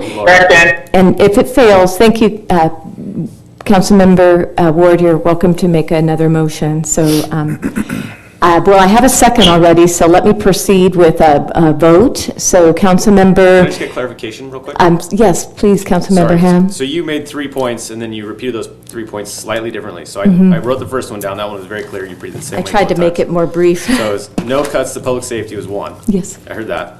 The second one was a little more complex, so go over that one again for me. Okay, I reduced it, so I realized that as I was talking. No utilization of the reserves prior to reductions in discretionary spending. I guess I'll add, and identifying which CIP projects can be delayed. That would be important. So I just, no utilization of reserves prior to Reductions in discretionary spending. reductions in discretionary spending. And then comma, identifying which CIP projects can be delayed. Okay. And then 3 was identifying CIP projects that can be delayed. Okay, so. Right, and then we come back to the budget. Before we take a vote on this, I just got to ask some questions of staff, because I don't think I necessarily disagree with any of those, but the first one, I guess, would be for Eric. So we're already making recommendations for CIP projects that need to be delayed, correct? So if I may, Councilmember Ham and Mayor Pro Tem Ferguson, I can address all of those questions in probably one simple answer. Okay. So we are not proposing to cut public safety as part of the proposed budget for fiscal year 2021.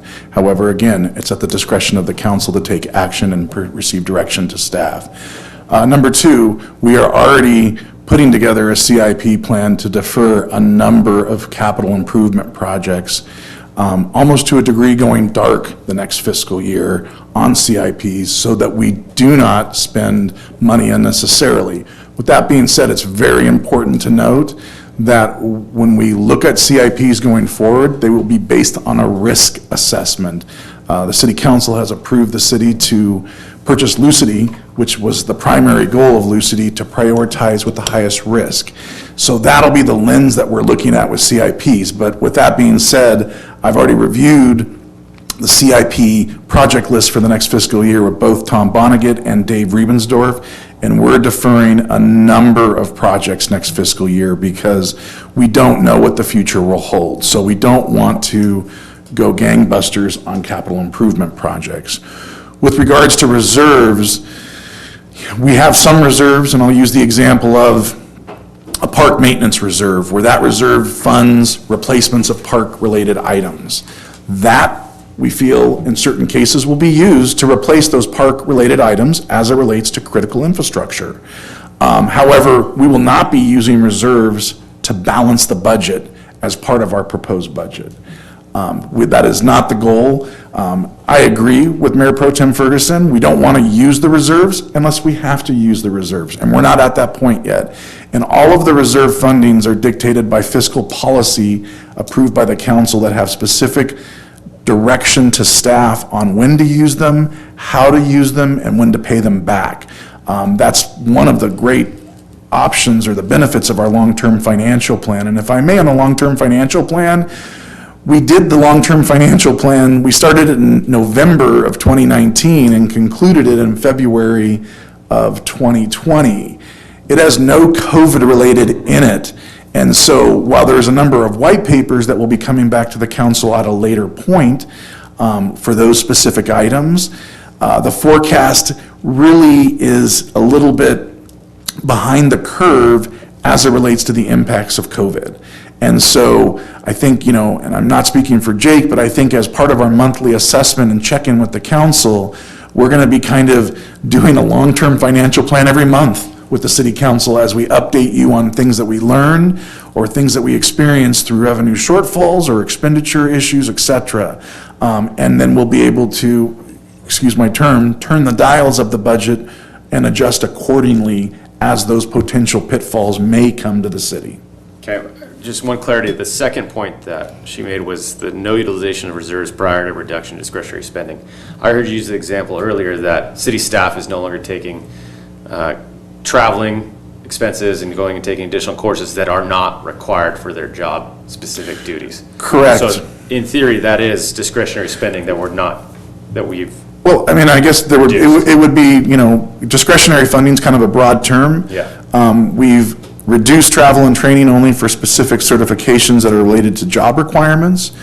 We've frozen any educational reimbursement plans that anyone is coming forward and asking for any of those employees that are engaged currently in an education reimbursement plan. We're honoring those agreements that were executed prior to this budget, but any new requests, we're indicating that we're going to defer those at this time because of cost containment issues. So I feel, and we'll make sure that we present this completely clear to the council, that many of our discretionary funding is being addressed as part of our new proposed budget. So I think what I would recommend, if you're comfortable with it, is that we receive and file this report, and then we give the direction that we don't want to see items 1, 2, and 3 addressed. Or, it's probably not the right language, but council's goals would be items 1, 2, and 3 in the budget process come back to us in May 27th. I'm not comfortable with that. I need it to be firm, like this is our motion. This is our motion, So not just our goals. if I could I just, want this to be. if I could just comment on that for 1 second. So I commend all these. I think they're great. I think the second one, the way you've outlined it, makes perfect sense. I like it. It's very clear. The other two, I'm 100% on board with. The concern that I see moving forward is, I'm going to give this as an example. We say no cuts to public safety. Okay. Currently, marine safety, we have no marine safety chief. And so as it sits today, saying no cuts, where does that stand with recruiting for a new chief or creating a new position? So if we make the policy tonight that we're going to do no cuts to public safety, but we've already not implemented a new chief, and now the assistant city manager says, we need a chief down marine safety, well, are we putting ourselves in jeopardy? And so that's just one example that I can think of off the top of my head that. Yep, I understand, and we'd have to cut somewhere, but I am firm on no cuts to public safety. In fact, And so where does that leave you, right, with today? we'd have to cut elsewhere. I get that. So would we, under the theory of no cuts to public safety, would we then be willing to add to public safety for that specific line item? It depends. It depends on the need. And we know we have a need in police services. We So know I guess then, I mean, if you're. So if you're this not is willing just to- no cuts. So no cuts, yeah, would definitely, mean that you could increase.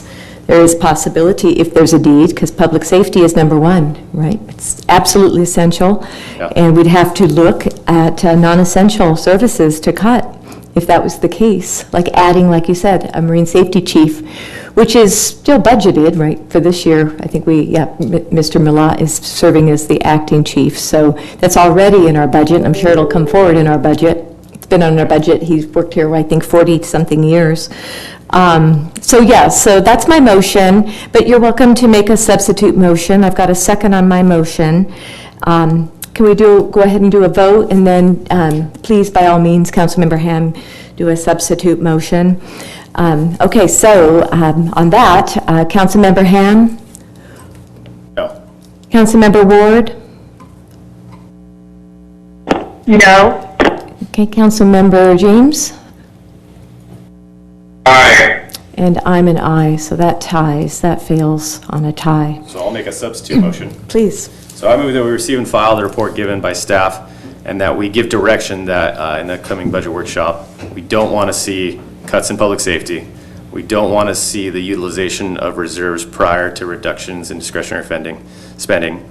And we would like to see identify CIP projects that can be delayed as priorities. But that was my motion. No, yours was policy change. You used the word policy. Oh, well, So- it's the same motion, so I'll support it. Okay. Okay, let's go ahead and do a vote. Councilmember James? Aye. Councilmember Ward? Aye. Councilmember Ham? Aye. And I'm an aye, so that passes 4-0. Thank you very much. All right, moving on. We've got item F, reopening parks and city facilities plan, and a report from Mr. Sund, Assistant Manager, considering the plan for reopening parks and city facilities. So, thank you, Mayor Pro Tem Ferguson, Council members Eric Sund, Assistant City Manager.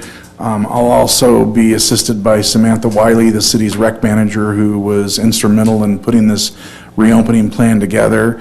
In my introduction, I just want to convey a couple of things as it relates to the plan. And so when we developed this plan, we developed it on a couple of different platforms. A, to comply with the governor's 4-stage plan to reopen, federal guidelines via the CDC, as well as county guidelines as it relates to the health officer with regards to county guidelines. So probably the best thing to provide, and Samantha will go into the attachment that provides kind of a chart, if you will, is All of these things are subject to change as the governor communicates updates to the stages within the 4-stage plan. And so, as I think we've all seen over the last 4 or 5 days, that the governor has now recently announced a tentative stage 2 opening Friday, May 7th, but defined a very small group within that stage 2. There is also another group that he will have to identify, which has to do with school and child care services as part of stage 2, that has not come forward yet. And so I think it's important for the council to know that we've got this draft plan, and it will change as different developments occur, and we will be communicating to the council, but also adapting to those guidelines that come down both from a local, state, and federal level to ensure that we're compliant with those issues as we move forward. I think it's important to kind of go back and remember that we, based on these directives, we, the city, began closing parks and facilities to reduce public interactions and encourage social distancing to the protection of health and safety of San Clemente residents, as well as San Clemente employees. And so we've got a timeline that was provided just as kind of a brief summary of where we started and where we are today. Obviously, as you can tell, it ends with May 1st, the beaches were closed per the governor directive, but as everything is somewhat fluid, we received approval or authorization from the state yesterday to open up our beaches back to active use. So we're adapting to that, and we're working on education and community public service announcements and plans. Today we opened up the pier. Earlier in the afternoon, and a press release went out with regards to how we're now kind of wanting the flow of individuals on the pier, so that there is no issues of social distancing and potential transmission of COVID-19. With that, I'm going to turn it over to Samantha, and I think her focus is going to be on the chart that she's prepared, which is attachment 2, to kind of go over our plan going forward. And with that, Samantha, would you please take over? Thank you, Assistant City Manager Sun. This is Samantha Wiley, Recreation Manager. The chart before you guys this evening details a majority of all of our public facilities that have been impacted by the COVID response. And it does include facilities like passive parks, which have remained open, as well as our trails. It goes into that detail. I will say that the analysis of the conclusions that were reached was done so by evaluating CDC recommendations, also the governor and state of California recommendations off of their COVID-19 website. And there was also a significant amount of research and work put into evaluating professional athletic associations, to include USTA, which is the Tennis Association, the Pickleball Association. We looked at volleyball, we looked at basketball, we looked at Little Leagues, standings, all of those partners, we consulted with them. We also looked at USA Swimming. So we really leaned in on those professional agencies. With that said, I do believe the chart kind of walks you through stage to stage, and as Eric mentioned, we are dependent on the governor's announcement, hopefully coming, what we hear is Friday, to roll us into a soft stage 2. I'm happy to answer if there's specific questions about certain amenities. I'm happy to go through that. The document alongside that chart gives some very high-level detail of what we're looking at for what we're calling quote-unquote soft openings. And again, I'm happy to provide more detail if there's more questions beyond that. With that, I'm happy to take any questions. Mayor Pro Tem, I have a question. Please go ahead. Do you want me to start it off, the question? Yes, please go ahead. Thank you. Okay, thank you. So Samantha, so going into stage 2 on day camps, I had a question on that. You're saying a soft open, and I'm just wondering what a day camp would be and how we could implement the distancing requirements in order to facilitate a day camp. Sure. So day camps, so the council's aware, we actually define what a day camp is within our existing refund policy, and it essentially is a consecutive running program, no less than 2 days consecutively, and it has to go on for a number of hours. One of our most popular day camps is our Active Adventures Day Camp located out of the San Clemente Aquatic Center. On a regular year, we would see up to 65 children in that day camp from 8 a.m. to 5 p.m. That day includes field trips, it includes swimming, it includes games, out trail hikes, all of those activities. This year, we would certainly be doing an abridged version of that. We would have to decrease our maximum enrollment numbers in order to satisfy the social distancing.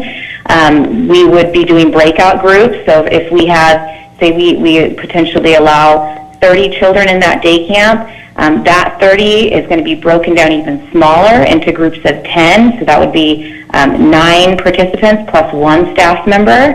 And we would ensure that social distancing is kept. What we're also considering is requiring face masks. The notes also dictate implementing 30-minute hand washing breaks, if you will, and also disinfecting all of our equipment between every use. We are keeping very close tabs on what the California Parks and Recreation Society is recommending, as well as the National Recreation Parks Association, related to these guidelines, because as you can imagine, all agencies are in this same boat. Day camps, we do feel fits in stage 2 because most often we know there's a lot of working parents that rely on day camps during the summer to help cover childcare needs, and stage 2 does allow for childcare use. So this is why we're recommending day camps versus maybe just a regular dance class that would go on once a week. Does that answer your question, Councilmember Ward?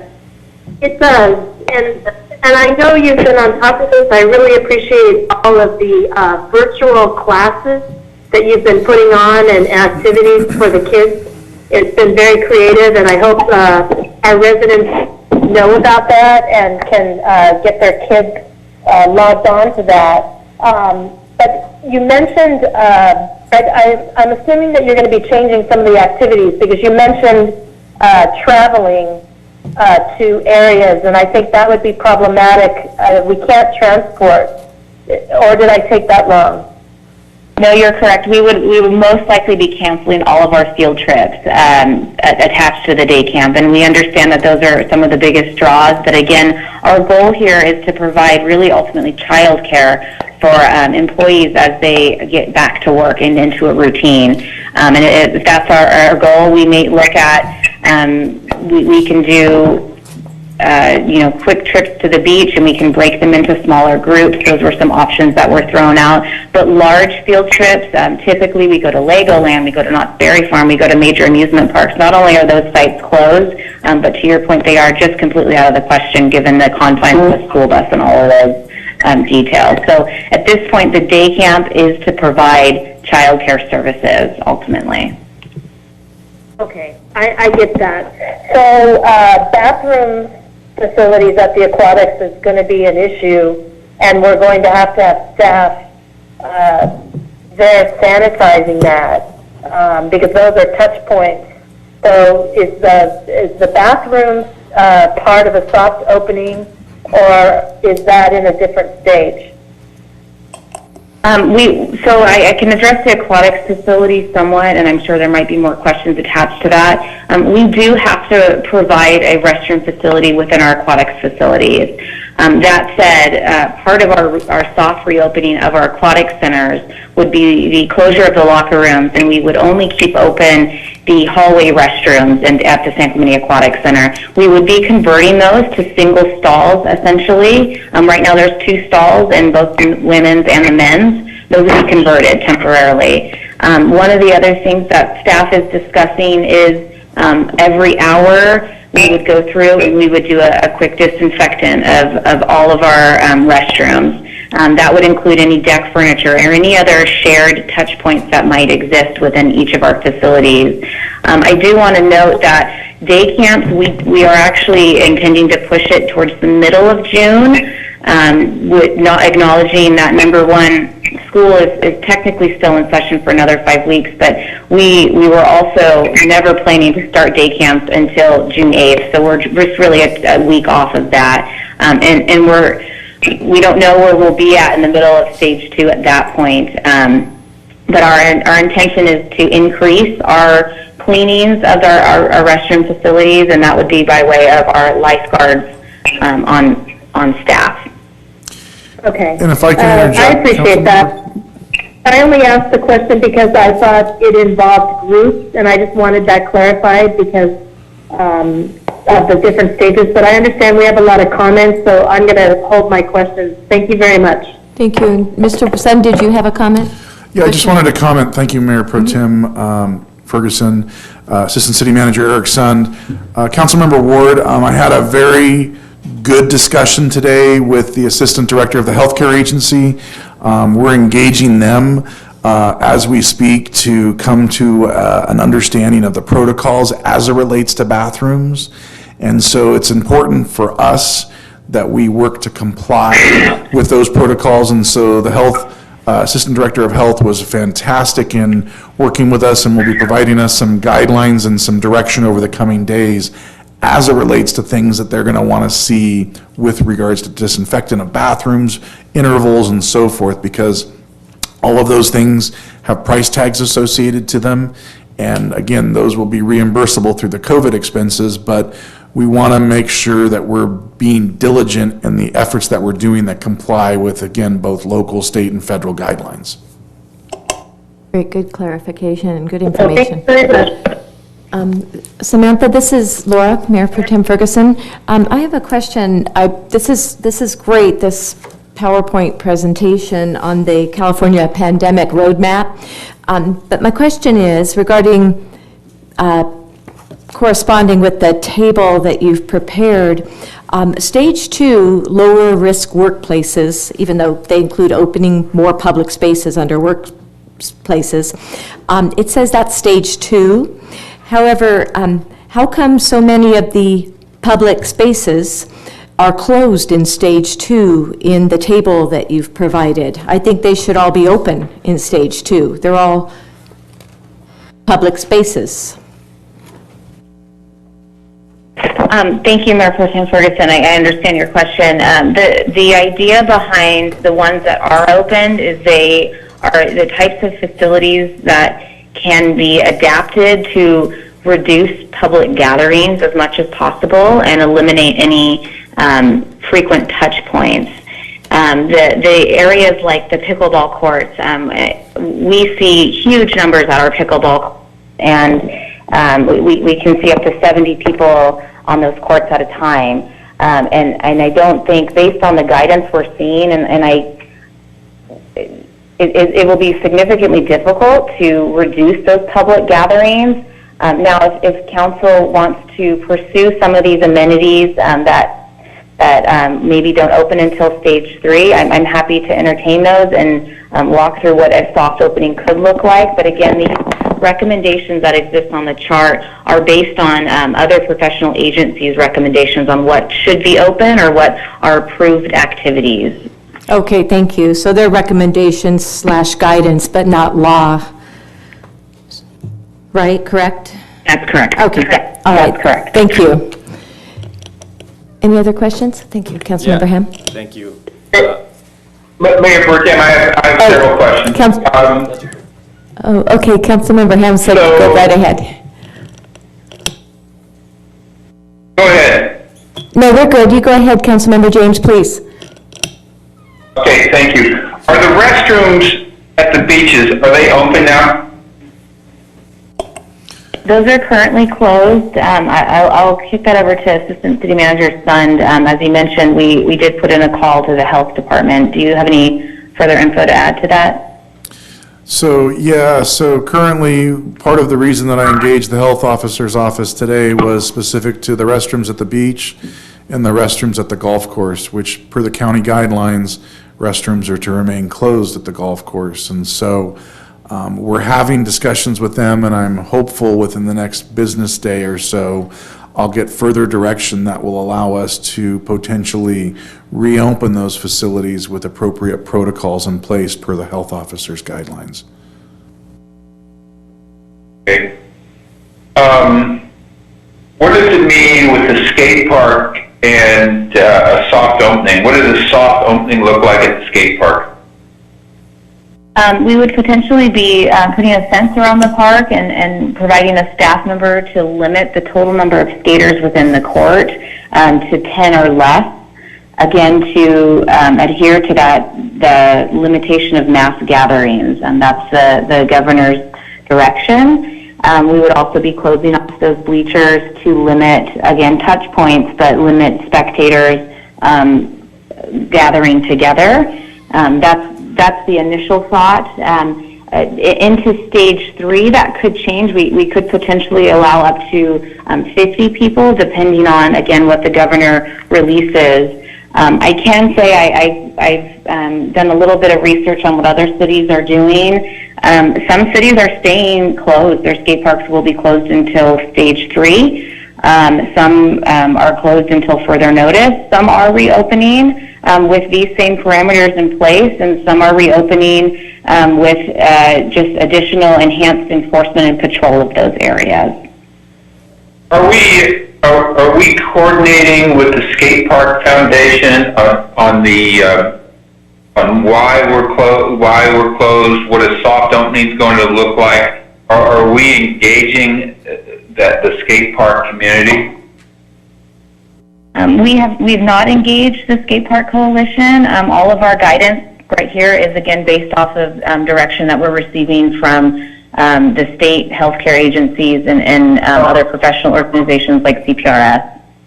And that's fine. I'm not saying that we're looking for permission. I'm suggesting it would be a good idea to let them know why we're following certain protocols and what a soft opening is going to look like. I'm suggesting it from an information perspective, flowing from you to them. That's all I'm suggesting. Absolutely, and I'd be more than happy to do that. I completely agree. Thank with you. That. Can I make a comment really quick? Indulge me just for a second on that, because that was a good point that you made. And Samantha, because we have the Skate Park Coalition, I think, it would be good to utilize their resources to reach out to their members. What about, if we're going to have a staff member there, what about creating appointment times, or like a time where different 10 people could go and know that they have that skate park for a certain amount of time? I don't know what the length of time is for them to use it. I don't know if it's half hour, if it's an hour. I don't know if that's fair, but what about creating that and using the Skate Park Coalition to kind of get the word out that we could do that? Would that help? Absolutely, Councilmember Warden, and that's something that staff have discussed, and actually that aligns with our tennis courts as well. We did this with the golf course also. We are planning to utilize our Civic Rec system, which is our online registration system. There is a significant amount of resources available to do facility booking, and that's something we're evaluating. To essentially, we don't want people to show up to the skate park and then not be able to skate because it might be, they might already have 10 kids in. So I'm more than happy to connect with the coalition to see what that looks like. As I've done my research, it appears, I do think at least an hour is needed. Kids need to warm up. They need to get into their routine out on the skate court, so I value that. To your point, we would be doing something similar with the tennis court system potentially to allow people the opportunity to reserve a space. And of course, there's not necessarily a charge to that, but it's really just to ensure that folks are able to get to a certain area and not have clustering together and over gathering, if you will. And if I can add to that. Good point. Thank you, Samantha.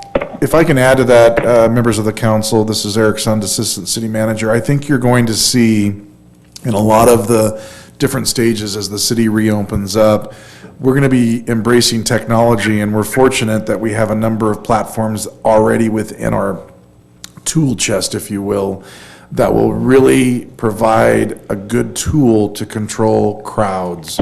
Whether it's hypothetically, let's use the golf course as an example, which has rolled out and been a huge success with regards to our tee times, but we've now gone to a completely automated online tee time booking system with online payments.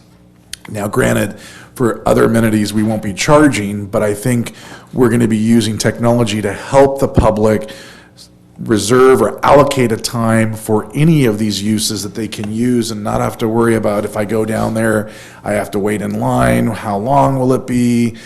This is even being discussed as being applied to swim. So you can book a time for your lap swim, and we'll know that we'll be controlling the crowds and the intervals and so forth. And when you arrive there, you'll have a lane ready, and it'll be your lane for a given amount of time. And so I got to commend Samantha for really, and her team, working really well with this, but I think it's also important to note that all of these IT functionalities that we have were put in place because of our IT strategic plan that's part of our LTFP to really build our technology foundation. And so I'm looking at Brian Brower, but it's for his whole team that's really put us in a good spot. And this is not costing us any more money, and it's making it much more convenient to the public to access these amenities as we open up.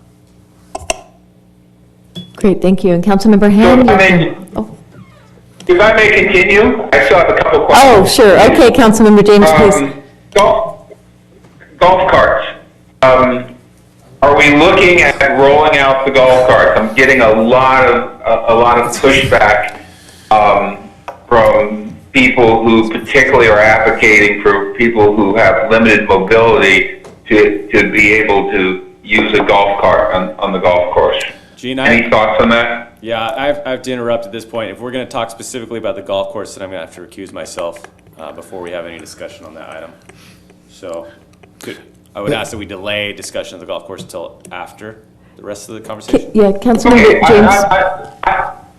Okay, I'm fine with that. I have two questions on the golf course. I'll hold them, Chris. Thank you. Okay, great. We'll listen to Councilmember Ham. Would you like to make some comments before we discuss that, the golf?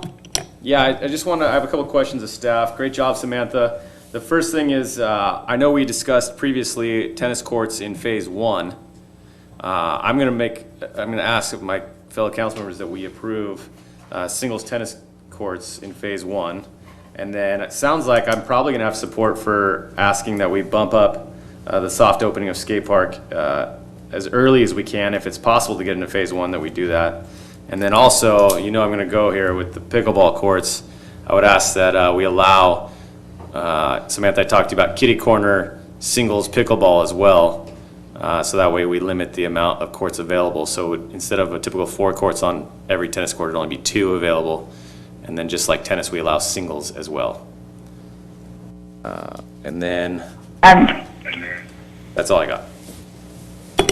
Great, thank you. Councilmember Ham, for pickleball, just if I can, I did read over the weekend, USAPA did come out finally with some recommendations on how to operate pickleball. Their recommendation is absolutely singles only, evaluating whether you can have a dedicated entry and exit off of your courts if there's 2 gates. There are some nuances that can be played into, and I would look to work with our very active pickleball community as well to get back since they're on site as well. Great. The last thing I want to say before maybe I step out or before we hear public comments is I'm getting word that we do have a substantial amount of public comments that would be totaling close to 2 hours and 20 minutes worth.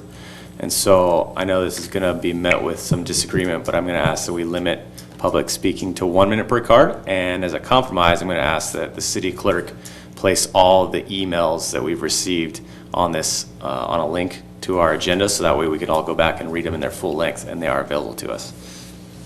Do we have a second for that? Do we have a second for Councilmember Ham's motion? I will second that, but I have a question, even as limiting them to a minute, I don't know that we could get through all of them. Okay, let's go ahead and vote. Oh, I'm sorry, did you have some more comments, Councilmember Ward? Well, we still have a few things of city business to do that we must get to tonight. All of these emails were sent to us, and we've read every single one of them. So I'm just wondering if we could somehow just say the name of the person, what they're for, what they're against, but not read the entire paragraph. If that's possible, I don't even know if it's possible, but we're not going to get through city business tonight if we read every single one. Even a minute, I don't think. Are you seconding the motion? Why won't we get through it? Of Councilmember Ham? Well, City Clerk, how many comments do we? We have 46 comments right now. And they're all probably not 3 minutes, just like with the El Camino Real bike lane project. We got through those 32 comments very quickly. I would say probably 30–40% of them were less than a minute, maybe a minute and a half. So anyhow, take a vote. Mayor Pro Tem? Yes, I will not support curtailing any public comment. All right, so let's go ahead and take a vote, and then maybe we'll take a couple-minute break. Or maybe I just will, if no one else needs to. Okay, let's go ahead and take a vote. Councilmember James? No. Councilmember Ward? I vote that we limit to 1 minute. Councilmember Ham? Aye. Okay, and I'm a no. So that motion fails. So we'll go forward with the public comments. Okay? So, can I was just looking up the rule really quickly, maybe Laura, I'm sorry to interrupt. What happens then at 11? Do you have to vote to extend the meeting? Yes. Okay. So we will. So you'll vote, but then it will end at 11 if you don't vote to extend it. Okay, all right. Thanks Yes, for we did clarifying. that, I think it was 2 meetings ago. Yeah. We went till 11:35. All right. Okay, thank you. Okay, first comment comes from Roger Howland. Dear Mayor Pro Tem and City Attorney, please confirm that you have updated the city's insurance carrier with a copy of Mark S. Ghilarducci, April 30th, 2020 letter from Governor Newsom's office to the San Clemente City Council prior to making any statement or decision, and clarify if the city's indemnity coverage extends to the personal comments of a council member when they are knowing in conflict to public statute and policy. Next comment comes from Susie Freeman. Hello, I'm asking for your consideration in opening the San Clemente public tennis courts as early as possible. Yesterday I played on a public court in Fountain Valley and I learned that their courts are all opening this week. In addition, I listened to Governor Newsom's speech last Thursday and he specifically stated that tennis was an acceptable recreation activity. The residents of San Clemente have been very good about the stay-at-home orders and social distancing, and I feel we could use a small reward at this time. Our community efforts have shown that we can keep transmission of the virus at a minimum. Thank you for your consideration. And this comes from Jackie Warbany. I was forwarded this email to help encourage the city to start opening recreational facilities. Tennis, I played for the first time in a while on courts that opened up in Fountain Valley, and it ran so well. Everyone was sanitizing and having a great time being back. We need this. I think the kids are about ready to get their bodies back poolside too. The coaches of both pool and water polo, I'm sure, need this now more than ever. You have our family's vote and support to open up. Regards, Jacqueline and Jeffrey Warbany. Next comment comes from Linda Farmer. Dear Ms. Campanella and members of the City Council, regarding the opening of public tennis courts, using guidelines and restrictions outlined in a recent USTA email, tennis can be played very safely. Social distancing is easy on the court and hand sanitizer can be used after every court change. The gates can be opened with an elbow and it's not necessary to touch anything but the balls in one's own racket. No one wants to get this virus, but recreation is also essential for health, both physical and mental. Thank you for listening. This next comment comes from Darcy Kendrick. Dear City Council, as an avid tennis player and conscientious person, I respectfully request that all public tennis courts be reopened. Tennis does not require the direct person-to-person contact and can be a great opportunity to relieve stress, socialize responsibly, and provide much-needed exercise. Prior to the courts being closed, a friend and I decided that only one person would touch the tennis balls, the other player would pick them up with his racket or foot. We stayed 6 foot apart and we used hand sanitizer, washed hands immediately after we played, and we did not touch the court gates, fences, benches, or water fountain. We were able to enjoy a sport we love safely. In addition, the courts at Liberty Park have high concrete retaining walls which can be used as a backboard for solo practice. Please open up the tennis courts, especially Liberty Park. Next comment comes from Stacy Wagner. Please consider opening the tennis courts in San Clemente. We can play and successfully practice social distancing. Thank you. Kristen Georgie. Hi, just a quick note in support of openings San Clemente's tennis courts to the public. We so appreciate the city's hard work and tough choices during this time. We desperately need our outdoor recreation with social distancing to keep us sane and healthy. My only caveat is that hopefully reopening public recreation in our city will be done in coordination with surrounding cities so that we don't see an influx of residents from other places taking over our facilities because theirs are closed. Thanks and have a great week. This is from Tatiana Weiser. Please open the tennis courts. We play with social distance. We need to keep healthy. That is our sport. We can play only singles. We can respect the social distance. No one wants to be sick. All we need is to play tennis. And next comment comes from Jeannie Bast. Hello, yesterday I drove to Fountain Valley and played tennis for the first time in 6 weeks. The city workers scheduled our matches. We entered on one side of the court and exited on the other. It was so organized. Everyone was polite and we kept our distance. Please open the tennis court so we can enjoy the game we love safely. Next comment comes from Lonnie Nesty. Please vote to open the tennis courts. Golf is open. Tennis is just as safe, respectfully. Next comment comes from Charles Bassett. Please, please, please open the tennis courts. We need to play tennis with our friends and enjoy our lives again. Marilyn Ferber, I would like the feasibility of opening the city tennis courts considered at the next council meeting. It seems that precautions of social distancing, in addition to using our own chairs, hand washing before and after, would continue to ensure our public and personal safety. This next comment comes from Lynn Hopper. Good day, I'm just requesting the opening of some of the public usage courts for tennis and swimming. Single sports are so easy to maintain distance and be safe throughout all of this craziness. It would not impact numbers in my opinion, and again, exercise and movement, best for the mental health of individuals. Altering the play would put an additional safety on play, such as 4 people only on a full-size tennis court, which would allow pickleball but not as crowded as the courts were previously. Waiting for courts would be outside the fences and at a safe distance away from one another. You could feasibly color code balls so the same individual only touches their own. This virus isn't going anywhere, so it's going to come down to how we work with it in the safest way possible. Please consider the opening of some of our facilities. Granted, they will possibly have to be monitored to start with to implement the guidelines. Viva la vida, I still use this to sign off. We live the life the best way we know how to in these conditions we're given. James and Heather Donovan, dear council members, please consider allowing public tennis courts to be reopened. My entire family plays tennis and are members of Lifetime SC.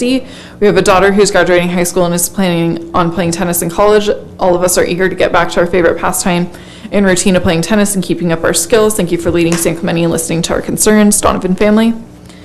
This next comment comes from Renee Plasky. Please open up the beaches, save lives by allowing us to breathe in fresh air and the sunlight that helps give us true immunity, health, and well-being. These are God-given rights from our Constitution. Please recommend those whom do not feel comfortable to exercise their freedom to stay home and do what they need to do to promote their health. Thank you. This next comment comes from Dennis Benjamin. I congratulate the city for gaining the governor's permission to reopen our beach with our existing keep moving rules. That's probably workable for now, but I think we'll have to adopt additional limitations as the weather gets warmer and we get closer to summer. In deciding how to proceed during the COVID-19 pandemic, we must distinguish between wants and needs. Going to the grocery store to get food to eat is fulfilling a need. Going to the beach is a want. In making decisions about beach access and use, the city council should put the health and lives of city residents above the want to go to the beach. We can allow our beaches to become a large gathering place. We have to remember we are unique in Orange County and that we have 2 train stops on our beach. We don't want to become an unintended magnet for people that live in other parts of Southern California that have far higher rates of COVID-19 infection than we do. In order to keep overcrowding down, we may have to consider limiting access to the city-owned beach and pier to San Clemente residents with CA picture ID to prove it. Kids could be accompanied by their parents but could not show up by themselves.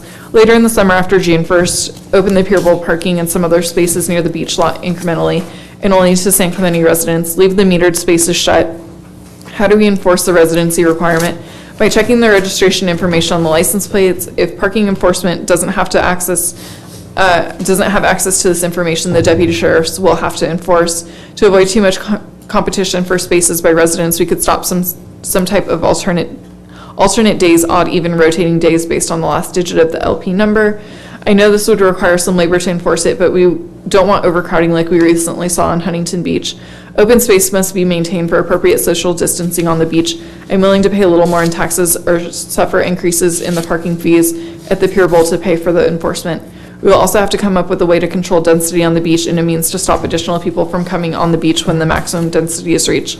Checkpoints at access points to the beach need to be implemented. To keep the enforcement efforts and cost manageable, we could only open the beach for limited hours, such as 11 to 7. At other times, it would be closed. If the COVID-19 threat lessens later in the summer, we could relax the rules and enforcement at that time. Respectfully yours, Dennis Benjamin. Next comment is from Pat Hennessy. Please open one or more of the pools. Viruses can't live in chlorine. You could have the locker rooms closed if you want to, so you could come in the pool in your swimsuit and swim your laps and leave. If you limit the pools to adult lap swimming only, it will never be more than a handful of adults at any given time. They will be easily able to follow social distancing protocol. Try shorten hours to start and see how it goes. I agree, swim teams with a bunch of kids would not work right now, especially in the locker room. Swimmers are some of the healthiest people on the planet. Please let us get our exercise that way. Next comment is from Chris Hostetter. I vote yes to reopen parks and city facilities, including beaches, for all use, whether it is considered active or passive. I speak for parents of children who wish to use the parks and beaches, but are told they can't because watching your children is apparently considered passive. Parenting is the least passive activity one can do, and discriminating against responsible adults who are monitoring their children's safety is a crime against their civil rights. Allow the so-called passive use of our parks and beaches immediately. This is from Christina Critch. Council members, first I urge council to reconvene in chambers so they can interact face-to-face with each other and their constituents. It's clear there's a lot of miscommunication holding these meetings over the phone. Face-to-face is a must for doing this important work. Please follow Councilmember James's lead and return to the chambers next meeting. Face your constituents. I would like again to urge everyone to get on board with reopening San Clemente. If the Orange County Board of Supervisors unanimously agreed it's safe to reopen given the federal and state guidelines, and the only Orange County sheriffs publicly stated they refuse to enforce the governor's unconstitutional bans, then why is half of the city council not on board? Do they feel they know better than both of these local governing bodies, or are they just playing politics and supporting the governor for political reasons? They cannot say their reason is based on health data, as it's not there to support them.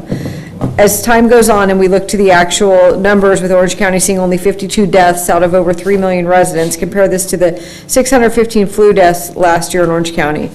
We're seeing empty local hospitals, furloughing staff, and nurses posting semi-nudes on social media, clearly bored out of their minds. Why are council members Ham and Ward so stubbornly fighting Mayor Pro Tem Ferguson and Councilmember James? It's becoming increasingly obvious that they are playing politics and or blindly following the governor's unconstitutional ban. There's a reason the governor has more than a dozen lawsuits and counting against him at this time. He's going to reap what he sowed when the courts reopen. The working class are hungry. They need to go back to work and feed their families. Not everyone has the luxury of sitting home for months on end without any income. If you're not hearing from them on social media, you can best believe you will hear their voices loud and clear at the polls. Also, Mayor Pro Tem Ferguson is doing a fabulous job under tremendous pressure and should continue to become the mayor. If there is pushback from her colleagues, it's out of jealousy and retaliation to her bold support of the Constitution. She's acted professionally, and there is no basis for her not continuing to lead the city. Our rights are being trampled, and council members Ham and Ward are solely responsible for this. The interim city manager, Robert Dunick, should also be removed for his rash and nonsensical leadership, as he was the one to order the skate park be filled with sand and is threatening lifeguards if they didn't enforce the beach ban, which the sheriffs refused to do as it was unconstitutional. This is your wake-up call, Mr. Hammond, Ms. Ward. We are all watching and waiting to see how long you're going to commit to this lie and treason against the American people. When you are up for re-election, we will respond accordingly.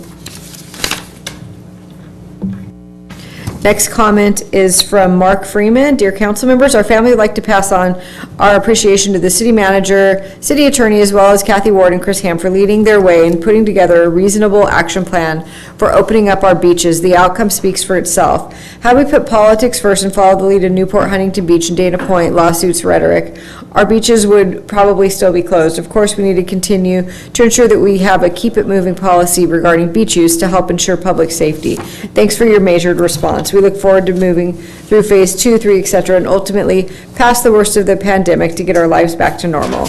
Mark Freeman, Presidential Heights. Next comment is from Josie Reichkirk at Katarina's. Dear council, please provide public restrooms in the Pier Bowl. Businesses with food to go do not provide restrooms, so there has been no restrooms available for the public. It's not acceptable to not have this accommodation, especially for the elderly, disabled, pregnant, children, and the homeless who currently use the lawn and bushes. Perhaps you could remove the truly ugly fencing everywhere. I'm sure that there's probably not a single taxpayer in the city who wants to be paying for this right now. At least open up the street metered parking so the residents in the neighborhood have a place to park their second cars at night.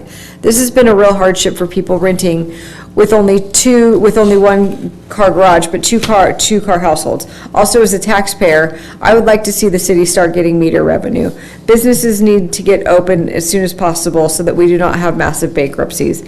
I was informed by one of the officers that panhandling is not illegal in the city except at freeway entrances. This means as business owners, we cannot call the sheriff when they approach our customers for money or food. They can be very intrusive and there's no social distancing. We're having an incredible problem in the Pier Bowl with the homeless. They're aggressively panhandling, and when people give them money, they then buy liquor and drugs and then often become quite drunk, stoned, and disorderly by 9 a.m. Perhaps this ordinance on panhandling can be amended. Thanks for getting the beaches back open. Next comment is from Andrea Reich. As a senior citizen and avid swimmer, I, like so many others in the community, find my greatest health benefits in a daily swimming regimen.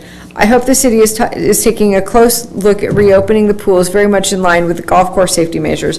USA Swimming and CDC guidelines were followed by the Mission Viejo Nadadores, located at the city-owned Marguerite Aquatic Complex, for their recent reopening. Swimmers enter and exit through different outside gates, filing and exiting 10 feet apart. Showers and locker rooms are closed, and swimmers arrive in their suits. Swimmers must arrive 15 minutes early prior to their scheduled swim time. Swimmers may sign up online for a swim time. Lap lanes are 9 feet apart and swimmers swim center lane. Lifeguards and coaches use face masks. I hope that we can work towards the safe and timely reopening of our treasured aquatic centers at Vista Hermosa Sports Park and Ole Hansen as soon as possible. Thank you for your consideration and support. This is from Alan Hostetter. Let me just start the clock over here. Dear Mayor Pro Tem Ferguson and members of council, we just experienced a relatively routine flu season. Had doctors Fauci and Birx not falsely claimed the U.S. was headed for 2 million COVID-19 deaths based on flawed computer modeling and flawed science, we would have never even known COVID-19 was spreading amongst us. We would have developed herd immunity by now, and this so-called pandemic would be in our rearview mirror. The relatively low number of deaths has nothing to do with wearing masks, social distance, and flattening the curve. Sweden did not shut down, and their death count did not spiral out of control. Several red states in our country did not shut down, and those death counts did not spiral out of control. Consider the occupation that has the most interface on a daily basis with the general public, the grocery store checkout clerk. Grocery stores across the U.S. have been wide open since day one of the pandemic, bravely standing there doing their jobs every day as hundreds of people file past them, coughing, sneezing, handling groceries, and touching things all around them are the grocery store checkout clerks. If one group of people should be dropping like flies from this virus of mythical proportions, it's the grocery store checkout clerk. Has anyone heard of this happening? Of course not, because as the numbers continue to come in, we are confirming again and again that this disease has acted not much differently than common influenza. With that said, San Clemente City Council, please immediately declare our city a sanctuary city, sanctuary from the tyranny of Gavin Newsom. Tear down all these ridiculous and unconstitutional barriers and restrictions you have placed around our community and around our lives. Immediately put your entire business community and our workers back to work, open up our beaches and public spaces. Up to this point, the actions you have taken and the decisions you have been making have been random, devoid, or logic of reason, and just plain shameful. Councilmember Gene James recently showed great courage as he began to publicly rethink his position on your COVID-19 mitigation efforts. He's now leading the charge in this city to return your residents to normal, healthy, and prosperous lives. We thank him from the bottom of our hearts for his leadership on these important issues. It's not too late for the rest of you to do the same. Please do it quickly for all our sake. Thank you for your time and attention to this matter. Alan Hostetter. Next comment comes from Craig Mumma. Dear City Council members, you do not have the authority or right to infringe upon our rights and the ability to enjoy what nature has given us. Please understand that our freedoms and liberties are not by permission. They are granted by the U.S. Constitution. Last time I checked, these cannot be bent to your will and feelings. In order to avoid lawsuits and civil unrest, I would suggest that you allow the people to exercise their rights and visit the beaches at their will. Have trust in the people. They might surprise you in their ability to do the right thing. Thank you for your time.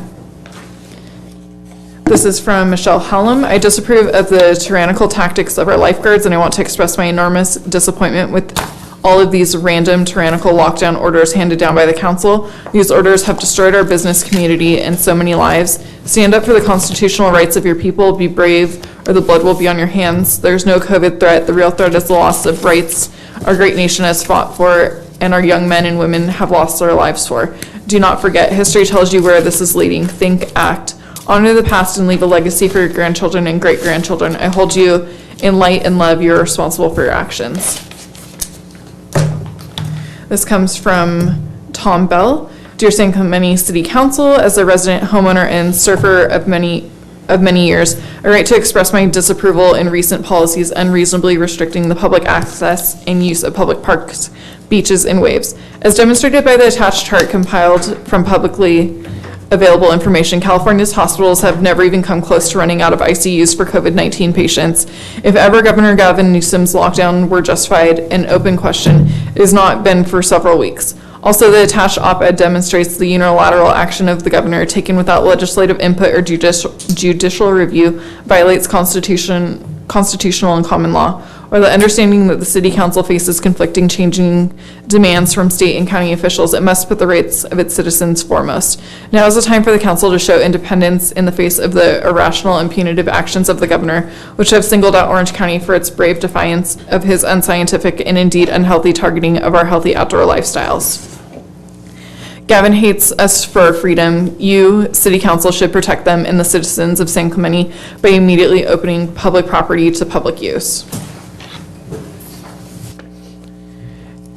Next comment comes from Julie Gladden.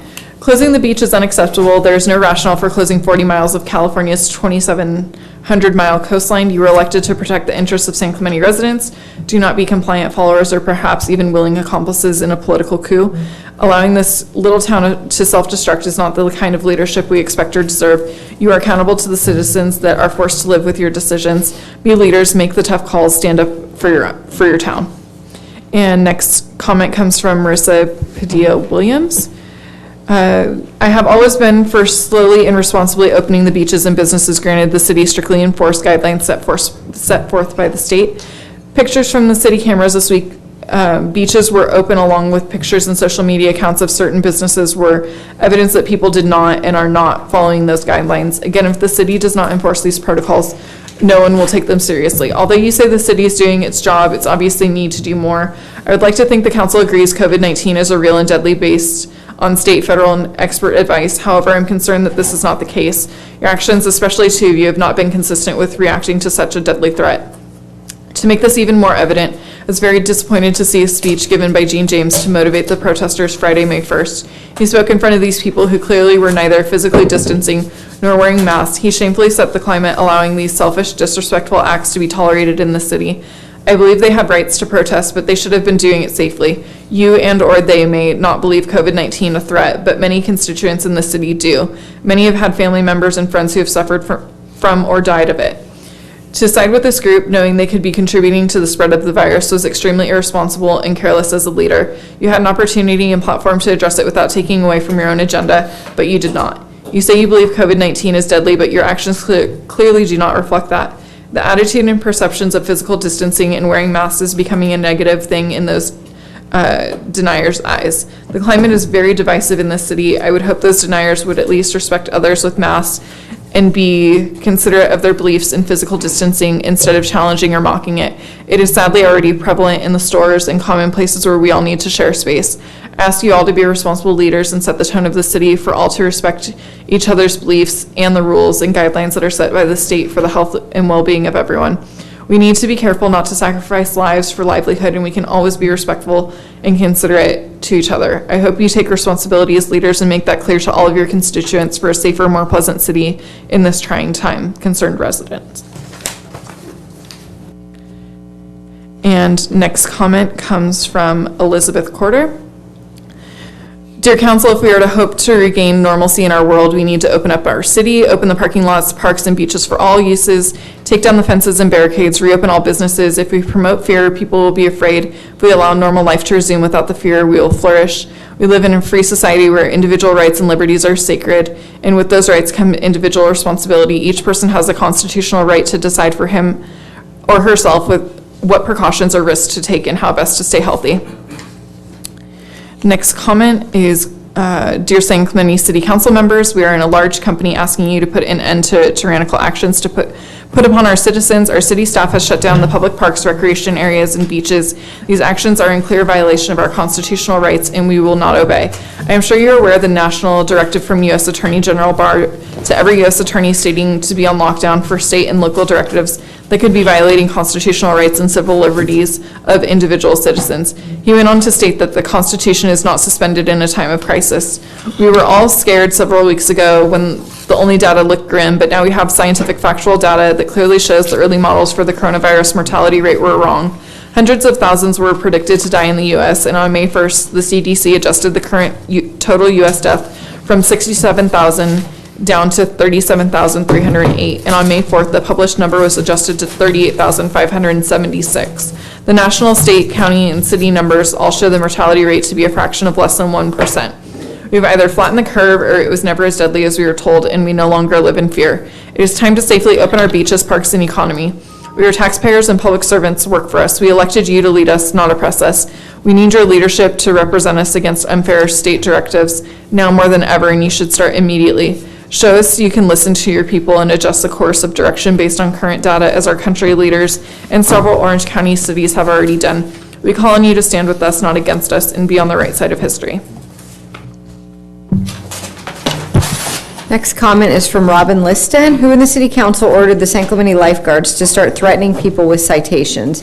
You use our taxpayer money on these public beaches and then unlawfully keep us from using them, treating us like criminals. Are you bowing to the authoritarian Gavin Newsom? Newsom has sacrificed the freedom of 39.5 million Californians for a flu that has only affected 0.1% of the California population and killed only 0.004% of the California population. Unemployment claims are up 2,454.6% from a year ago. He took away our constitutional rights and our livelihoods, all without due process. Criminals are being let free while citizens are being harassed, intimidated, cited, and fined. Are you supporting him? Newsom gets to keep his job and his health care, move about freely, and get a haircut. He's not suffering like the rest of us.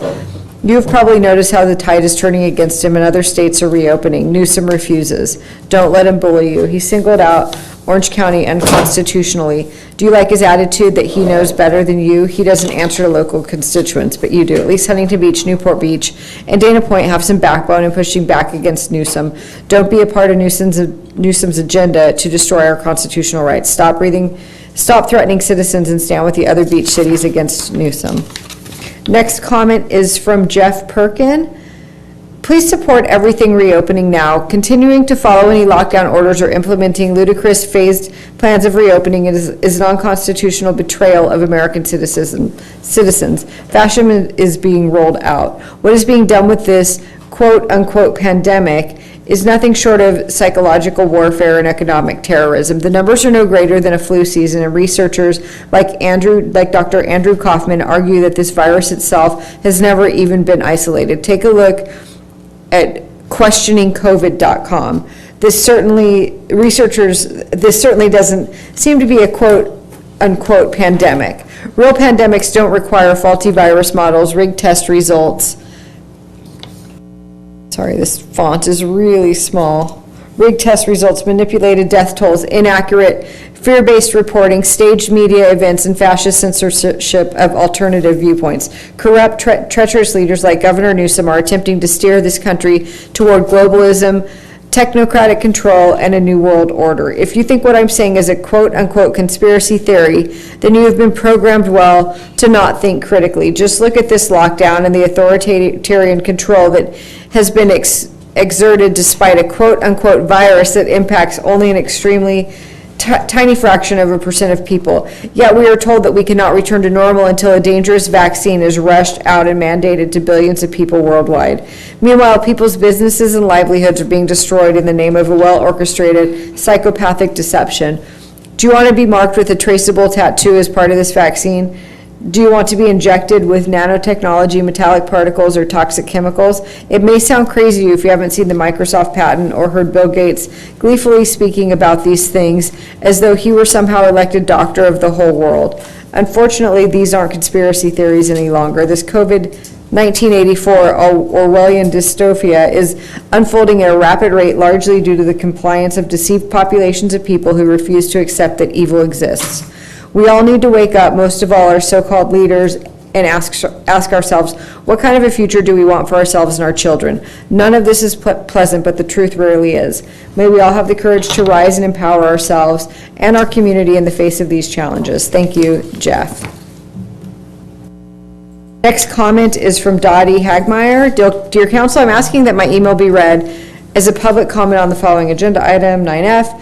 I'm so grateful we get to live in one of the most gorgeous places on the planet, with notably the best climate in the world. As a traveling RN, I made it here almost 20 years ago and fell in love with not just the weather, but the gorgeous beaches and the laid-back, amazing people who lived here. Our community is so special and unique, and I'm writing this letter to shed perhaps a perspective that could help us navigate bringing back the essence of what we all live here for, with safety, resilience, and as an example of what extremely intelligent and common sense citizens can stand for in the face of extreme draconian measures. Our governor has been given the power of what to do with our freedoms. We, as the communities of the state, and our elected officials, such as yourselves, have a moral, ethical, legal, and constitutional responsibility to research all of the data to make decisions for the livelihood and safety for all its citizens. As you are reviewing the many other emails sent in by my fellow neighbors, the statistics of what causes the spread of this virus are contractably non-scientific and based on presumption and conjecture. Yet creating restrictions to our constitutional rights based on these faulty numbers is a violation of the freedoms our forefathers fought for. Closing beaches, parks, and restricting them in any way is not only a huge infringement on our rights, but is also contrary to what real studies have determined about the viability of the coronavirus. It's been determined that within 1 minute of being in the sun and the heat, the virus is no longer a threat. It's also been determined that vitamin D, which comes from sunlight, is key for our immune health. Keeping people out of nature and inside perpetuates the very virus that the government is supposed to be protecting us from. We, the people who have been researching this night and day, are aware that this type of decision is the complete opposite of being in our best interest. It is evident that even though the curve is flattening and the amount of cases in Orange County is significantly low, that instead of discussions of opening back our natural resources of being outdoors and the doors to our businesses and economy, it's going to the opposite direction. This makes no logical sense. We all want the same thing, at least the citizens. We do not want to put anyone in harm's way, and we all want to be healthy and live productive lives. However, the strategy coming out of our state's capital is so blatantly, diabolically opposed to basic common sense that the people of not only San Clemente, but all over California, and all states implementing these massive overreaches of government on our freedoms, that our citizens are rising up. We are not turning a blind eye to what is clearly happening that is not congruent with our best interest. My hope and ask is that each of you will closely research and consider all the true facts, statistics, and reality of what is unfolding in our city, state, and world.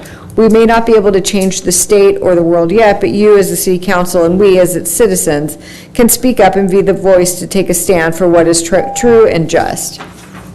Time is up on that one, so I will move on. Next comment is from Mike Ray. Council members, I'm writing in support of immediately opening all parks and city facilities. The lack of recreational opportunities for the citizens of San Clemente, and especially our children, is cruel and inexcusable. Physical activity is essential for everyone's physical as well as mental well-being. Take tennis courts, for example. How absolutely ridiculous is it to have them closed when single players stand over 20 yards away from one another? And there are countless other examples of how the vast majority of sporting activities can be played in a safe and healthy manner. By now, everyone gets social distancing. Keeping parks and other city facilities closed at this time is just another example of governmental overreach. And we the people are sick and tired of being treated like little children, being told what we can and can't do. It's time for San Clemente City Council to take a stand and immediately reopen our parks and city facilities. As for those of you who don't feel safe going outside at this time, please stay home. Next comment is from Jody Giles. Dear City Council, I want to make you aware of an unintended consequence of the parking restrictions at Esplanade near T Street Beach, coupled with the draw of the spectacular bioluminescent waves the last 7 nights. I live in the area and have witnessed the following. People have been forced to walk on busy streets on Esplanade to access the beach after parking a few blocks away. The sidewalks can't handle the number of pedestrians, easily over 1,000 nightly, especially while trying to maintain social distancing. Plus, there are sections of Esplanade with no sidewalk. Esplanade is a very steep grade to the pedestrian overpass to the beach. Cars speeding up and down Esplanade are a regular dangerous occurrence. This has been made more dangerous in the evenings with congestion and pedestrian traffic. We've heard many screeches from brakes and see many illegal U-turns trying to secure a parking spot on side streets. When there is a police presence, the environment is much safer. When there's no presence, we've observed people moving to the side, to the no parking signs and parking illegally, much more erratic and dangerous driving, heard fireworks after midnight, and citizens climbing on top of the snack shack at T Street to take in the view. Yesterday, I sent an email to Interim City Manager Robert Dunnick. Mr. Dunnick replied quickly and contacted Lieutenant Manhart, and we had a presence of at least 2 officer patrol cars last night. The difference was amazing, and we greatly appreciate Mr. Dunnick and Lieutenant Manhart's response. Still, we did hear boisterous noise and screeching tires well after midnight. Even if parking restrictions are lifted, I believe the potentially dangerous situation will still continue in the evenings as long as nature continues to produce the awesome display. I wonder if lifting parking restrictions will encourage even more chaotic car and pedestrian activity without an obvious presence of an officer or parking control vehicle on Esplanade. Therefore, please consider safety measures and traffic controls that could be put into place so we can all enjoy the nighttime beach event safely. Next comment, actually, it's a duplicate. Next comment is from Daryl Whitaker. My name's Daryl Whitaker. I live at 228 Barcelona, up the street from T Street. Every night for several weeks now, it's been absolute chaos down here as all the barricades that block off the parking from the beach channel everyone into our neighborhoods. Last night was the worst night yet as the chaos continued till about 1:30 a.m. During this time, the cars were speeding and were doing donuts out by my house and ran over the transmission cable box in my parkway. In the meantime, I'm without internet today and it's affected service to the neighborhood. Cox says they'll try to be out tomorrow. The box is sitting on the sidewalk and all the internet cables are exposed. There was no police presence anywhere near here the whole evening. So many families walking across the street and all these cars whizzing by, an accident is just bound to happen. It absolutely resembles the 4th of July crowds. Please open the beach parking and take the barricades down from Esplanade leading to T Street, as they just create a very hazardous situation in our neighborhoods. There is no social distancing going on as people walk down to the beach every night to see the waves turn blue. Next comment is Mayor Pro Tem Ferguson and City Council. It has now been over a week of chaos at night in T Street. Last night at 11:45, kids were doing high-speed maneuvers on Esplanade at Barcelona and took out, I think this might be a duplicate too.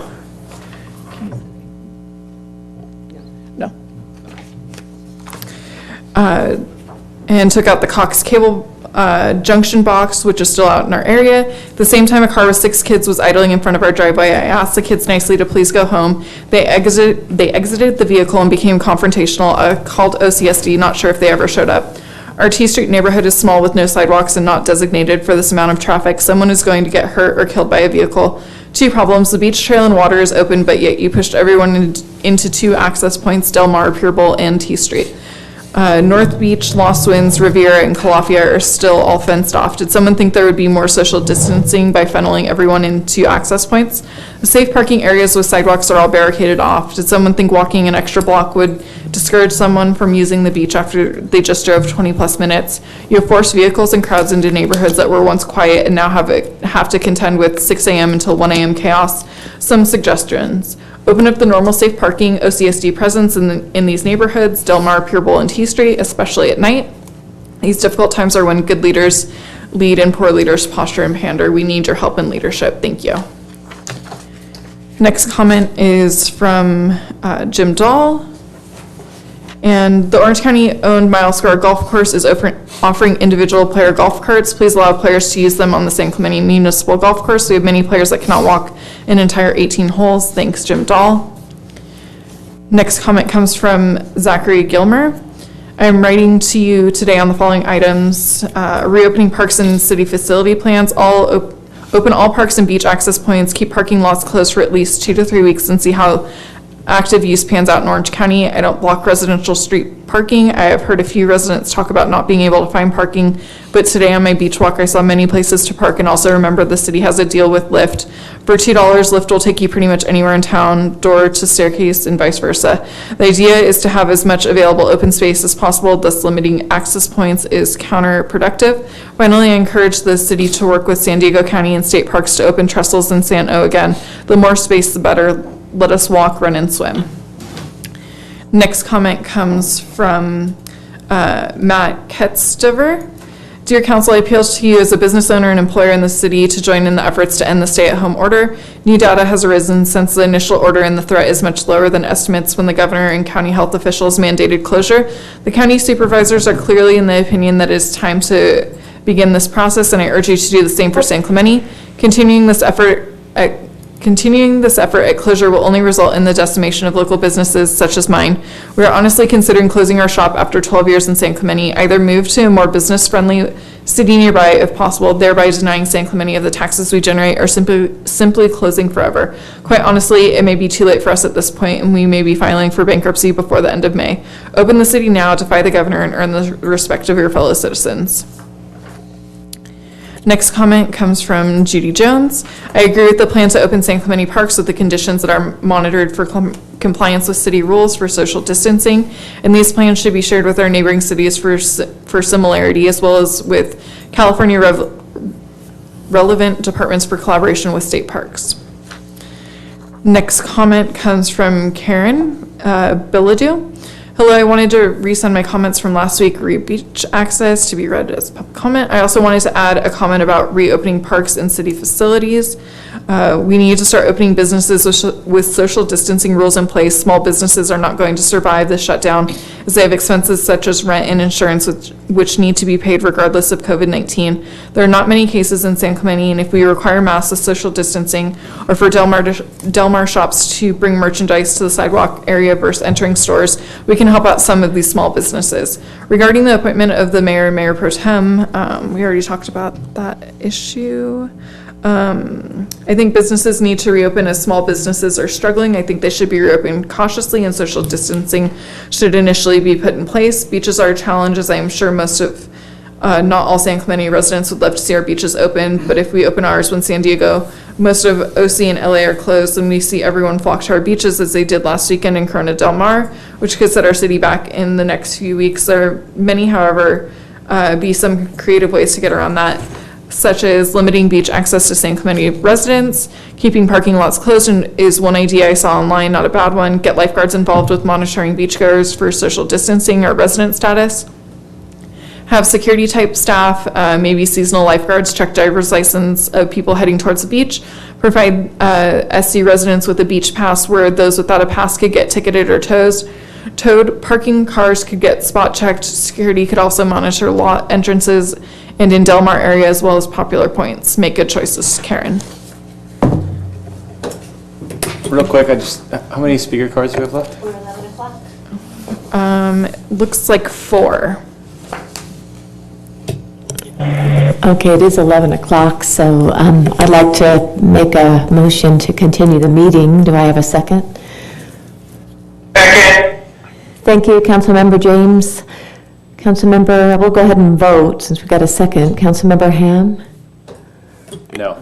Okay, Councilmember Ward? Aye. Thank you. So we can continue the meeting. Would you like to, Sorry, Madam Mayor Pro Tem, that's fine what just happened, but the council meeting policy says that at this point, the council needs to forecast which of the remaining items can be considered and acted upon, and which will be continued to a future meeting. So if that motion required that everything be acted upon, or did you intend to sort what's necessary from what's not? oh, thank you for that. I think we can get through these pretty quickly, 3 or second readings of ordinances. Actually, I'm sorry, let's go ahead and make a motion to defer the appointments of council reps to fill these various vacancies. Do I have a second for that? That could take quite some time. Can I just make a we have- comment? Can I just make a quick comment on please, that? That was deferred from the last meeting. Oh, it was, We okay. actually need, Oh, I didn't see our it. municipal code requires that the city clerk have 60 days prior to expiration of terms of city commission appointees Oh, to okay. advertise. So we are up against that deadline. We Just okay. letting you know. I didn't see that under continued business. Okay, so we do have to address that. Well, all right, well, I think we can do fine with that. Yes, Councilmember Ward? I suggest that we finish up by adopting the receive and file on this report from staff, and we could probably do A very quickly, but I'm not going to be for continuing any further. Oh, well, we're up against a wall with the appointments. We have to do that tonight. Oh, I'm sorry, Laura. I agree, but we could take a vote to defer those, and that's why I'm saying this could go very quickly. Well, we could, but we have to address those. Am I making sense? Yeah, let's see. Laura, Scott's looking can I something just up. interrupt, Mayor Pro Tem? Laura, see, were you talking about A? 11A1? Yeah, you weren't talking about Oh, you weren't D. talking about D, okay. Yeah. Okay, that's what I was referring to, the council member appointments. Okay, perfect. All right, yes, so Councilmember Ward, we could defer D. However, the second reading of the ordinances, could we defer those too, Scott? You know, you can do whatever you want, but Okay. two of them, which are B and C, have, I'm sorry. Let me. It'll give you some remember. time. We have Yeah. urgency ordinances in some of those areas, but I Okay. can't remember Yeah, which of them. we can come back to you because we're not finished with this item. Okay. Okay, do we still have some more comments? We have 4 more. Okay, great, please. Sorry about that. I'll look. I recommend Chris Ham does the second readings because he can read faster than anyone on the. Yeah, let's just do it. Okay, so let's see the comments. Okay. Go ahead and finish. So next one comes from Ray Johnson. To whom it may concern, my wife and I are retired senior citizens and have been residing in San Clemente for over 35 years. We both have enjoyed utilizing our yearly swim passes at both swimming facilities consistently 3 to 5 times per week since 2004. Both facilities, Vista Hermosa Sports Park and Ole Hansen Club Aquatic Center, are treasures of this community. And while understanding the initial closing measures were certainly justified and necessary, our plea to City Council is to have the reopening of both pools be done very much in line with the golf course safety measures. The curve is now flattening. At most, citizen residents understand what common sense protocols need to still be followed. There is now precedent for this. USA swimming and CDC guidelines are followed by the Mission Viejo Nadadores, indicated at the city-owned Marguerite Aquatic Complex for the recent reopening. These guidelines include swimmers enter and exit through different outside gates, filing in and exiting 10 feet apart. Showers and locker rooms are closed and swimmers arrive in their suits. Swimmers must arrive 15 minutes early prior to their scheduled swim time. Swimmers may sign up online for a swim time. Lap lanes are 9 feet apart and swimmers swim center lane. Lifeguards and coaches use face masks. Thank you for your leadership and consideration in this very trying times. Next comment comes from Michelle. Dear Council, as a resident of As a recent resident of San Clemente, we grew up here but have been gone for 42 years. I am requesting and supporting your consideration for reopening the city parks, beaches, and pier, and eventually businesses. I believe that if you provide the appropriate cautionary guidelines, that residents will abide. People are generally compliant with rules and regulations, and those that do not probably won't abide today or at any time in the future. These people are in the minority and do we conform to regulating for the compliant masses or the non-compliant minority? Several of our neighbors are small business owners, and the recent business closures have whittled away the solvency of their businesses, and they have spent a lifetime of work building so the success that they are today, or at least several weeks ago. Lastly, I fully support the proposal to send a letter to Governor Newsom urging him to reopen businesses with appropriate safeguards by May 4th. My daughter is a veterinarian, and she continually tells me that we need to treat this like farmers do with their stock herds. I would recommend that you all call upon local residents with this kind of training and our expertise and have them weigh in. Please move forward with reopening the city parks, beaches, piers, and eventually businesses. You have my full support on these items. Next comment is, dear city councilmen and women, we still have no idea how much economic carnage we will be facing in this coming year. We know that even when the economy reopens, many businesses will likely need to shut down because of the financial stress placed by COVID-19. Let's at least give our small businesses a fighting chance by supporting them to reopen sooner than later. Our small businesses here in town are our pride and joy, and we are known for having great mom and pop shops, and we cannot let that go without a fight. We cannot make criminals of the businesses who choose to operate out of financial survival before the ban is lifted by the governor. We must be able to preserve our little economy that has such a huge impact on our citizens. Economic health is inextricable from public health, and we have to start now. Also, please reopen the public bathrooms and showers at the beach. Having them closed is counterintuitive to public safety, as everyone on the beach is now using the beach and bushes as toilets. And last comment comes from John Martinez.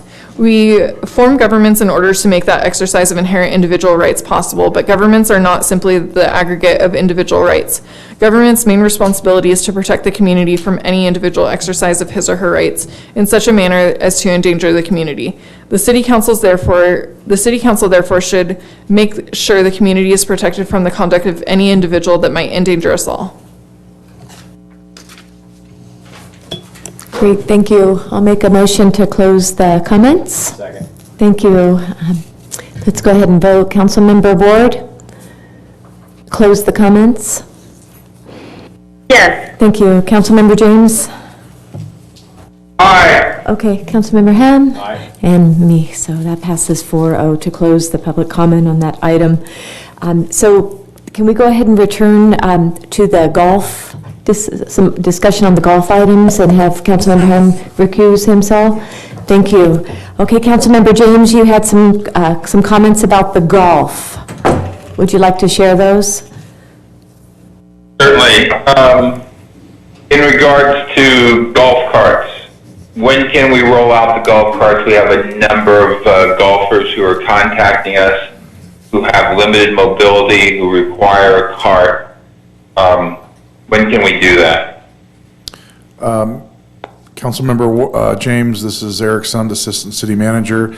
As part of my call today to the health officer was also with regards to bathrooms and ADA accommodations for the golf course.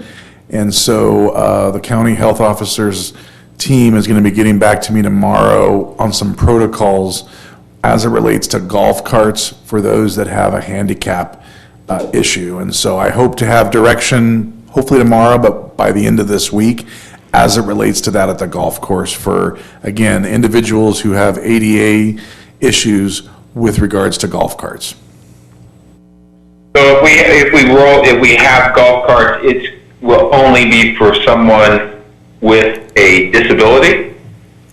As of or right, will it be for everyone? As of for right now, based on the county health officer's guidelines, yes, it would be for just those that have a disability. The question that we've been getting the most is a number of golfers who have ADA issues that have their own golf cart that they would like to use has been the biggest request that we've received. We haven't received requests for our golf carts as of yet, but we just want to make sure that we're consistent with the county guidelines, and the health officer is reviewing that matter, and like I said, I should have an answer within the next business day or so. That's great. If I may interject, Councilmember James, I just want to let you know that today the San Diego County Health Department approved golf carts on the golf courses in San Diego County for people that were 55 and older, so senior citizens, and those with disabilities. So that just came out today. So hopefully we'll see the same from Orange County. Great. And the last thing is, why can't we use the driving range with appropriate social distancing? The county did not provide those in the guidelines. They were very specific that driving ranges and putting greens must remain closed, sir. Okay. All right. So That's all I have on golf. Thank you. Eric, on the golf course, you know, we leave that up to staff. You don't need us to tell you. If those new guidelines come out and you can implement that safely, you're free to do that. Is that correct? Yes, Councilmember Ward, as I indicated in my kind of introduction to the report, things are changing on a daily basis, and as new information comes up, the city will adapt those guidelines to all openings that are applicable. And if I could, Mayor Pro Tem, add to Eric's comment. Yes. The council's order provided that latitude for reopening the golf course along those terms at first opportunity. Thank you, City Attorney. That's great. Thank you. Okay. Thanks for clarifying. So if we don't have any other questions on the golf course, can we bring back Councilmember Ham? Yes. Well, actually, one question for Eric. You said those were guidelines that we can't open the pro shop and have the golf pros teach golf. Was guidelines by American Golf, PGA? No, by the County of Orange. By County of Orange. Okay, Correct. great. Thank you. All right, I'll go ahead and step out and get Councilmember Ham.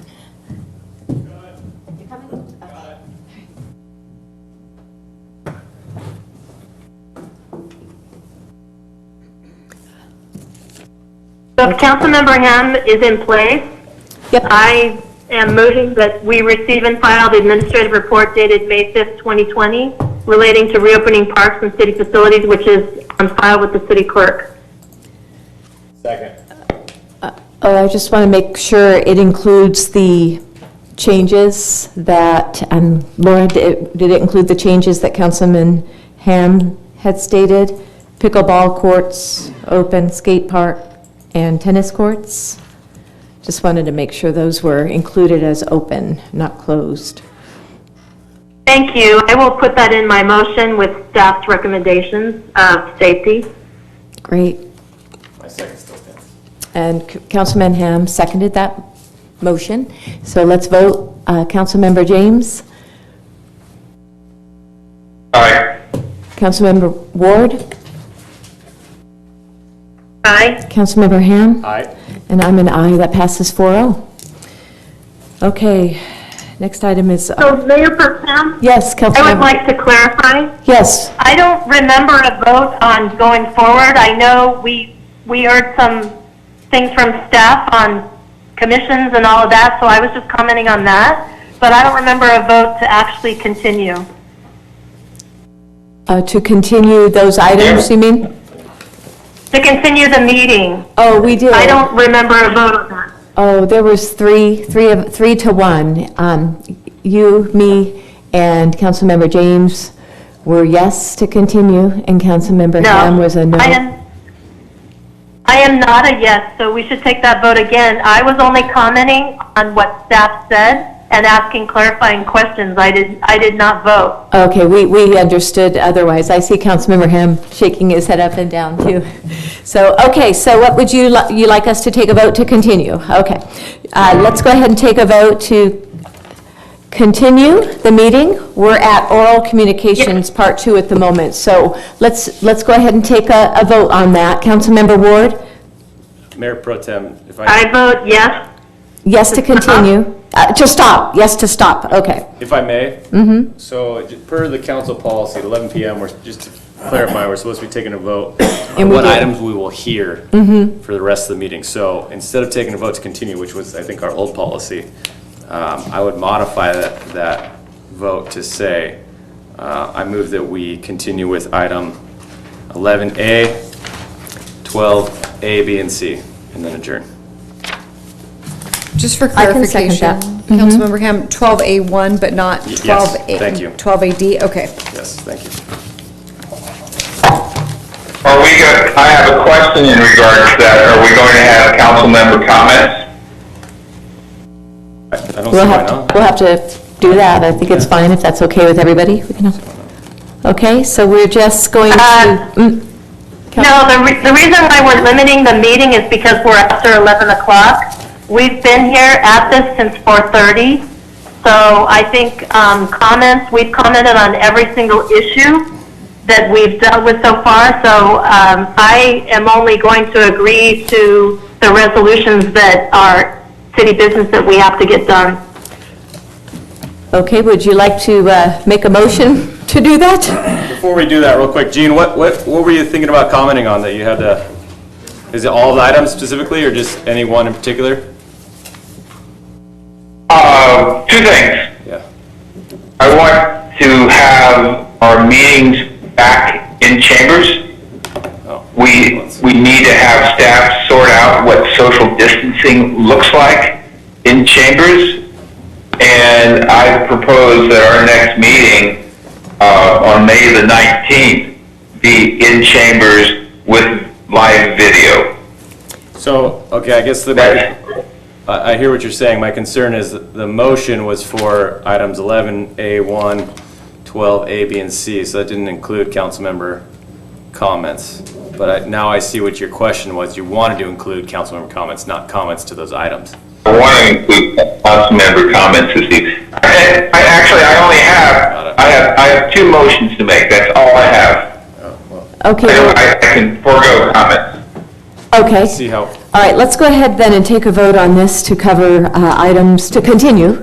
A vote to continue the meeting on items 11A1 and item 12A, B, and C, which would mean we would defer item D, which is the appointment of council representatives to fill various vacancies. And also, it doesn't include Gene's. Oh, and, well, that's all I'm continuing. Oh, okay, and then include council comments. So I'll make a motion to do that. Do I have a second? So I just need clarification. I'm sorry, it's getting late, and this is why we have this policy in place. Right. We're saying different things, I think. So my motion is to include 11A1, 12A, B, and C.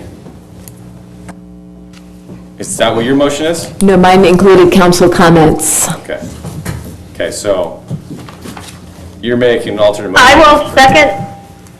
will second Chris's motion, and I have comments that I would like to make as well, but they can wait until the next council meeting, and I'm willing to do that. Well, that was my motion, or that was my motion. Did I have a second for mine? Because then Councilmember Ham did a substitute motion. So do I have a second for mine? If yours includes council comments or anything other than 11A and 12A, B, and C, then I'm not seconding that motion. Okay. So does it include that or not? It does, because you had actually mentioned I shouldn't talk about videotaping the meetings at the beginning of the meeting today, and I should do those under council comments. So my comments are, I'll defer mine to Jean, Councilmember James, because it's the same. So I do want it to be heard. And I did wait for that, so. Then someone else will have to second that, because I'm not going to second that for now. All of that can wait until the next council meeting.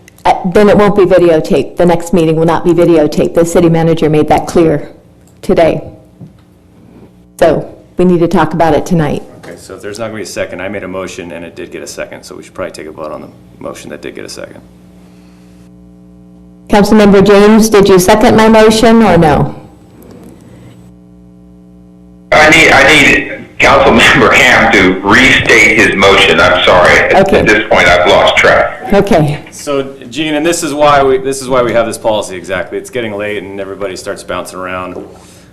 My motion does not include councilmember comments. My apologies. It just does not. So,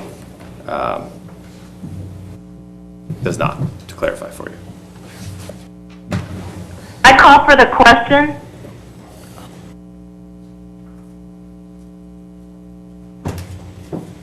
Okay, so I'll call for the vote since there's a motion and a second.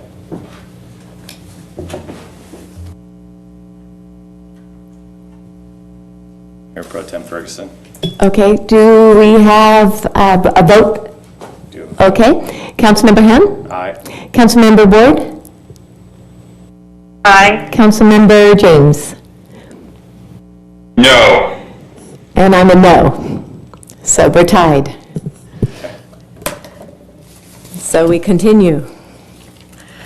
All right, let's see, do we have oral communications part 2?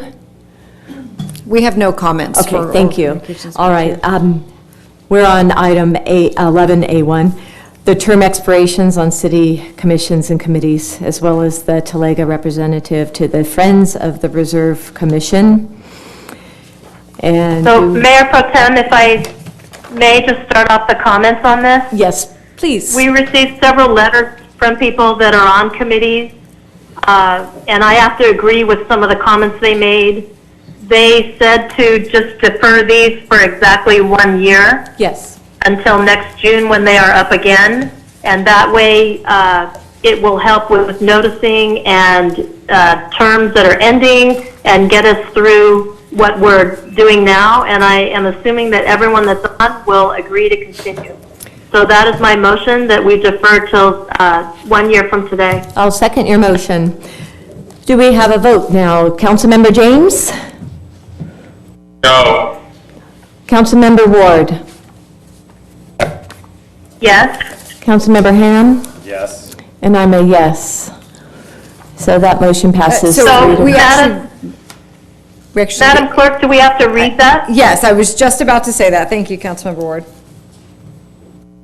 Okay, so the motion is to approve staff recommendation, introduce ordinance number 1697, entitled an ordinance of the City Council of the City of San Clemente, California, delaying the enactment of ordinance number 1684, which amends chapters 2.28, 2.32, 2.36, 2.40, 2.42, and 2.43 of the Code of the City of San Clemente relating to the Beaches, Parks, and Recreation Commission, Planning Commission, Golf Course Committee, Human Affairs Committee, Coastal Advisory Committee, and the Investment Advisory Committee.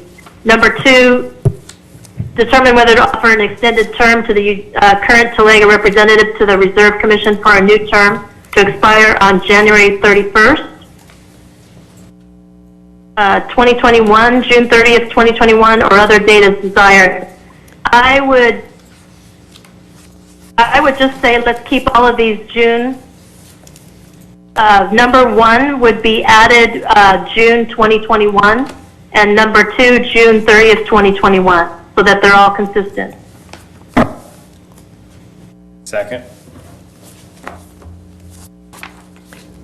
I'm going to clarify something, if I may. When you said delay this, you wanted to delay this to when, Councilmember Ward? That's what I was saying, that we are delaying the enactment of the ordinance. Yes. Because if we don't do this, the city clerk will have to start advertising for these. And so what we're doing is delaying the ordinance on these and all those chapters. And I'm saying that we delay it until June 2021. Okay. Okay, yep, I'm good on that. Thank you very much for clarifying. All right, we already did a vote, so do we need to vote again? Do a roll call again on the vote? I'm not- You did a vote for the first one for the ordinance, and then Councilmember Ward made a second motion for item number 2, staff recommendation number 2. Perfect. And I know it is late. I guess I need to clarify the first one.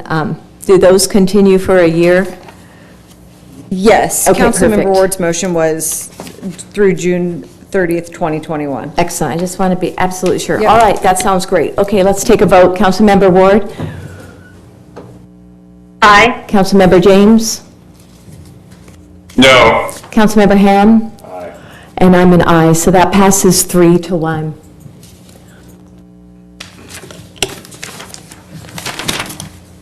Okay.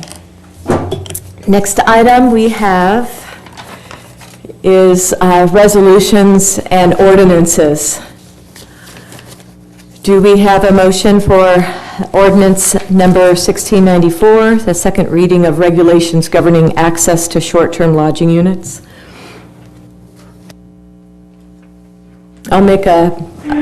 First, do we have any discussion on that? Or any comments? Not on 12A, we have a comment later. Excellent. Do we have any discussion, council?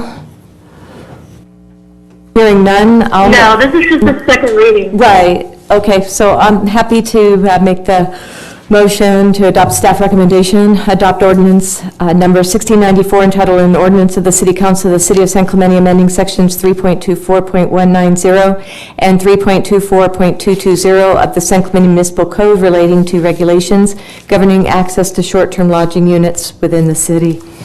Do I have a second? Second. Thank you, Councilmember Ham. Let's go ahead and vote. Councilmember James? Aye. Councilmember Ward? Aye. Councilmember Ham? Aye. And I'm an aye. That passes 4-0, unanimous. All right, the next item is 12B, ordinance number 1696, second reading, permissible hours for erection of camping facilities in circumstances where public camping is permitted. Do we have any cards, Laura? Speaker cards? No public comments. Thank you. Do we have any discussion, council? Okay, hearing none. Would someone like to make a motion? I'll make a motion to adopt or staff recommendation, adopt the ordinance number 1696 entitled an ordinance of the City Council of the City of San Clemente, California, amending section 8.86.040 related to permissible hours for erection of camping facilities in circumstances where public camping is permitted. Second. Okay, let's take a vote. Councilmember Ward? Aye. Councilmember James? Aye. Councilmember Ham? Aye. And I'm an aye. That passes unanimous 4-0. All right, the next Mayor item. Pro Tem? Yes. I will read the last one for you. My button was on mute and I didn't realize. Sorry about that. Oh, thanks. So That'd be great. I will. Councilmember Ward, I will do the second. I do have a public comment, I apologize. We have public comment. Okay, go ahead.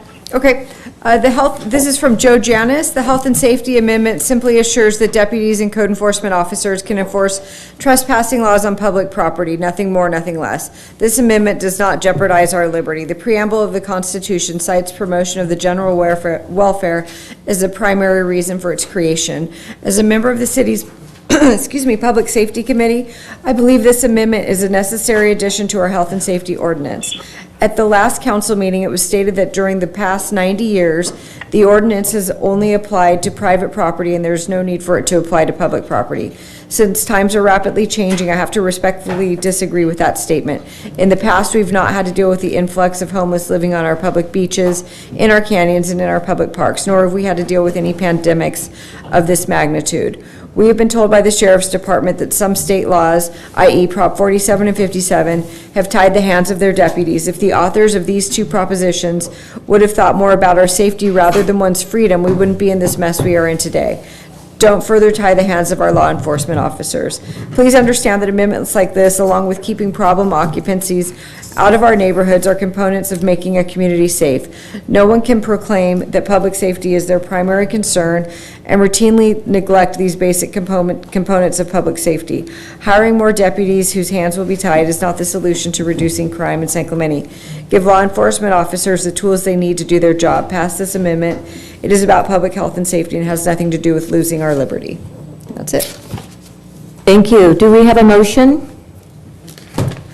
Yes, Mayor Pro Tem. I move that we adopt ordinance number 1699 entitled an ordinance of the City Council of the City of San Clemente amending 8.12.090 of the San Clemente Municipal Code to include violations of public health orders as citable offenses and amending section 9.24.030 to prohibit trespass on public property.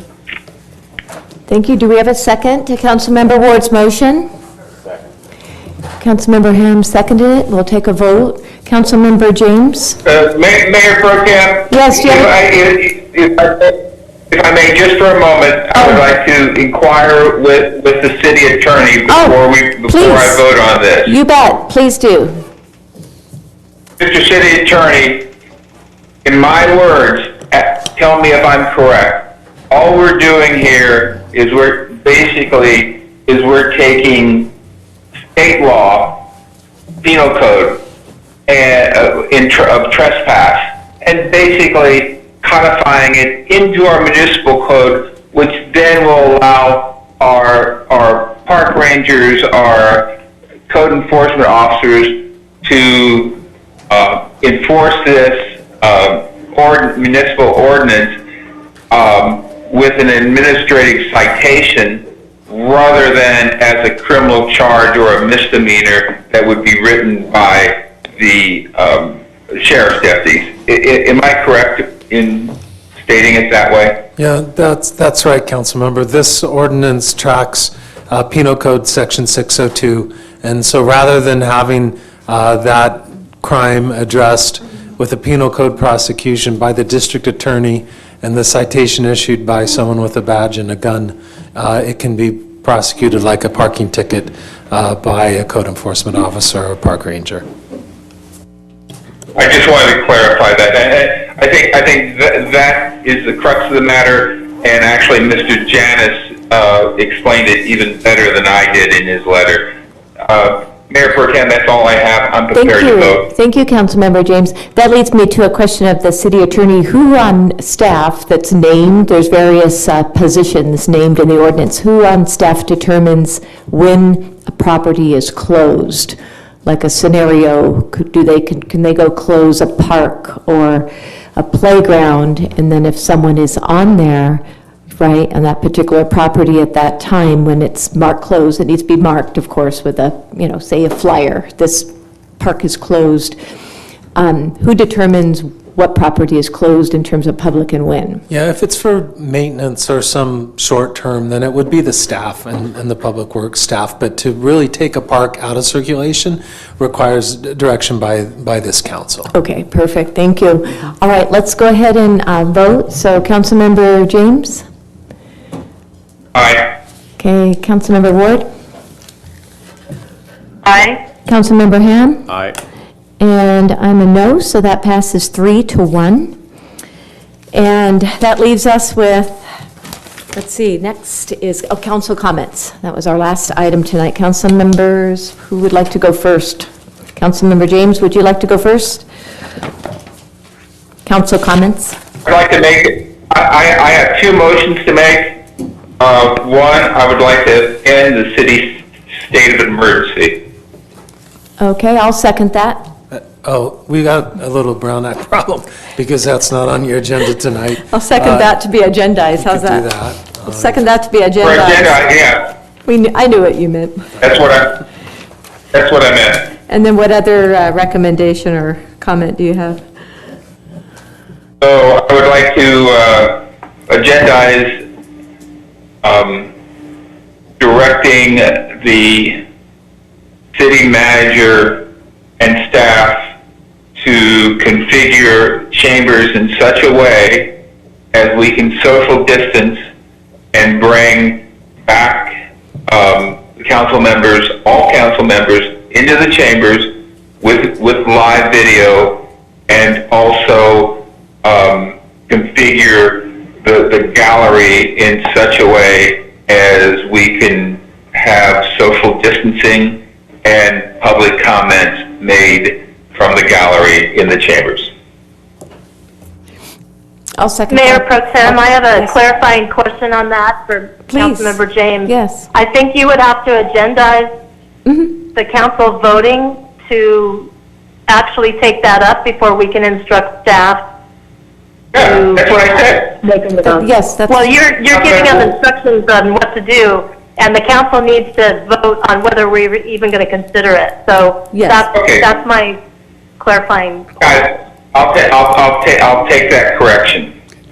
So I would just like to have it on the agenda, the question of council meeting in chambers on the agenda for the meeting on May 19th.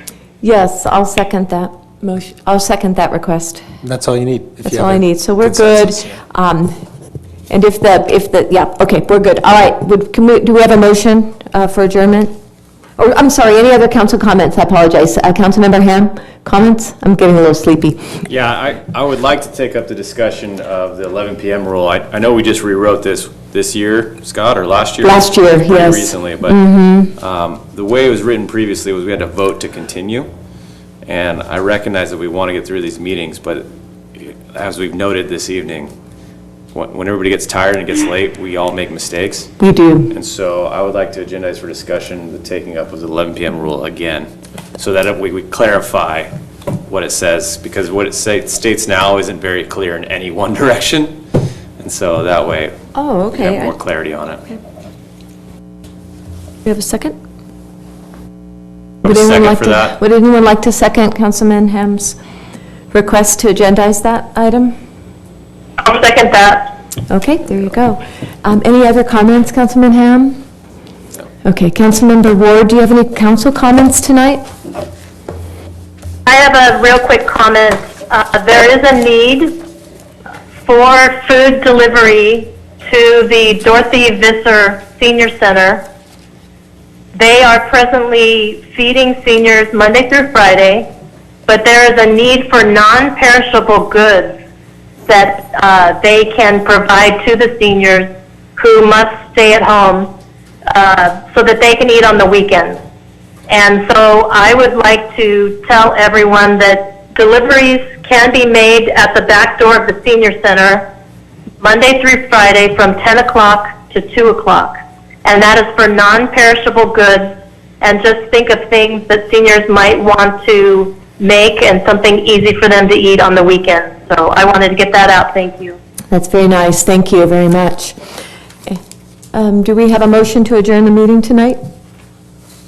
I move that we adjourn to the next regular council meeting is scheduled to take place on May 19, 2020. Closed session as we considered, and this is a change at 4:30 p.m. and regular business meeting will commence at 6 p.m. I'll second your motion. We are, I guess we'll take a vote. Councilmember Ham. Aye. Councilmember Ward.